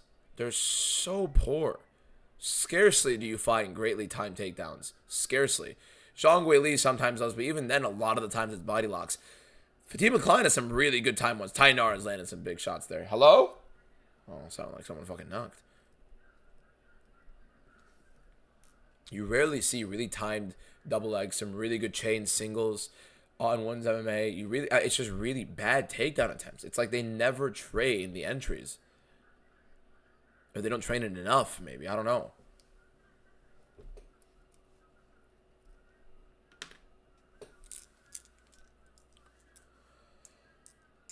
Back in the clinch. Tainara and Lemos. I'm sorry, bro. So Herb Dean separates the clinch like 80 times. Is that Chris Tagnoni? He's still here? I look like a hello neighbor. I'm the neighbor that doesn't look at you. Just because I'm like, I can't be asked. It's not anything bad, but would I let John Jones kiss me? To be honest, if I didn't want him to, and he wanted to, I can't do shit to stop him. The Break Depot IT guy deserves public execution.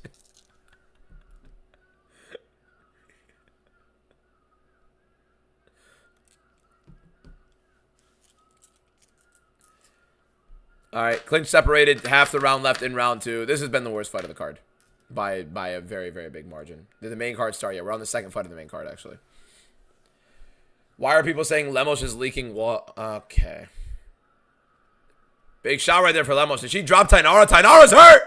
Tainara's on shaky legs! She's forcing the clinch, though. Big shot for Lemos, hurts her. Tainara is holding on for dear life. Big left hook for Lemos, drops her. Lemos has a bad cut in her head, though. Tainara forced that clinch immediately. There's a right hand, actually, across that guy. That left hook didn't land. Right hand got her. And then Lemos, I think, lands another one a little bit after. Why'd she kind of way off of her?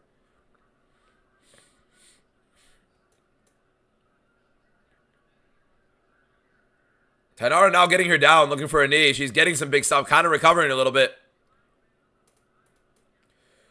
Lemos, Tainara not level changing in these is weird. Internet and Break Depot Lives deserves a GoFundMe. It was just yesterday. Yeah, today was fantastic, obviously, with the internet. We just had a little bit of an audio issue, and then we fixed it. Does that steal the round for Lemos? Depends on how much exactly Tainara does here, I mean. Lemos 8% just tripled to 24. Yeah, I mean, she had a moment. And, I mean, I don't know how much exactly. I look like Red to search him up. Red Foreman? Yeah, my neighbors probably are annoying. The people that live with me, I feel bad for because I do yell a lot. My family. Tainara now moving forward. Amanda Lemos on the back foot. In the middle, Amanda Lemos is. Good inside low kick right there for Alexia Tainara. Outside low kick right there for Alexia Tainara. Inside low kick again for Alexia Tainara.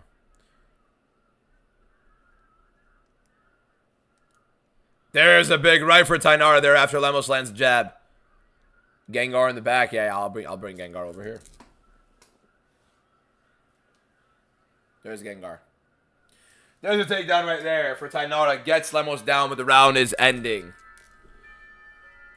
Did Tainara take that round at the end there? Lemos had a big moment. She had her on shaky legs. Oh, you guys don't see the other ones here. I mean, you guys have seen Barney.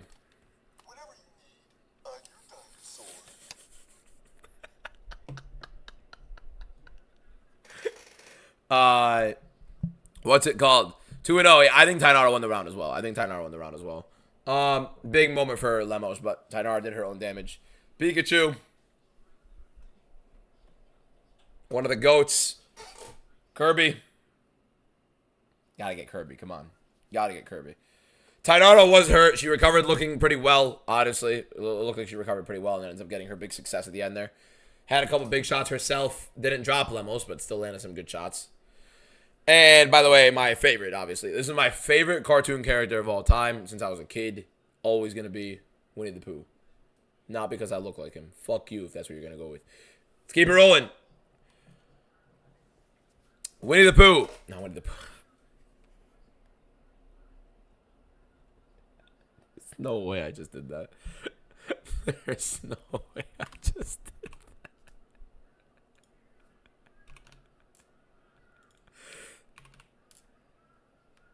Said Winnie the Pooh like he's about to be fighting. Law! Tainara lands a good one there. Tainara looking like she got the poker face going with it. Left hook with Tainara. Inside low kick. Kind of a little bit checked by Lemos. Lemos lands a good left hand herself. Switches. Winnie the Pooh making an appearance on MMA live stream. He's the GOAT, man. He's the GOAT. I'm Loki, just a grown child. You always got. Everybody's a grown child, man. If you're not a grown child, you're not living your life. Why am I? I'm not sweating. Talking about sweating. Dry as the desert. There's a good left hand right there from Tainara. Could be anybody's fight. I do reckon. Oh, good rip to the body for Tainara there. I do reckon it is Tainara winning the fight. But at the same time, you could definitely have it 1-1. It's very close.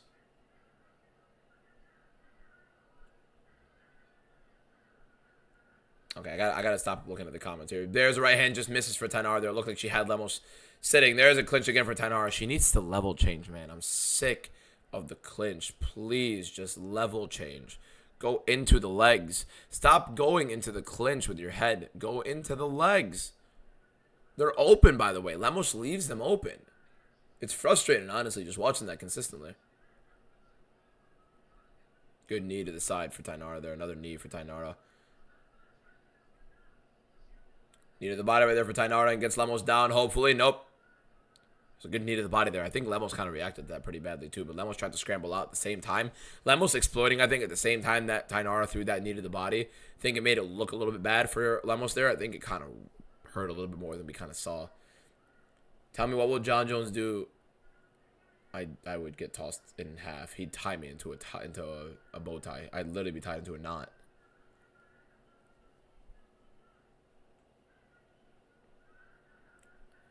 Tainara doesn't seem interested at all in getting aggressive with a takedown. She is just kneeing to the hamstring, and that is, I mean, don't get me wrong, that's gonna hurt. I know it doesn't look appealing to us as fans. Imagine getting your hamstring kneed into that many times with deliberate force. Kamaru Usman maxing the toe stomps.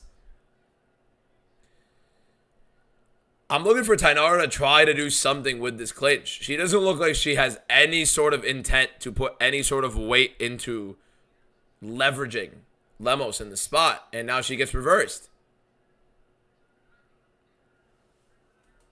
Per Kururangi, thank you for the follow. Appreciate you, my man. There's a little judo throw from Tainara. I mean, it had to be a judo throw, didn't it? Scott, thank you for the follow. Appreciate you. Keanu, thank you for the follow. Appreciate you. Ground and pound right there from Tainara. It is a Tainara win. Lemos trying to roll for armbar here, but some big ground and pound from Tainara. Lemos is cut up bad. Tainara unable to control her there. Lemos gets back up. Lemos really good get-up game, by the way. Like, fantastic get-up game. Horrible takedown defense, but unbelievable get-up game.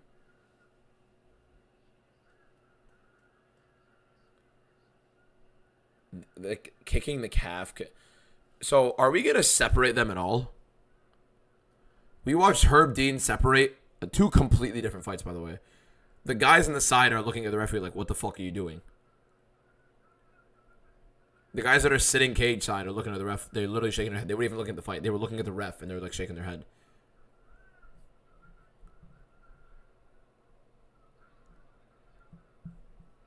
Gonna be rough going down the stairs for a week. I mean, yeah. There we go. Lemos gets out of the way. 48 seconds left. Look at the... She's about to take her off. Okay, bro, I got scared for that. I thought I was about to get flashed. Tainara outside low kick right there. Another outside low kick for Alexia Tainara.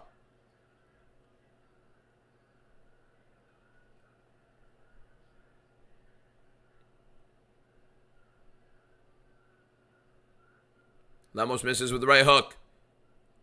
Both ladies in the orthodox right now. Big shots for both of them. Left hook for Tainara. Right hand for Lemos.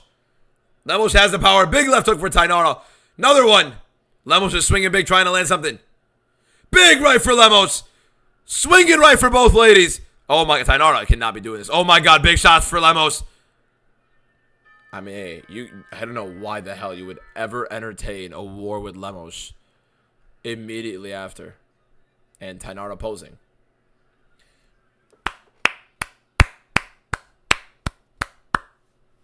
Three out of 10 fight.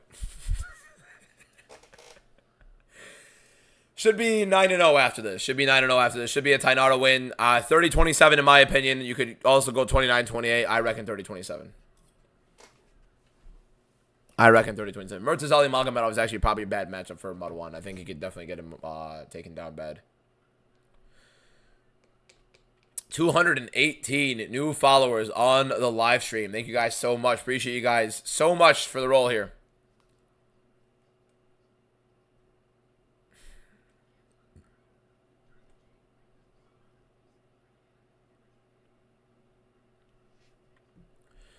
How do you think the next fight goes? How do I think the next fight goes? I have Yair Del Valle by knockout. Let me move the chat over here.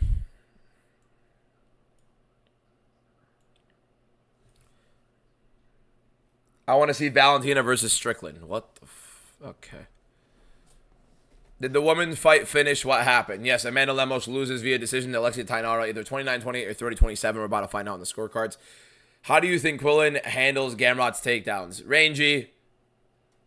Gamrot doesn't, like, force himself into it. Times it very well, and he can get in on Salko and definitely get him down. But Salko is very decent in the jiu-jitsu department. UFC still doing events in warehouses is inexcusable. They make it look a little prettier with some lights and some extra seats, and now all of a sudden people are glazing it. Don't get me wrong, it's better, but... shout out to Poirier versus Piotr Jan, best fight to make. It'd be one of the best fights to have. I wouldn't say to make. It wouldn't be making any sense right now. Let's get your scorecards.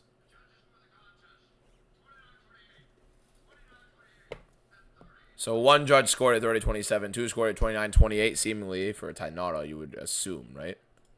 Alexia Tainara, there we go. 9-0, boys, 9-0. 9-0. What would you do if when you okay, he said yes would go? All right. DBM considering Zhang is a strawweight. Could she handle... Okay, I'm not finishing that. Islam versus Ian Gary. Who you got? I'm going to have Makhachev. Love that, Blessed. Did Barney touch you when you were younger? What the fuck? No. Ahmed Atif, thank you for the follow. Appreciate you, my man.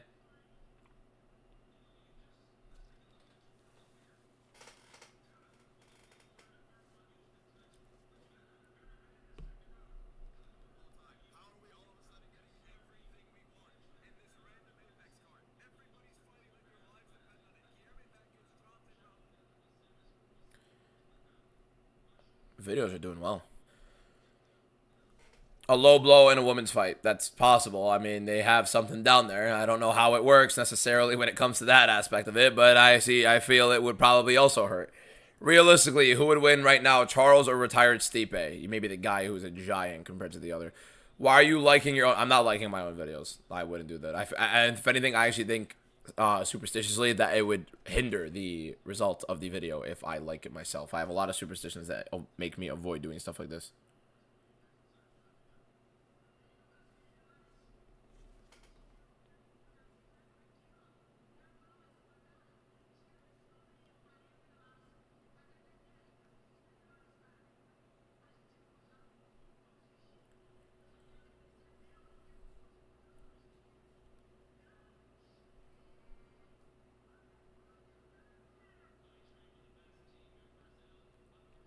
Great fights.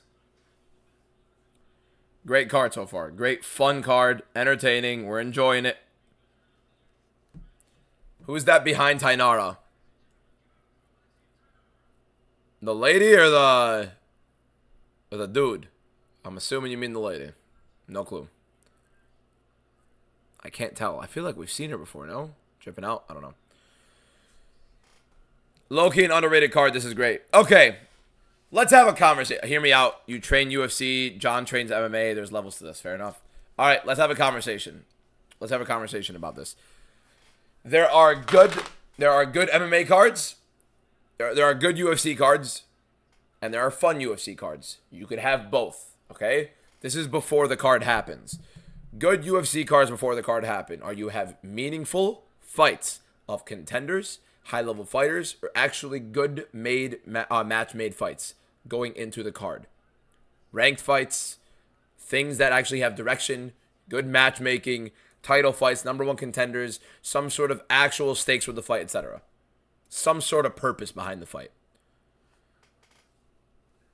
Fun fights, like for example, UFC Belgrade, 12 finishes, one of the most fun cards to watch. Realistically, how many fight right now? How many of you guys have thought about anything from UFC Belgrade in the last couple days? Nothing. None of you. Not even Euros Menich. Why? Because who gives a shit? That's the point. You do not watch the UFC only for fun fights. You do not. That is not why you watch the UFC.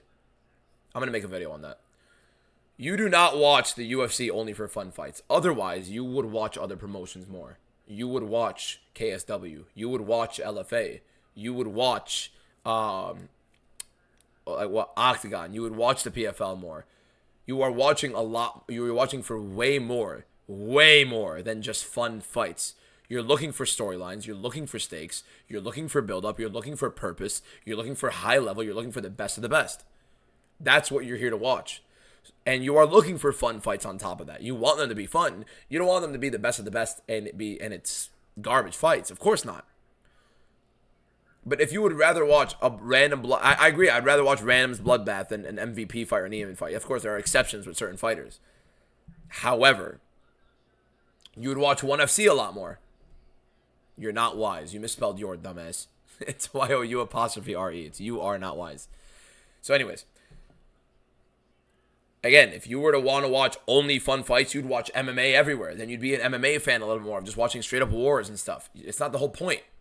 So when we say going into the card, this card sucks, we're not saying this card's going to be boring. Now, if I say the card's going to be boring, I'll let you know I'm going to think the card's going to be boring.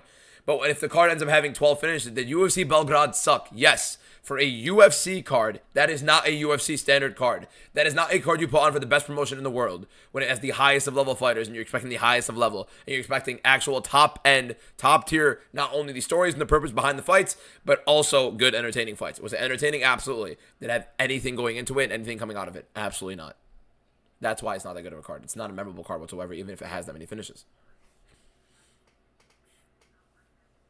Who said you didn't watch other federations? No one in particular is talking about you specifically. If one of those Muslim brothers were fighting, it would definitely be boring. What does it have to do with their religion? It's weird. Like, for example, do you say the Christian guys, if one of the Christian guys are fighting, they'd be boring? Ian Gary's Christian, I believe, right? Like, would you call Ian Gary Christian if that Christian fights he's boring? No. They're Russians, if anything. You're talking about the Dagestanis. Islam Makhachev has 10 finishes in his 16 fight win streak. Current fight we're going on to Yair Del Valle versus Darren Elkins. Weird you guys say in the whole, like, anybody who says, like, oh, you categorize people via religion is the weirdest thing in the world. Especially when it has nothing to do with the religion itself. Just a little bit of education on it, please. It's just ignorance for no reason. I don't want to be the fucking weird ass that's going to be talking about religion and all that stuff, but just like, that's just dumb. You would be going undefeated, but you picked Diego Ferreira. Watch this. Watch it. Trust. CDF got my back. I'm picking Makhachev by submission.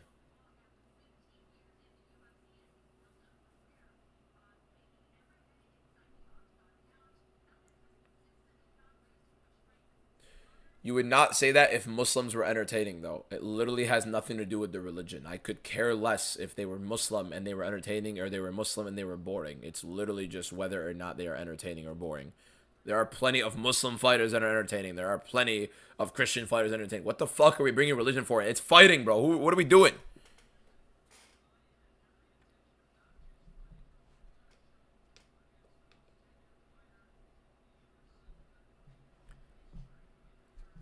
For example, what are we doing, boys? Forget it. Let's not even go into that conversation. There's no point. Who's more entertaining, Islam Makhachev or Ilia Topuria? Absolutely Ilia Topuria. It's not even a conversation. His style is way more entertaining. Way more entertaining.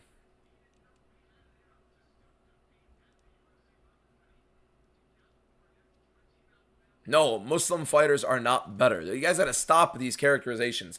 Muhammad Yahya is a Muslim fighter. He never belongs in the UFC ever a day in his life. Islam Makhachev is a Muslim fighter. He's obviously one of the greatest of all time. Two Muslims, completely different fighters. You could have a guy who is a straight up white hick American and he's Muslim. You can convert, and all of a sudden you're Muslim. Because it has nothing to do with who you are. It's literally just a religion. It has nothing to do with your actual ethnicity. Shamrock is a Christian. I mean, bro, okay, let's stop this conversation, boys. Stop it, stop it, stop it. It's stupid. It's just stupid. Yeah, it's a dumb conversation. Move on.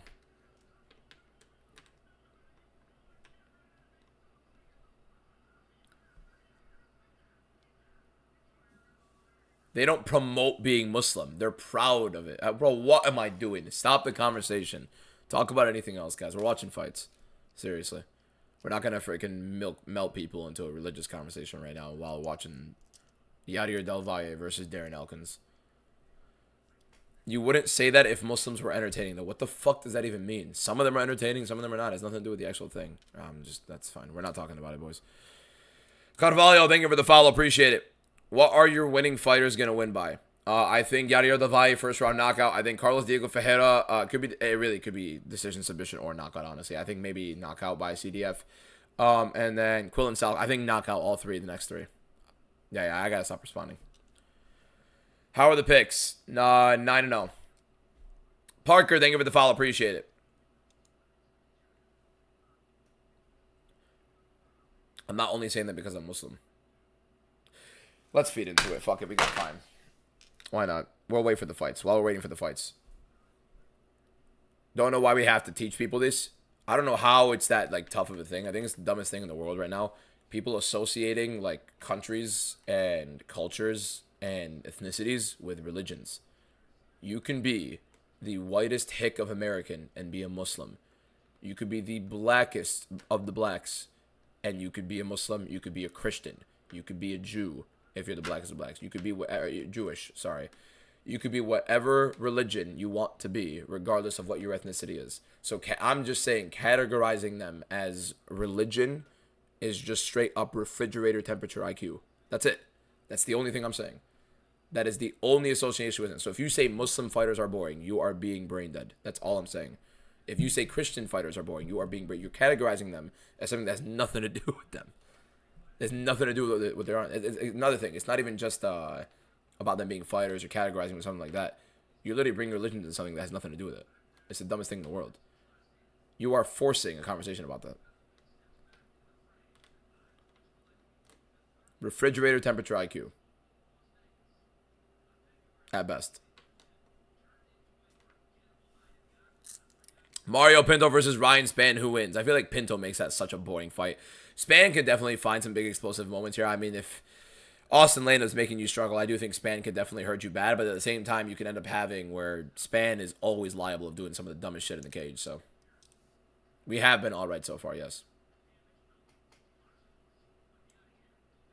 Sarukian or Rufi? Sarukian, as of right now, very tough fight, though. Edouard, thank you for the follow. Appreciate it. I think Rufi could definitely knock him out. Who wins in a fight? You or Casual take? That guy's probably a tank. He'll probably kill me. He'll probably beat my ass. I can't think I can say that on TikTok, damn it. How confident are you in the last two? Super confident. CDF probably the least confident of the three. I mean, no, significantly least confident of the three.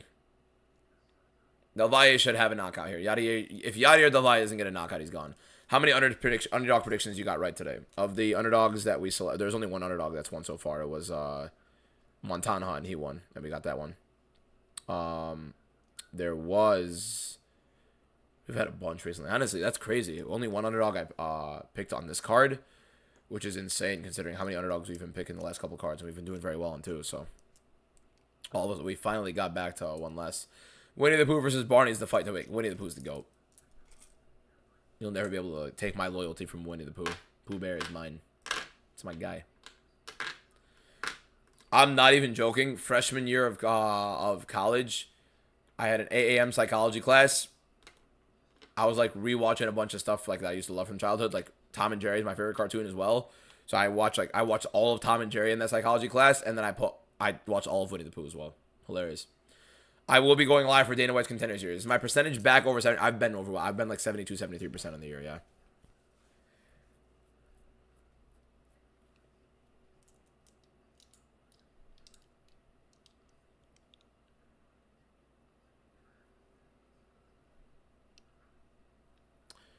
Did you put money on these? No, I don't put money on any of these. Predictions are cooking, yes, sir. Didn't you have a card where you went wrong every time? Literally, it's never happened. Not even remotely close to anything. Charles Oliveira and Darren Elkins joined the UFC in the same year, and Charles was Elkins' second UFC fight, and Charles Oliveira submitted him via armbar in, I think, 40 seconds. I like that. Live action crab is in here. How you doing, Cerebral? Evan, thank you for the follow. Appreciate it. Do you ever sleep Winnie the Pooh style, big shirt, no bottom? No. Evan, thank you for the follow. Appreciate it.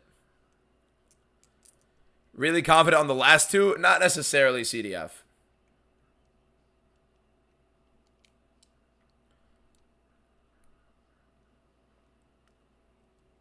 MMA Guru is fit. Why are we hating? Have you seen him next to DDP? And he's a giant. Gamrot ruining the streak to be continued. I'm 9-0. I can go 9-3 and I'm not even complain about it. It would suck if we do lose the last three, but if Yadir Del Valle literally, I know. I have to win at least co-main or main event. So you got tickets for 3:30. No. I will not be going to another UFC event until UFC 334 in November in Madison Square Garden. Now, I would absolutely love to go to the Abu Dhabi card in the Emirates, but one, there's a war. But I'd still have fun going there. Shafka had posted your take on him on Instagram. I did see Shafka Rahmana post him on his Instagram. The same day, Dana White commented on my stuff as well.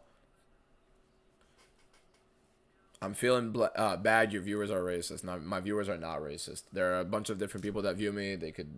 Everybody has their own opinions on certain things, and we can have a conversation about it. But really, we're just here to watch MMA, so couldn't care less about what anybody believes in. Enjoy your life. Let's have some fun. Let's watch some fights and give a fuck about the rest of the world. Couldn't even give Elkins his last one. When we're here and when I'm making MMA content and when we're watching the live streams and we're doing these interactive streams and I'm making TikToks and I'm making YouTube videos and we're watching these fights together, the last thing I want to talk about is anything other than fights that is like a load of bullshit in terms of some controversy that we need to go over. There's no point. Your thoughts on Farid Basharat 16-0?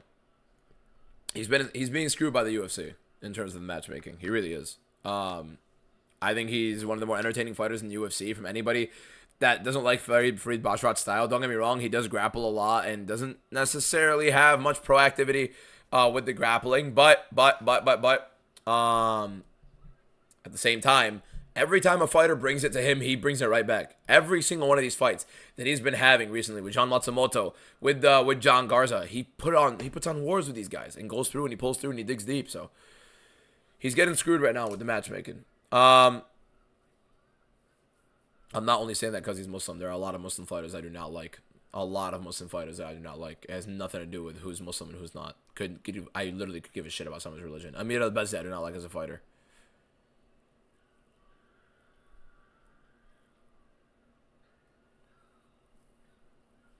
Khalid Taha, he's Lebanese. Like, he was good, but like I didn't care for him. There's one Lebanese fighter we had. Appreciate you, Eunice.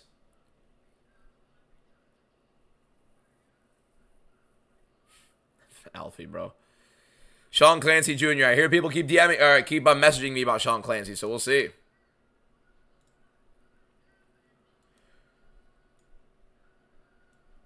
They're announcing Darren Elkins' last fight like they're putting somebody to bed. That's bad. Darren Elkins versus Yadir Del Valle is up next right now. When's main card for EU? Denny, I am sad to let you know that the main card has been going on for an hour and a half now. Even though we've only been through 2 fights in an hour and a half. My God, the pacing has been disgustingly bad. Jesus Christ, what the hell? It's 9:30. They've milked that much time. Here we go, round 1. Oh, God damn it, I got to go to 4:45.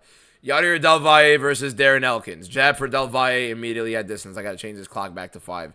Elkins is going to try to wrestle a lot. Del Valle is a physically imposing freak of nature compared to this man. And this is a hate crime the UFC has put on in front of our eyes right now. There's a leg kick from Del Valle.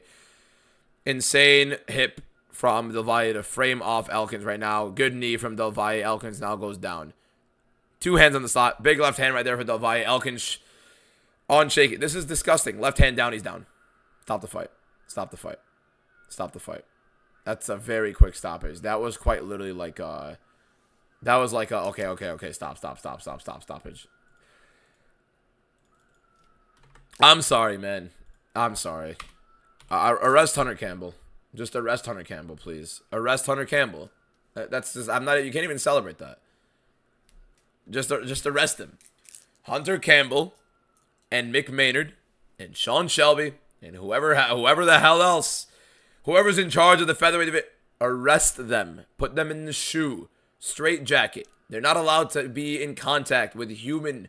Bro, it's a hate crime. That's a hate crime. My man, look at this. It was a looping left hand as he dipped into the... It's not even like a great technical shot. It was a good left hook.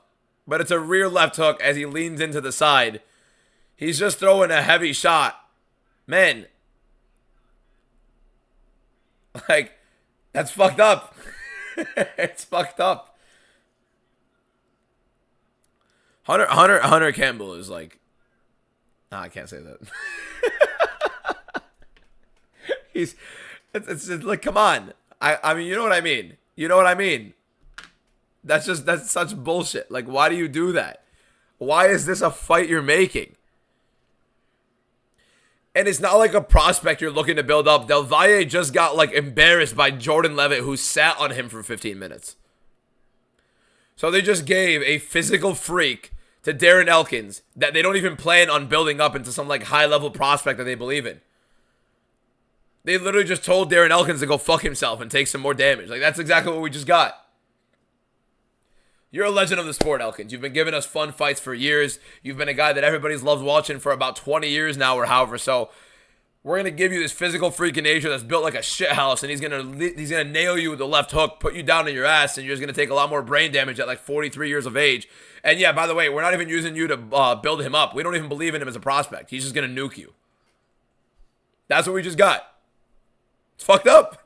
They don't give a shit. I've said this plenty of times. Hunter Campbell is the worst thing to ever happen to the UFC. Hunter Campbell is the worst thing to ever happen to the UFC. It is the TKO and it is Hunter Campbell. Specifically Hunter Campbell. Whoever believed in Hunter Campbell to give him jurisdiction to have that much power in this organization ruined it. Ruined it. Absolutely stunting the growth of this entire company by far. The UFC is growing exponentially. Hunter Campbell is literally the exact dead weight that is holding on it. Should have been Elkins versus Conor McGregor with a blown ACL. All right.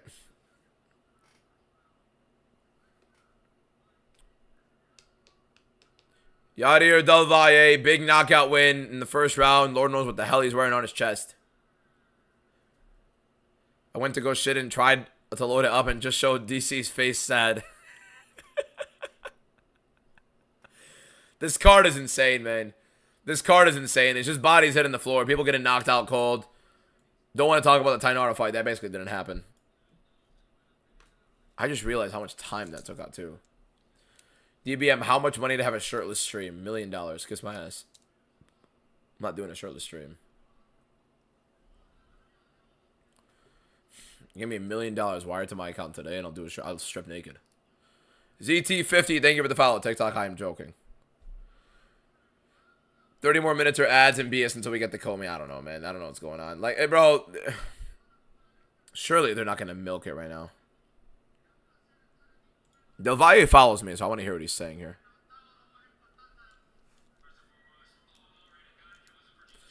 Remember when I said my grandpa beats him? Do you believe me now?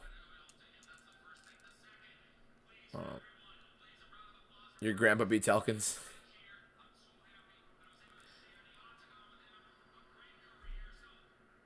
DBM, remember my name. I'm planning on being a middleweight gatekeeper in 10 years.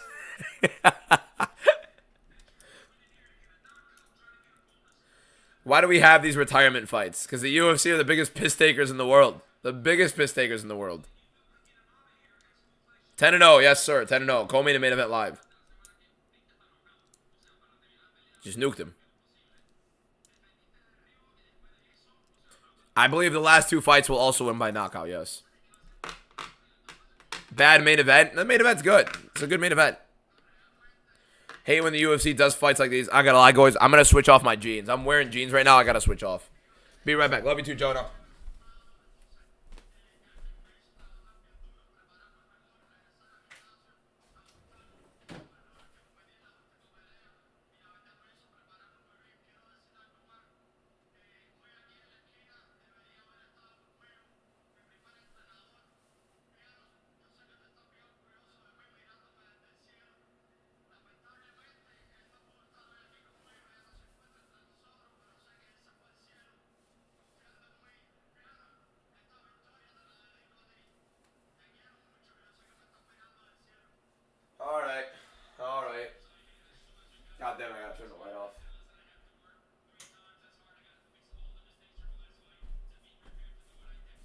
We're here. We're back. We're back. Or well, we've been here. We haven't really left, but here we go. Why you got Salco over Gamrot? Long range, much better overall counter up the arsenal. What are you talking about? I'm killing it. Thank you, Juice. Appreciate you, my guy. For those that are here, we are 10-0 on the card. We are rolling. Make sure you guys click the follow button. Only 5 more people to click the follow button on TikTok. 3 more people to click the follow button on TikTok. For 250 new followers on this live stream. Appreciate you guys so much for being in here and assisting us with the lives. We have the same picks. You know, Bald. Appreciate you, my guy. How long do you think the main event lasts? I don't know. It can be extended all 5 rounds. It could also be something where, I mean, I don't know. I think if we go past round 3, I don't see Salkild being able to hold on. We're interviewing Darren Elkins in the Apex after he got nuked. We are interviewing Darren Elkins in the Apex after he got nuked in, like, what, 45 seconds. This is literally a straight-up piss take. They are taking the piss. They are spitting in this man's face. Seriously, what are we doing? And by the way, I mean, what a retirement fight to throw this guy into the fucking Apex to send him off. I mean, come on. How long do you think the main event lasts? Oh, I already answered that. My bad. I'm an idiot. We had the same picks. You know ball. You do know ball, and I do know ball. Damn straight. Love that. You really think Quarantillo's losing? Haven't seen him fight at 155. He hasn't looked good recently. He hasn't fought in almost, what, 2 years? It's his retirement. What do you want about? I'm fine with him getting the mic. I'm perfectly fine with that. I'm actually just annoyed, really. I'm not mad at him getting the mic. I'm annoyed that it's in the freaking Apex. I'm annoyed that they booked this guy to get nuked in the Apex as his retirement fight. Over 3.5 for main event. I think it's very possible. But I think if it goes over 3.5, Salco's fucked. I think Salco's cardio is horrible. I think Salco is like... I think Salco should be moving to 170. I think he needs Los Pollos of MMA TikTok. Come on. Come on. What are we doing, man? Gamrot getting knocked out. I mean, if it's going to happen, it's hard to because the guy's a durable mother effer, but the thing is, like, it's a smaller cage. If he's going to lose, it has to be early. It has to be early. Salkild is...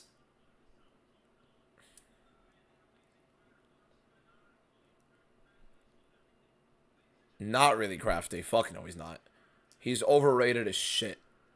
This is the best fighter that he could beat by far. The thing is that Mateusz Gamrot is stylistically a favorable matchup for him if it doesn't go 5. If it doesn't go over 3. Yeah, Gamrot can get dropped very easily. He can get timed very easily. Like I mean, RDA was timing him with a knee. That's bad. Old man RDA. But he has ridiculous recovery. Ridiculously absurd recovery. That's the one thing with him. So. But when we look at the people that he's been hurt by, he got hurt by Hooker, who's not the greatest of finishers after that. Not the most accurate of finishers. Not the most persistent of pushers of the pace, especially that version of Dan Hooker. Jalen Turner, solid, but of course Jalen Turner a little bit hesitant, especially in that fight when you go look at him trying to finish him. There was another person that dropped Gamrot, who ended up losing. I don't know. Can you mention me because I love your videos and I want you to mention me? Seth, thank you, my guy. I appreciate you so much. Elkins could still probably chin Dariush. Oh, yeah, Dariush. Dariush dropped him. But it was more so like he was kind of off balance at the same time of getting dropped. But it was a big left hand either way. And he recovered. But none of those guys like pushed the pace to try to hurt him. But then again, if you do, he's going to try to shoot a takedown on you. So that's probably a good reason why. Who I think is the hottest female MMA fighter? I mean... nothing crazy. It's not necessarily my type. Been a Salkild fan since DWCS. He hasn't answered my Instagram texts from 2024. Give the fame got to him. Cool. That's a very old joke, unfortunately. What's going on to the... What, is this like Are they like putting this in the Hall of Fame or something? What's going on? What's this Khabib thing? Oh, fuck off. Fuck all the way off. Fuck all the way off. Get the fuck out of here. Hell no. Hell no. Ian Gary and Islam Makhachev is not Khabib and Conor in any way of no. What are we doing, man? What are we doing? Get the hell out of here, bro. Could you shout me out for UFC 331 on September 19th for my birthday? I got you.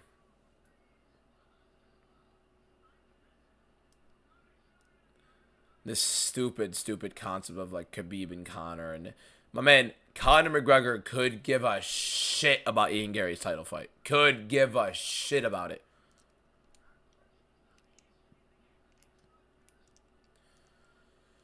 I'm happy it's not AI. Ian Gary and yeah, get the fuck out of my face, bro. I'm happy it's not AI. I like it. I like it. I just hate that they compared it to Conor and Khabib. That's just stupid. Notice the one time they do it is when the card is so bad, by the way. They need to try to compensate for it.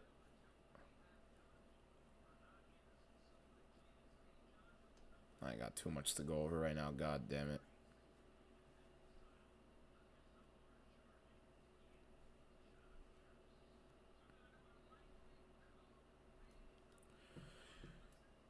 Why do you think Diego? I think he's more well-suited for lightweight. I think both guys can take damage badly. I think Diego looked like he was so much fresher on the scale than he was last time. He looked like he got 10 years younger.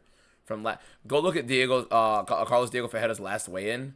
He looked horrible. Am I always mad? I'm not always mad. I'm just like, my voice right now is a little bit dimmer and lower because my voice is getting cooked. That trailer was great. It was a sick trailer. I hate that they compared it to Conor and Khabib because it is not even remotely close to not only the hype for it, but anywhere near the build-up or any sort of comparison in terms of the actual like storyline behind it. Had no relative comparison other than Russia and Ireland. Because I mean, yeah, Makhachev is Khabib's disciple and he's his cousin and his boy and all that stuff. What the fuck is Ian Gary to Conor? Literally could give. They had dinner once. Nice. Fuck off. Like seriously. Oh, I took a picture of him when I was a fan earlier on in my life. Like. Prediction for this one is CDF by knockout. Carlos Diego Ferreira by knockout. Would I be surprised if Gamrot wins? Not necessarily. I do think Southwood would beat him, but I wouldn't be necessarily surprised. Ian Gary is going to... Okay. Ian's going to try his hardest to sell this fight. I want you guys to know. This is what Ian Gary is going to do. Ian Gary is going into the fight against Islam Makhachev. Let me move my chat over here. Ian Gary is going into this fight against Islam Makhachev not to win, but to try to get the greatest moral victory of all time. To say that he was so much more competitive than JDM. To say that he had Islam Makhachev struggling to take him down. He had Islam Makhachev trying to figure out how to get in there. He made Makhachev overthink a lot of it. He's going to be saying some bullshit like that. Like he did in the Shafkat fight where he lost 4-1 or 3-2 and it was like clear as day that he lost to a guy on a torn MCL. His number one claim to fame is, oh, I came in on short notice. I'll fight anybody at any time, anywhere, which he will. And then he'll gloat about it if he loses. Yes, he took the Shafkat fight on short notice. Yes, he also lost handedly to Shafkat, who was on literally one knee. His greatest accomplishment as Leon, this is the one thing I've ever agreed upon with Leon Edwards. Ian Gary's best accomplishment in his life is not getting finished by Shafkat. That's it. Yo, I'm trying to go to bed. Turn your stream off. What? You're perfect right now. Correct. To be fair, Ian ruined Shafkat's career. He did not. Shafkat came into that fight with a torn MCL. It was confirmed. He was walking into that fight. Not only switching opponents from Bilal Muhammad, the older, shorter, slower wrestler, to the quicker, younger, undefeated kickboxer, longer, taller Ian Gary. He took that one on short notice as well. Not only did he do that, but then he proceeds to go into that fight on a torn MCL, even though his opponent, Bilal Muhammad, had to pull out because of a broken toe. And he wins. He has to get surgery. He then gets the surgery. Yes, Ian Gary landed an oblique kick that he decided to somehow convince everybody that he caused that he caused Shafkat's injury, which is insane. How is that a thing? How do we keep getting, like, how do people all of a sudden believe Ian Gary claiming that he took Shafkat's knee off, that he took Shafkat's career? Do we not see how pathetic it is, by the way? He lost a fight and claimed he took his career when the guy came in on a torn MCL confirmed medically. And then on top of it, Shafkat then re-injures his knee on a whole different basis. And people are saying Ian Gary ended his career. Some of the dumbest shit I've heard in my life. I have a question. Why is Billy favorite? Who has he Billy Quarantillo is now the favorite? Or was he always the favorite? Am I tripping out? No, Carlos Diego Ferreira is the favorite. Have I ever seen Alexei Pergrande fight? No, I don't really watch the PFL much. I only watch for Usman Nurmagomedov and Dakota Ducheva. Couldn't really care less outside of it. Pergrande, I've heard, is very solid, though. Ian's best accomplishment is being an Irish MMA fighter. Yeah. Saying he's Conor McGregor's protege. No, the fuck you are not. I think what we're gonna do, by the way, is we're gonna do back-to-back streams of UFC Noche. I'm gonna be wearing the, like, I'll wear a sombrero and I'll wear like some festive stuff, pretty cool. Maybe I get like maracas and maybe a little guitar or something like that I can't play to save my life. Why do you only put an accent for Islamic fighters? One, it's Arab names, or maybe names like Muslim names, because I'm Arab, I'm Muslim, so I know how to pronounce them. However, I also try to put them on for other names that I do know how to pronounce in their language, but it's just typically what I know them as, more than anything. How confident in you? How confident am I in Diego Ferreira? I am not. This is one of my least confident predictions on the card, Carlos Diego Ferreira. I believe in him, but it's one of my least confident ones. Noche is gonna be sick, yeah. So I think we're gonna do the festive stream for UFC Noche because a lot of people requested it. But then we're also gonna do, what are we gonna do after? After that, we're gonna do the Ryan Garcia stream. So we will watch Ryan Garcia. Your ties prodigy, stop it. When's Salcode fighting? After this fight, Salcode's up. Silva's a beast. Yair's gonna get his ass kicked. Yeah, I do worry about Jean Silva like jumping in a little bit early in some of these exchanges, and then Yair throws some bullshit and it lands. You know what I mean? That's the only concern I have with Jean Silva sometimes is when he goes first. I don't put an accent for any Irish fighters because I don't have an Irish accent. Russian. Habib, his name is Habib, so I say it like Habib. Sometimes I say it Khabib as well. Islam, his name is literally the religion, so I say it as Islam. Am I a practicing Muslim or religious? I'm a Muslim. I was born it and I practice it, and I am religious. What do you mean? What's your pick for UFC Noche and UFC Paris? Main event Noche, Jean Silva by knockout. UFC, you make it sound like Bilal though. It is Bilal. It's not Bilal. It's Bilal. In Arabic, it's Bilal. That's how it is, and it's an Arab name, so you would pronounce it in Arabic that way. There's no such thing as an Islamic accent. Either you sound American. Yes, because America's a country, and I live in America. I'm an American because I live here. I'm born here. Islam is not a country. It's a religion. So you can have an Islamic accent. You can have an Arab accent. There are different ones. I live in the U.S., so I speak English. So I speak it as an American because I live in America. Groundbreaking stuff. Free Palestine, yep. In the last hour, we had 10 seconds of fighting.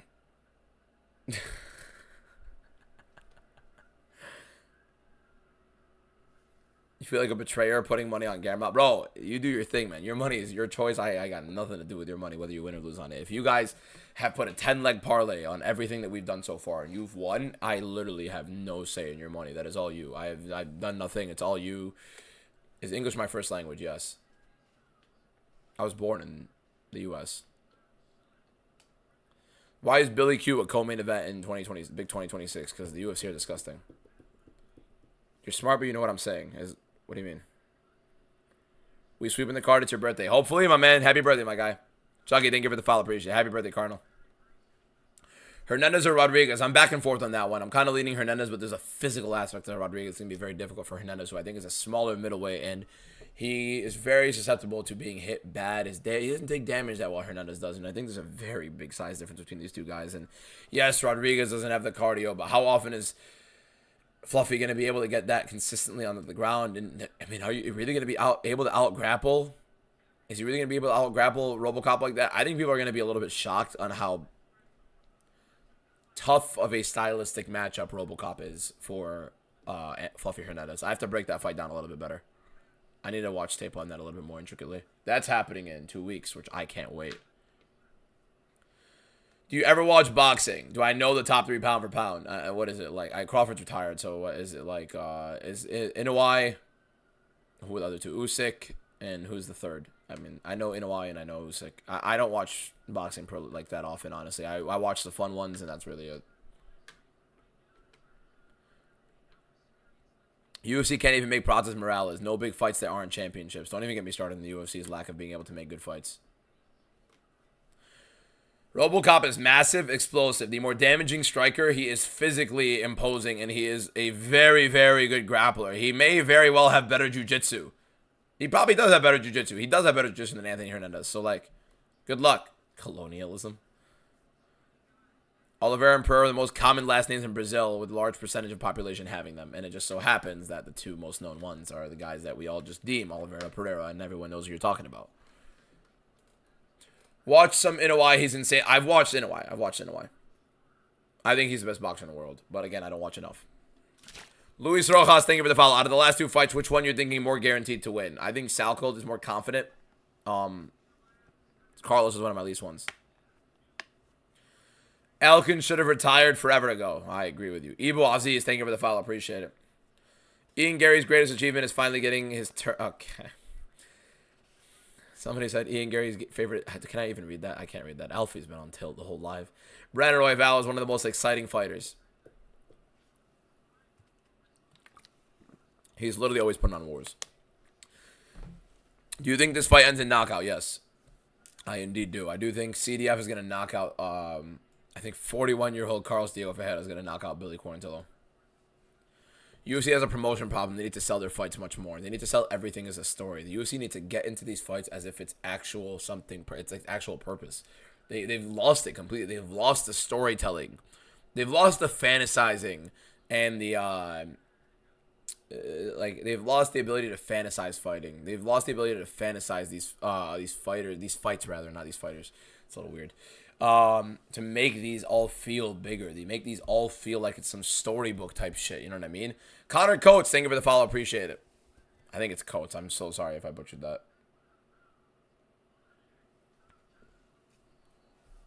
Early KO this fight. Yes, I don't know about early. It could definitely be late. It is. Perfect. I got it. Yo, did you hear Ty's moving down to 185 if he loses? Tai Tuivasa needs to leave the UFC, man, please.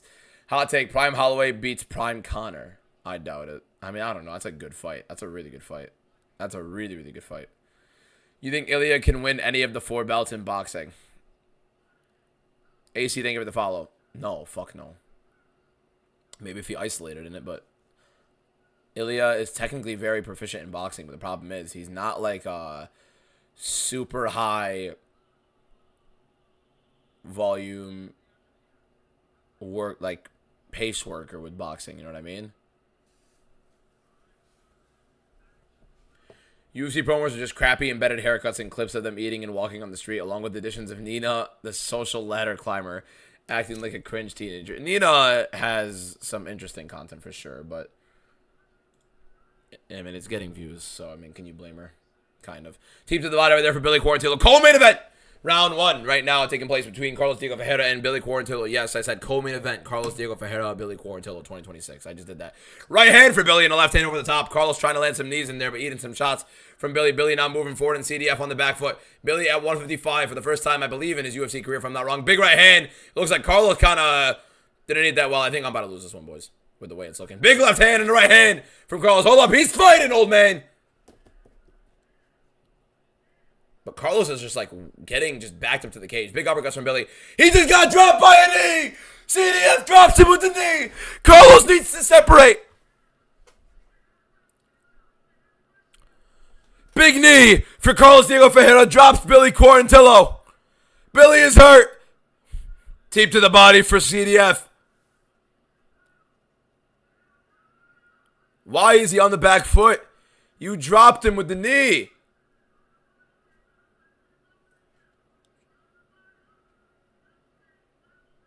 There's a right hand for CDF.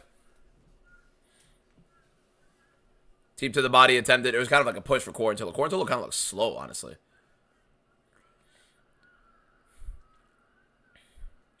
Two uncles fighting, literally. There's a swing for Quarantillo. Tries to land these big lefts. Carlos trying to land these big rights. Quarantillo, weird like way Billy's throwing these shots. There's a good body kick right there for CDF. I think he tried to catch Billy coming in low. Didn't get him there. Teep to the body for Billy. Not really landing. There is a jab and a right hand for CDF. The right hand is landing for free for CDF if he steps into it a little bit better. Has to stop leading down into it. Keep it framed up. Land that big hand. There's the big right. There you go. Literally exactly like that. Should I coach? Should I coach? Coach don't fight. Coach don't play. Billy labored takedown. Very lazy. CDF definitely the better jiu-jitsu practitioner, I think, at least. We're about to find out if Billy can chain this single. Like if CDF can actually defend it. We're about to find out. Billy isn't on the single. An elbow from CDF. CDF looking to maybe attempt to choke. Nope. Frames it off. Good stuff from CDF to defend the takedown.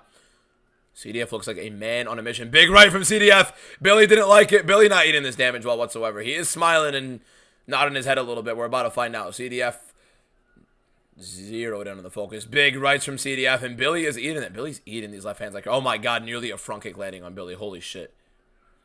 Right hand just misses for CDF again over the top. Billy trying to swing big right. Billy looks horrible. I'm sorry. This is not fixed. Billy just legitimately looks horrible. He looks like he's a 37-year-old who hasn't fought in 2 years and got finished in his last fight and hasn't looked great. Hasn't really looked good in like 4 years. So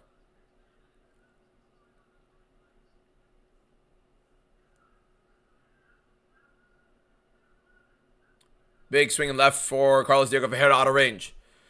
There's a teep to the body for Billy. Good kick to the body from CDF in the right hand. There's a takedown attempt from CDF. And he gets Billy to the ground. Billy's now on the ground right now. CDF trying to pass into the half guard. Minute 48 left. Let's see if CDF has some work in here. Billy trying to stay active with some punches on the ground. But CDF on top. Billy trying to be active with his guard. CDF getting out of the half. Or getting out of the full, going into the half. Let's see how CDF works in the half guard. Is he going to stay here with the frame and not try to get anything out of it? Little crafty vet work from Carlos Diego Ferreira. Some might say the craftiest. Others might say it's Davey Grant. You never know. Maybe we make that fight. Way too big of a size difference. Why did he go for a takedown? Mixing the martial arts. Got my Cheetos and Diet Coke at 5 a.m. peak life. Need the last fight to be under 3.5 rounds. I feel you. How did one judge not give Lemos a round? I think Lemos lost round 2 as well, to be honest. I thought she lost all 3, but round 2 is very close. I have a Winnie Pooh book next to me. Love that. CDF not able to do much out of the half guard. Billy trying to force him out of it. Now it looks like he's passing into the side control. CDF doing his work to try to pass into the side. Billy trying to do his best to make sure he doesn't get it. He's trying to push him back into the half. CDF trying to step over the arm of Billy maybe. Doesn't end up getting it. No one talked to you, Siri, you dumbass fucking hoe. Get the hell out of here, bro. Appreciate you, Thule, my guy. CDF now on top in the half guard. Postures up. Tries to land some ground and pound. Billy Quarantino postures him off. Legs up. Tries with the high kick. Gets CDF off of him. Tries to get back up. Body kick right there for CDF as Billy gets back up. 21 seconds left in round 1. Billy Q trying to get something back here, but CDF has been dominating in round 1. There's a low kick. Big right hand for CDF. Billy Q eats it. Literally cocked his whole head across. There's another big right hand. That right hand has been landing literally for free for CDF every single time he lands it. 5 seconds left right now in this round. And here we take it easy on Siri. I don't know, man. Siri just decides to like... I mean, I'm saying her name right now and she's not even responding, to be fair. But now all of a sudden, when I'm talking about anything else but her, she just wants to fucking pop in. You know what I mean? Round 1 easily goes to Carlos Diego Ferreira. Fantastic display by CDF. Well done. Well done, well done, well done.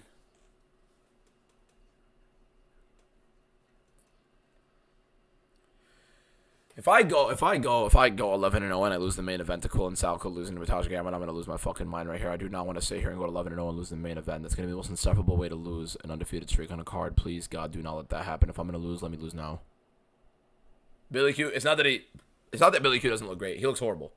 He looks outright horrible. What are your thoughts on rumored interim belt with Ankalaev and Paulo Costa for UFC 333? I wouldn't be shocked.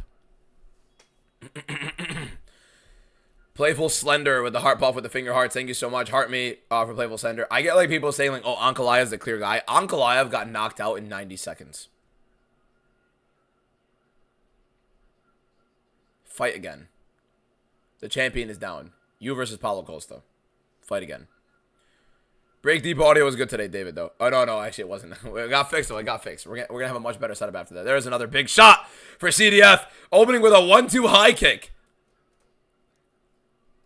Teep to the body for CDF is nailing Billy Quarantillo. Knee to the body, Teep up top. Just some big shots for Carlos Diego Ferreira. Another big right hand. I mean, they're landing. He's just getting a little bit reckless, CDF is, but he can easily land some big shots. Billy's not really countering him much. Round 2 right now, for those who are wondering if the co-main event, Billy Quarantillo versus Carlos Diego Ferreira. Yes, that is the co-main event. I know. Bear with us. Big swings right there for CDF as he is on the back foot, though. Billy Quarantillo trying to land something. Big high kick for CDF lands. I mean, man, this is a bad look for Billy here, man. This is a very bad look for Billy. Still pressuring. My stream stopped. Incredible spinning wheel kick to the air for Billy Quarantillo. That was bad. CDF just looks like the fresher fighter, the more explosive fighter. There's a high kick right there for Billy Quarantillo. There's a right hand for Quarantillo, though. Hold up. He's landing something, and he is pressuring CDF. Teep to the body for CDF, though. Left hand for Billy and a jab for Billy, and he's backing up CDF. CDF trying to shoot a takedown, and he gets him. Good stuff for CDF. Very, very smart. Very, very smart shot. Dana White, we make the highest level fights, the fights the fans want to see. We're nothing like boxing. Yeah, Dana White doesn't make shit right now. He hasn't done anything for the UFC in a while other than promote a little bit, maybe, if even you want to call that promotion. Big right again for CDF. Billy Quarantillo's chin at 155 is just holding on to some big shots from CDF. Maybe CDF's power isn't as crazy, but still, I mean, come on, he's eating some thuds. Another big right hand from CDF against Billy. There's a good jab for Billy Quarantillo. Right hand and a jab for Billy. Doesn't get it. Teep to the body attempt for... Oh, another beautiful right hand for Carlos Diego Ferreira. How long can Billy Q eat these? To be fair, at that point, you know it's coming at that point, but you can't stop it. He just keeps eating the right. Another big right for Carlos Diego Ferreira. There's a good jab to the body and the jab up top for Billy Q as he's pressuring forward. But a lot of the big shots coming from CDF. Eats a jab, but CDF returns with a big 1-2 again. Another big right hand. Big right hand again. Stumbles Billy Q. Another one. Billy Q's here to fight, though. He's swinging back. CDF with another right, and Billy Q follows with the left hook. CDF's like, yeah, man, this guy's just eating these. Now, CDF backing up, actually. Maybe Billy Q's left hook maybe stunned him a little bit. There's a big combination right there for CDF. There's a takedown attempt. I mean, Billy Q had no reaction time to that. Why can't CDF put the hooks in? Hooks were kind of there. Right back into the double. Let's see how CDF works through this. He's going to try to chain this around. Doesn't really have much of a grip. Not even remotely close. Billy Q has the right side underhook right now to defend it. CDF switches to a single leg. Let's see if he ends up chaining around. No, he goes still back into the double. Gets pulled right back open. Billy Q defends the takedown. Fantastic stuff. Let's see where we end up rolling. From here, Billy Q now initiates the clinch. Not really much for Billy Q to do in the clinch here. If he does sit in the clinch for another 2 minutes, he lost the round. Should be pretty evident for him. He has to get out of here. Now, CDF actually gets off with the clinch as Billy Q now approaches forward. CDF on the back foot, destroying Billy Q in this fight. Another big jab for Carlos Diego Ferreira. Switches back into the southpaw. Now back into orthodox. There's an uppercut attempted by him. Didn't see an uppercut for him the whole fight. There's the first one right there. Kind of led with it. Didn't land. Now big swings from CDF. Missing big. Let's see Billy Quarantillo putting on his pace. He likes to be a pace in these fights. So let's see how it rolls. There's a left hand right there for CDF and a right hook over the top. Billy Quarantillo literally just eating shots to the head. This cannot be healthy. CDF teep to the body. That looked like a low blow. Billy Quarantillo just hinting at it, but nothing really happening. And a big 1-2 from CDF lands. Billy Quarantillo eating it, and he's pressuring forward from there. Not really landing anything after there. And another big right hand from CDF. Left hook misses, though. Billy Quarantillo pushing him to the back. Oh, another big left hook. That was a low blow by CDF. I literally just watched a left hook to the balls. There's a good jab right there from Billy Q to keep him in the back. Big right hand from CDF again. Big swinging right from Billy Q. Just misses. Another teep to the body for CDF. Gets tripped up a little bit from Billy Q. Teep. Right hand for Billy Q, I just saw. And a left hook. Billy Q constantly pressuring forward and just eating shots. Another big right hand. Stumbling Billy Q. TikTok's dumbass. TikTok gave me an inactivity detection when I've been literally spam speaking for 5 minutes. For what, 5 hours straight. There's another right for CDF. The right hand is literally free.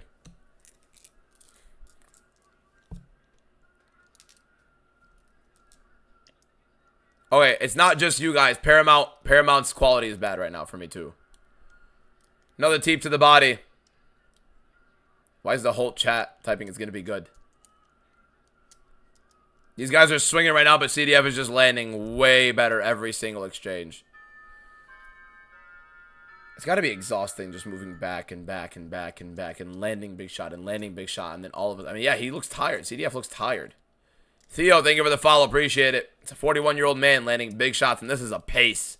This fight is a pace.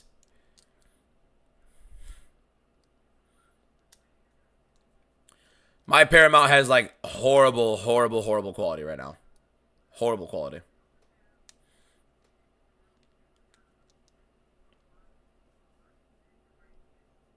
Gary by his nutritionist jumping in the cage and helping him win. Billy only planned to win by KO, which he ain't doing. Yeah, I mean, fair enough. Billy Q trying to hype up the crowd after he's been eating shot after shot after shot after shot after shot. Main event is after this round. I have Van over Pantoja. Here we go. Round 3 of the co-main event. Carlos Diego Ferreira versus Billy Quarantillo. Ferreira beating the brakes off of Billy Quarantillo so far in this fight.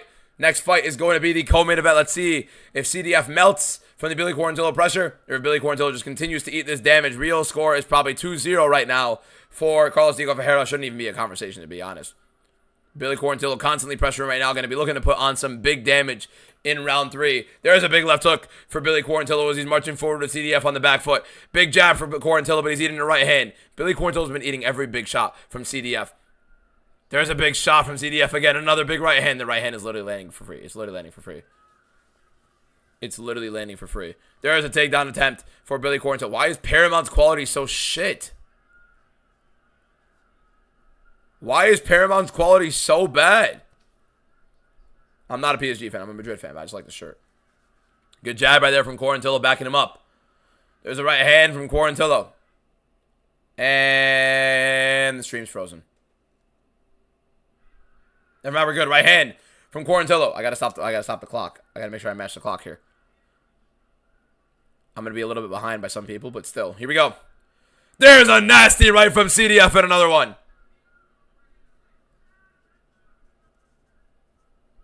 Another big right for CDF and more lagging. And my screen is frozen. My screen is frozen. Now we're back. There's a good right hand from CDF. I've been saying there's a good right hand from CDF for the whole fight. Billy Quarantillo now shoots a takedown. That is a horrible idea. For everyone lagging, it's okay. Billy's still getting pieced up. Yeah, literally exactly what's happening right now.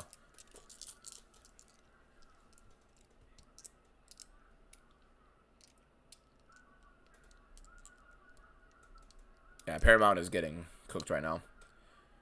Keisha, thank you for the follow. And CDF reverses the position, now getting the back of Billy Quarantillo, who tries to roll, isn't able to. CDF putting in a hook. Does he have the other ones? Billy fights the other hook off. CDF is going to fly off the top here. He's going to slip off the top if he doesn't grab a leg. He might have a stretch. And Billy went right down to the knee to avoid any of the Suloya stretch there. Didn't want to get put in a banana split. We are still undefeated on this card, yes, sir. Oh, mount right now for CDF. Billy tries to explode heavy, and he does get CDF off the mount here. So let's see what ends up happening, how this position ends up rolling. Billy has a body triangle, but he's upside down. It's not going to do anything for him.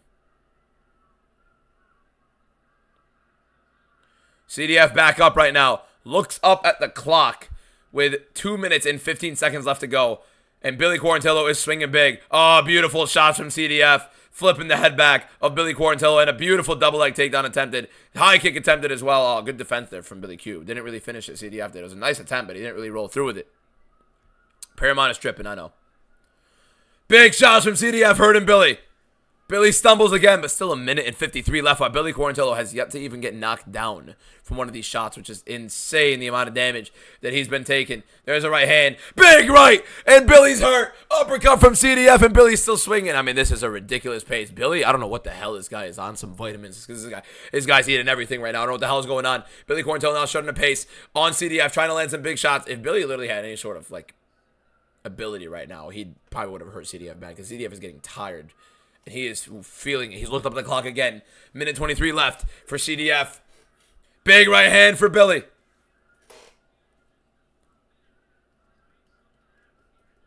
Last card, we were 10-4.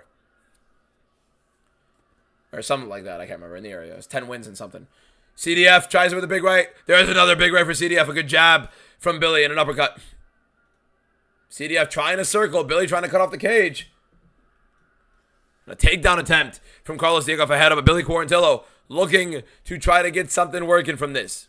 But really just 49 seconds of Billy Quarantillo now on top of CDF, where CDF is more in the fetal position trying to defend it. Now, Billy Quarantillo might be trying to go for a submission here. He's trying to rip big to the body against CDF, but this is just another clear CDF win here. Noah, thank you for the follow. Appreciate it.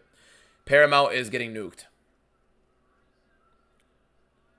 30 seconds to go. Billy Quarantillo, not much to have. CDF pulls guard to avoid anything major from Billy. He's just going to hold on, and Billy Quarantillo is just going to have to try to force anything in with these 20 seconds, and CDF is going to be walking away. I know it's been over probably, but I mean, my stream is behind because, guys, for the love of God, like, I mean, Paramount is on a horrible run. Who you got, Prozis or Morales? Morales grappling can definitely run a clinic, but Prozis can hurt him badly at a distance. There we go. We are 100% correct on the card going into the main event. We are 11-0 going into the main event right now. 11-0. 11-0, boys.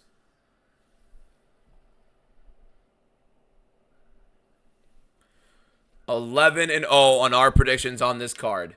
And we have the main event left over. All we need is Quillen Salkild to sweep the card. Diego easily won that. All 3 rounds. It wasn't even a conversation. It's not even close. It's not even close.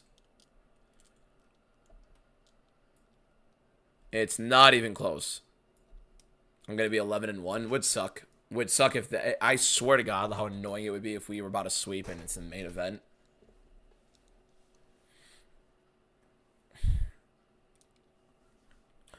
I've won my last 4. 4-0, fair enough. What is going on with Paramount? Paramount is getting insufferable right now. You're new boy. Thank you for the follow. Appreciate it. Genuinely might be one of the worst fighter on the card. Ravina Oliveira fought earlier today. Doan Cedric, thank you for the follow. Gamrot controls him all fight. I think if it gets past 3 rounds and Gamrot's wrestling him, he's probably going to submit him.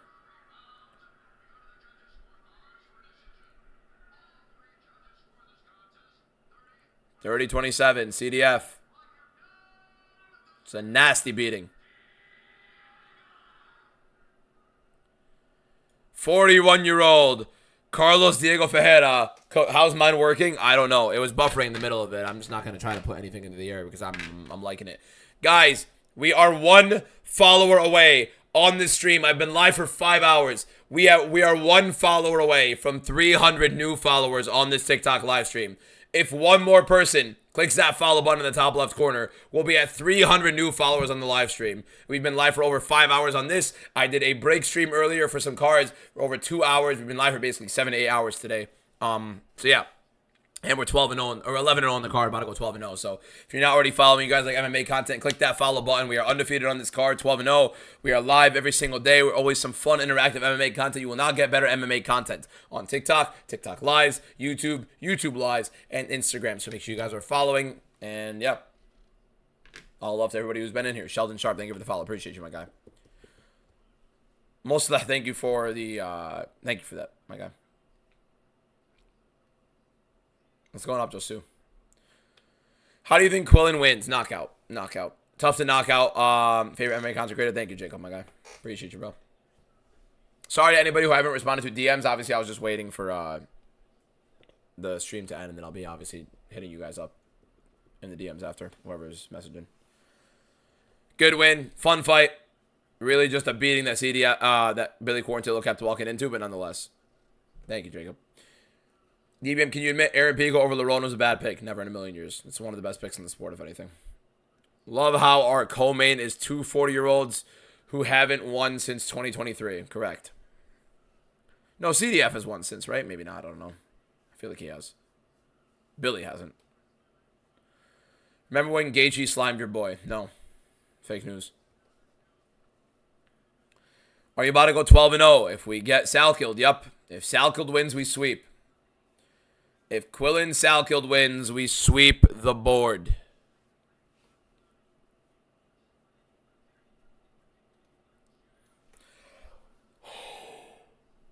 If Salkilled wins, who does he get next? What is the lightweight division looking like right now? What is the lightweight division looking like?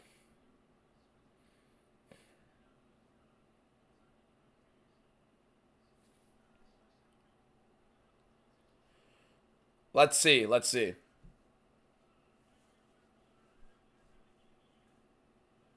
Who does Salkilled get if he wins next? Oh, wow. He's literally fighting the... Oh, that's the meta rankings. Hold up. I don't know, because Rufi's fighting Arman. He's not getting Oliveira. He's not getting Max Holloway. He's not getting Patty. Maybe Benoit Saint-Denis. Maybe it's Quillen Salkilled versus Benoit Saint-Denis next. I think the winner of this fight fights Benoit Saint-Denis. I think that's the next fight for both. Oh, hey, how sick of a fight would that be, boys? Benoit Saint-Denis versus Mateusz Gamrot. Who would you guys have in that fight? 30-27 is not crazy. He literally beat his ass all 3 rounds. What are you talking about? That's crazy. Guys, Mateusz Gamrot or Benoit Saint-Denis, who wins that fight? Gamrot or Benoit Saint-Denis?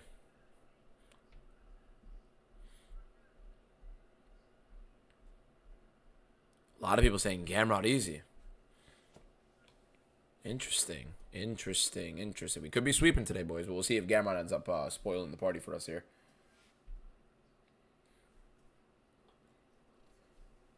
If he wins, he can get Usman or Magomedov. That's disgusting. JDS over Rebellis. It would have been a better pick if he decided to grapple a little bit. I do not place bets, no. Told you, Tommy versus Rahiki. Sick fight. Sick fight. How long will they delay? Hopefully not too long. Why are they selling tickets for 332 before announcing the card? There's no way they're announcing. They've already sold tickets for it.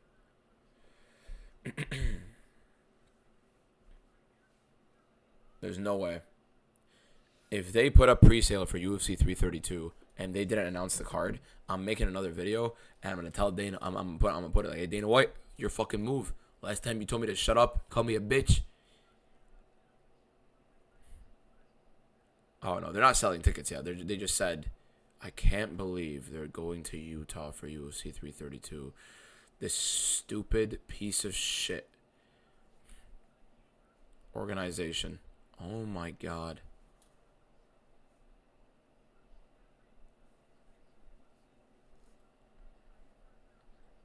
What the hell is the appeal of going to Utah? Why are they obsessed with Utah?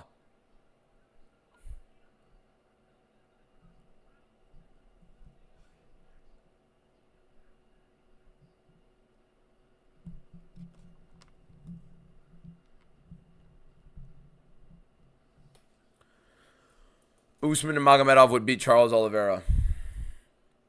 I did 1K underscore. Thank you for the follow. Perfect card predictions. Thank you. Bro from the future. We'll keep cooking, my man. We'll keep cooking. This is Salkill's 5th fight since beating Anshul Jubilee. But Jubilee hasn't fought yet. A year and a half. Fair enough. Who even lives in Utah? To keep doing that many UFC cards in Utah. What are we doing, man? Seriously, what are we doing? You'll need to unlock your Nobody's fucking talking to you. Holy shit. She's been responding to everything that isn't her damn name. You have to give Usman Max Holloway. That is a disgusting matchup for Max. Who's on my jersey? This is just like a shirt. It's not, I mean, it's a jersey, but it's not, no one's on it. Clean sweep if we get it.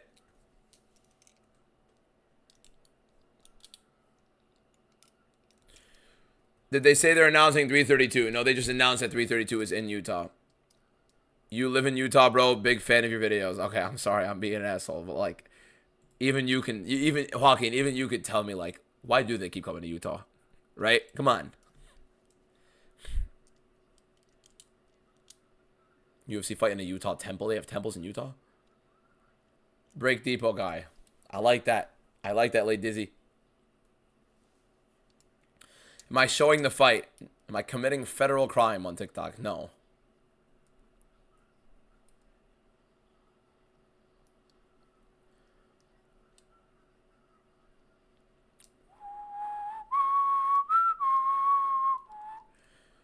Have any underdogs won? Yes. Montana over...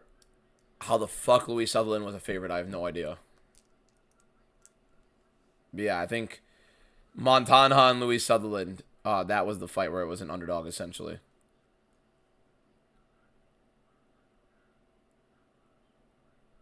If I'm not wrong, at least.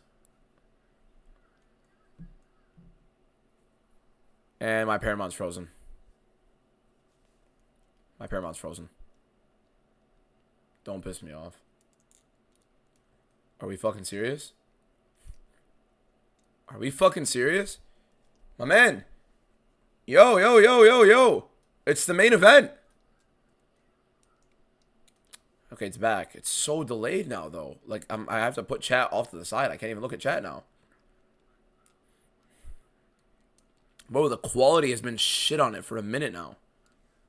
Should you cash out? Zayd, I don't put money on fights, man. I mean, I can't. It's not my thing. I can fast forward. I'm afraid to touch it right now.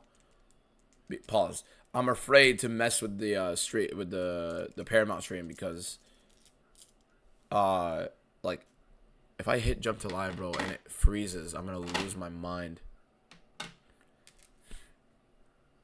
Jump to live. Bismillah ar-Rahman ar-Rahim. It didn't move.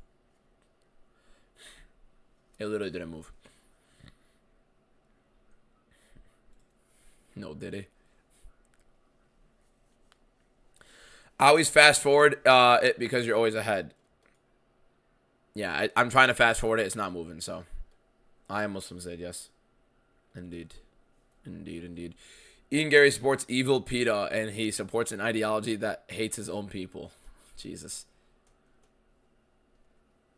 How many of your pick actually win? I've won every single one today. OJ, thank you for the follow. Appreciate it. Do not put money on my predictions. Call the hotline if you're thinking so. Yes, Zayd, I am Muslim. How confident am I in cooling Sal Cold? Relatively confident. I think Ali is getting back at us.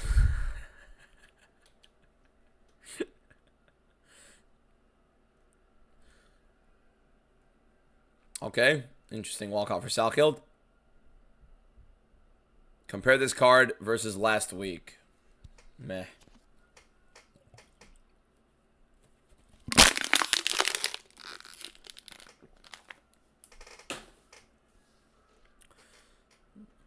Why is he walking out like that? Because he's a dog. What are you talking about? What do you think about Dan Hooker fight night soon? Oh my God, UFC, bro, boys.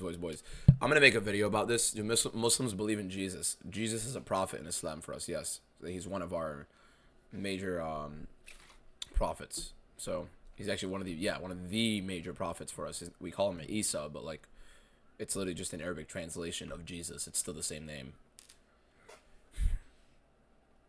It's like calling water Mai. Like, we call water Mai. It's literally just an Arabic translation of the name.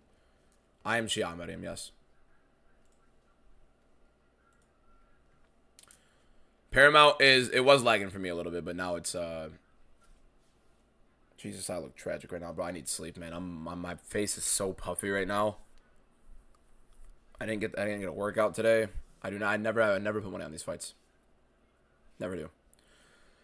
How convenient are you? How convenient? You make confident in mine over 1.5 rounds in Salco to win. Call the hotline. I don't put money, bro. I think it goes over 1.5. Yes, I'm Muslim. Dope boy 123. Thank you for the follow, guys. We are at the main event. We have been live. We have been live for 5 hours and 20 minutes, 5.5 hours almost right now. I also went live earlier today on Break Depot. Break Depot is our card business, the card breaking business where we open 8 UFC hobby boxes last night and today. And do you see the cards tomorrow? Do I have anything good? I got some sick shit. I got a Caleb Wilson $6,000 out of 10 on card autograph card that I have to go get sent graded for PSA. If you follow basketball, you know who Caleb Wilson is. Guys, one more follower on this live stream, and we'll have 350 new followers on TikTok in this live stream alone. If you're not already following, One more person, click that follow button. We've been live for over 5.5 hours. We are undefeated on this card. We have yet to lose a fight. So if you're not already following, one more person, click say we'll have 350 new followers. I appreciate you guys. DBM, I just put half my savings on it, going over 1.5. Best of luck. Arturo Lotto, thank you for the follow. Everybody who's clicking that follow button, appreciate you guys so much. Armand never getting a title shot. UFC never makes sense. Yeah, they're screwing him over. They're trying to do whatever. Will I drop a link when I hit 100K? A link of what? What the fuck are you talking about? Yo. Caleb Wilson's on the Bulls. He's not going to do anything. He's going to be Rookie of the Year. That's what he's going to do. And he's going to make me a lot of money. My watch time on your lives has to be crazy. Danilo, I appreciate that, my man. Last time, I'm going to mention it right now. I'm looking for a clipper. Somebody to clip my YouTube videos and my TikTok live streams. If you watch my TikTok live streams every single day, and I need you to be watching them every single day, and you want to clip and make money, DM me. You have to be somebody who clips. Please, if you just only DM me if you're serious about this. You're going to be making good money off of this. You'll be working with me long term, clipping all of my content. All of it. On YouTube, on live streams. DM me. We'll set up a meeting, and we'll go from there.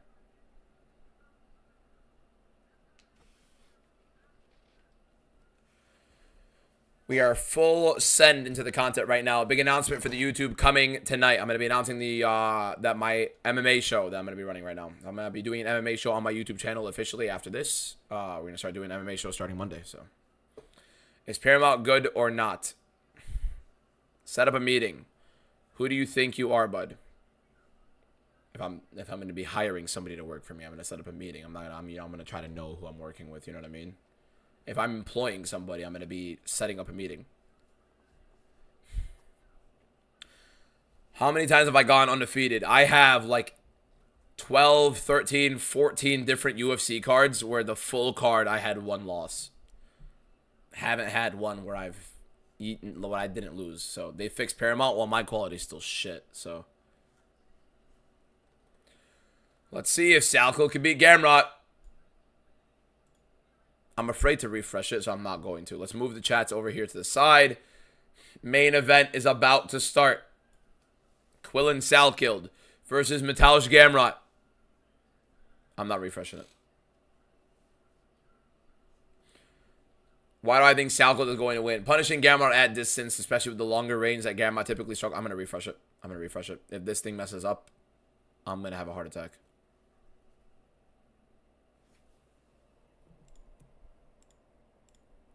Work, damn it. Huge. Oh my god, it worked. Oh my god, it fixed. You guys didn't lie. Oh my god, you guys actually didn't lie. Well done, boys.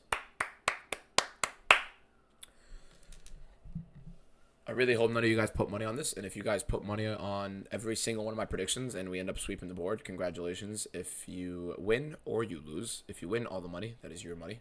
Understand that. It was your responsibility. And you decided to put money on it, and you would have won. Even if it was my predictions and I convinced you, whatever it is. I did not personally convince you. I just made a video and you listened to it. That's not my fault. That's your fault.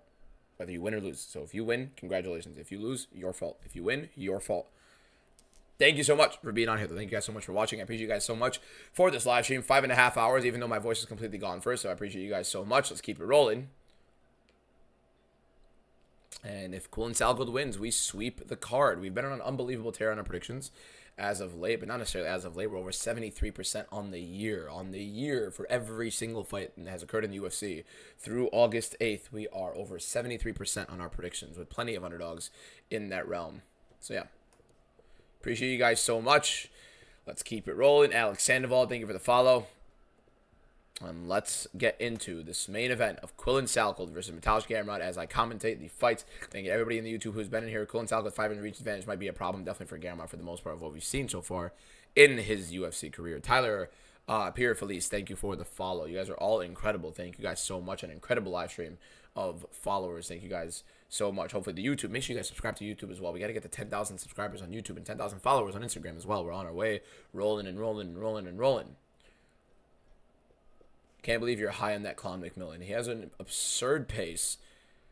He does get hurt badly and he does get hit, but he also recovers tremendously. And he's a dog. And he has a ridiculous level of cardio. And he's young. So he put on an absurd showcasing and in a very, very improved level against a very solid fighter in Alberto Montez. So it's not like he fought some bum, you know what I mean? And now he's fighting Marwan Rahiki, who I'm actually so much higher on Marwan Rahiki than I am on Tommy McMillan. But I think at this exact point of both of their careers, I think it's going to be a good fight for Rahiki to lose, and I do think it's a fight that is going to be worse for Rahiki overall. Here we go. Round 1 of the main event of Quillen Salkeld versus Mateusz Gamrot. Let's see how this goes. Salkeld, more than likely the guy to look for an early finish here. Mateusz Gamrot looking to wrestle across this entire fight. Salkeld, a much bigger fighter at 155 pounds, but Gamrot no slouch. Nonetheless, a 40% chance for Gamrot, 60% chance for Salkeld. Big right hand for Gamrot. Now, Salkeld is a bit chinny. Looks like the weight cut kind of does take a toll on him for his cardio, for his durability at 255. And Gamrot already landing some 2 good right hands and a good teep to the body after the low kick from Quillen Salkeld as Gamrot catches the other one. Don't know if kicks are the smartest thing for Salkeld. But a good left hook for Salkeld immediately as Gamrot changes in on the single. I mean, this guy, Gamrot, is ridiculous. I mean, he gets hurt. Casper just sent a tropical sunset. Holy shit.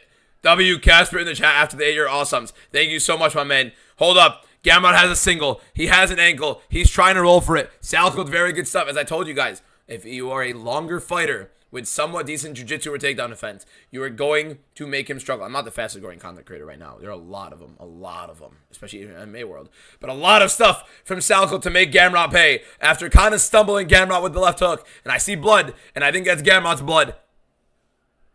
And there we go. There is Salkeld right now reversing the clinch, stuffing the first Gamrot takedown on a really deep ankle pick that Gamrot had after getting hurt. Gamrot, when he does get hurt, fantastic job of being able to clutch on to something to gather a takedown. But really good defense from Salkeld. Super, super, super heavy hips in that defense right there. Now Gamrot's trying to roll around. Oh my god, really good stuff from Salkeld to sit heavy into it. Now Gamrot trying to roll for a leg here. He is on the knee. There is a chance Gamrot has something.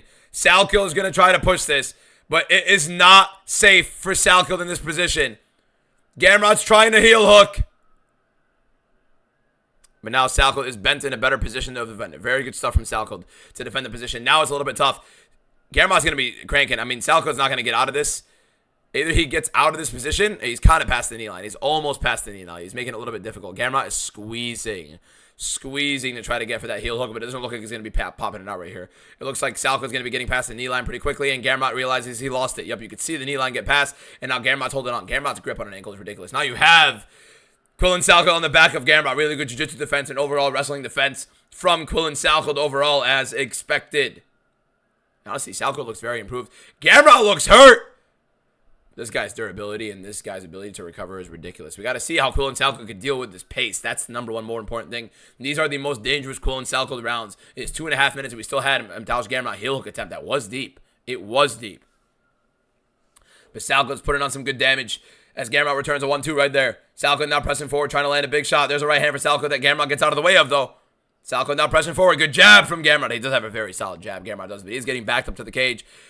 Big swinging shots for Salkeld. Now he's shooting on Gamrot, and he gets Gamrot down, and he's clutching up the legs of Mateusz Gamrot. Quillen Salkeld looking like he's improving tremendously so far every single fight that we see him in all of a sudden, but this is the one that we're starting to see a very high technical proficiency in. But again, I did expect it because this is a very stylistically advantageous matchup for him. But if the wrestling is looking good of him taking down Mateusz Gamrot, you guys gotta understand, jiu-jitsu is a whole different world in terms of just wrestling. This isn't just wrestling. There's jiu-jitsu as well. And look how long Quillen Salkeld is to get under Gamrot and get the legs. I told you guys the length of Salkeld with any sort of jiu-jitsu is going to be something that can definitely roll it. But really good scramble from Gamrot, but unbelievable tight body triangle from Salkeld, but too much of a scramble from Gamrot to make it easy. And now Salkeld is in a very bad position with Gamrot out on top. Salkeld trying to get his guard over. Very, very tricky from both guys. Salkeld is trying to use a very long guard around to get to the back of Gamrot, and it looks like he is framing that to get a body triangle to get the back. I mean, this is very, very high level stuff. There we go. This is what we're talking about, where if you have some sort of level of wrestling and you're that much longer, Gamrot does struggle, especially when the jiu-jitsu starts taking place, because he's not as good of a jiu-jitsu practitioner. Now, Gamrot nearly being flattened out by Salkeld, but Salkeld struggling to keep that maintained. Salkeld looking for the choke. He's squeezing. Gamrot defends. This is not Charles Oliveira, but you never know. He can still defend it.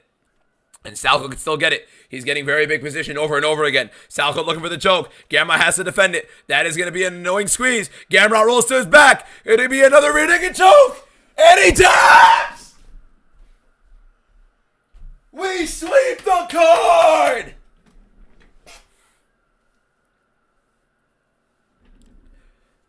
There we go, fellas. There we go. He look, I thought he was going to do unbelievably. He did even better than what I thought. We swept the card, boys. We swept the card. Damn straight. Told you guys Quillen Salkel was going to mop the floor with him, man. Told you guys. He is a very, very, very solid fighter. He is a very solid fighter. And not going to lie, he looked ridiculously improved. Ridiculously improved. He's getting better and better and better. Not a single fight on the entire 12-fight card missed on this one. There we go, boys. Bring out the brooms. Spam the brooms in the chat. I want the whole chat to be broomsticks. I want the entire chat to be broomsticks. I don't want to see anything in the chat other than broomsticks right now. I want broomsticks in the entire chat. Everybody spam the broomstick emoji right now. I want the entire chat to be broomstick emojis right now. YouTube and TikTok, spam the broomsticks. Big sweep. Quillen Salkel, belt to ass. We knew where it was coming from, boys.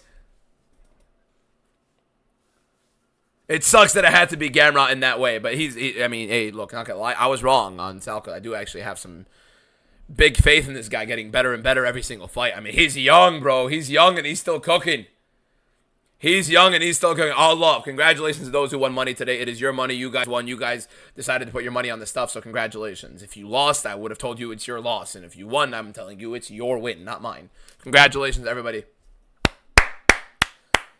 He is a much higher level grappler than anybody can ever really give him credit for, honestly. He's a very, very high level grappler. He's a great scrapper. He is pretty hittable on the feet, but he's willing to take it. So, this guy's getting better and better. Unbelievable. Unbelievable. Oh, Benoit's on the knee, gets his ass belted. I hope he calls out Benoit's on the knee, because that's a perfect fight for him. By the way, one more follower on this live stream. We just swept the card. One more person to click the follow button in the top left. And we have 400 new followers on this live. If one more person clicks the follow button in the top right, we have 400 new followers on this TikTok live stream. We swept the card. We got everything correct. Let's hear it from Quillen Salkel. So just click that follow button if you guys are not already following. Let's keep it rolling. Giant win, an absolutely dominant decimation by Quillen Salkel. Ale, yo, Ale, relax. Okay, no, let's not spam them, man. 2 galaxies from Ale, you legend, you absolute legend. Okay, let's hear this. Let's hear this. If you're not already following, you now know. Click the follow button. I hope he calls out Benoit.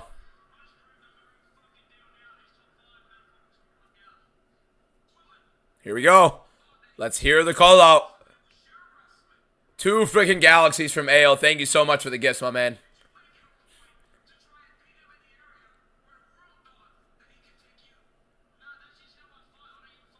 I suck at predictions. Kiss my ass.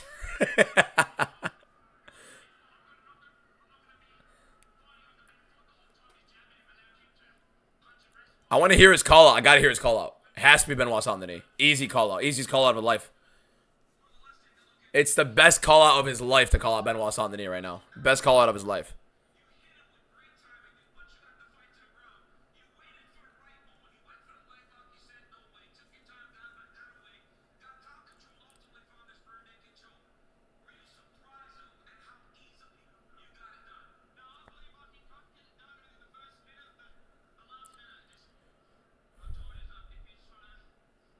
Come on, Quillen. Call out Benoit's on the knee. Just do it. Just call out Benoit. It's more than 4, right? He's won more than 4 fights in a row. Is it 4? Jubilee, Malarkey, Dariush, Gamrot. No, he has more. Ashmuz.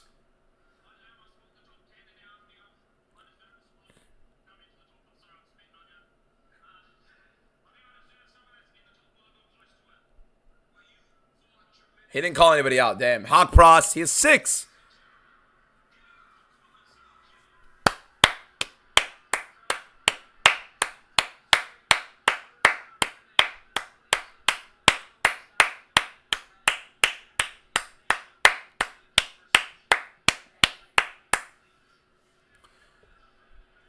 Sweep. Sweep. Sweep. All right, that's enough.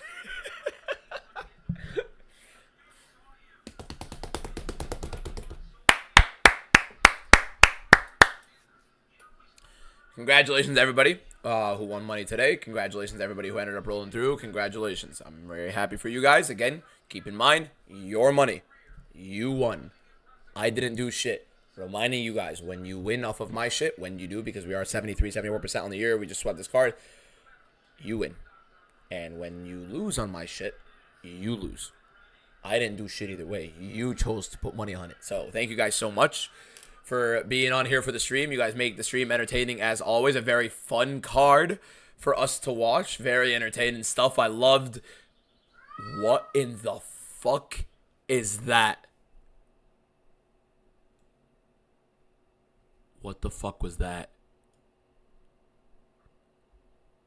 What the fuck just popped up on my screen, Casper? What did you just send, Casper? 5,000 coins. Casper, have you lost your fucking mind? Holy shit. That's the biggest gift I've ever gotten here. Holy hell. Oh my god. Somebody just sent. I don't even know what number that is. I don't even want to think about that much money. Jesus Christ, Casper. Holy shit. Insane donation. I don't know how. That's 5 galaxies. He just sent 5 galaxies worth of a gift. In one gift. Holy shit. I've never seen that. Leon the kitten? Man like Leon.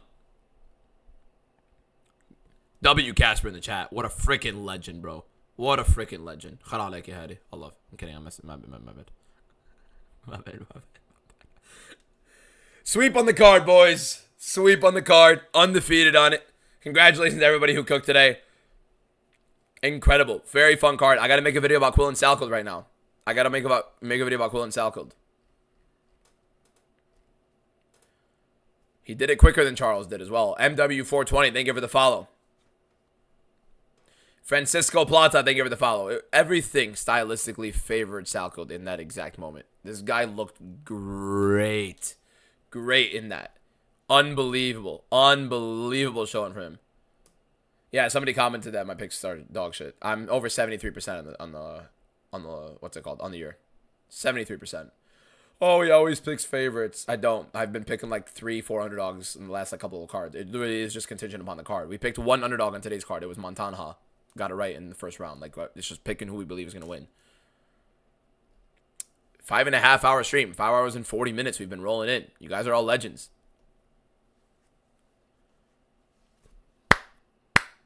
What a fucking stream. What a freaking run.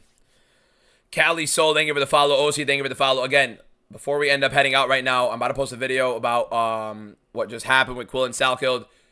If you guys are not already following, click the damn follow button. Our goal for this year on TikTok was 75,000. We're approaching 73 now. We are going to hopefully hit 100,000 by the end of the year. And if we do, I'll be giving away 2 UFC tickets. 2 UFC tickets if we hit 100,000 followers on TikTok to any UFC event you want in 2027. It is your choosing. We're at 73.8K right now. My goal at the beginning of the year, I have it written down on the paper, was 75,000. We have been on an insane run. If we can get to 100,000 followers by the end of the year, we give away 2 UFC. Clear matchup is BSD. Easy as money. It's literally the easiest thing for him in the world. He's going to kill BSD. Yeah, thank you guys so much for watching. Click the follow button. Subscribe to the YouTube. Follow the Instagram. And I'll be seeing you boys on another day. Not another day. Tomorrow. I'm live tomorrow. All love to you guys. Have a good one. Am I going to UFC Sacramento? No, sir. No, sir. The next UFC event I will be attending in person is in New York in November, Madison Square Garden. UFC 334. Thank you guys so much. I will see you guys again tomorrow. Stay tuned for the announcement for tomorrow. And have a good one, boys. All love. Take care. I'll see you there, Cass. Yallah. Hassan Karimi sending the hand heart to end the live stream. Appreciate you guys so much. You guys all have a good one. And congratulations to those who made money today. Peace out.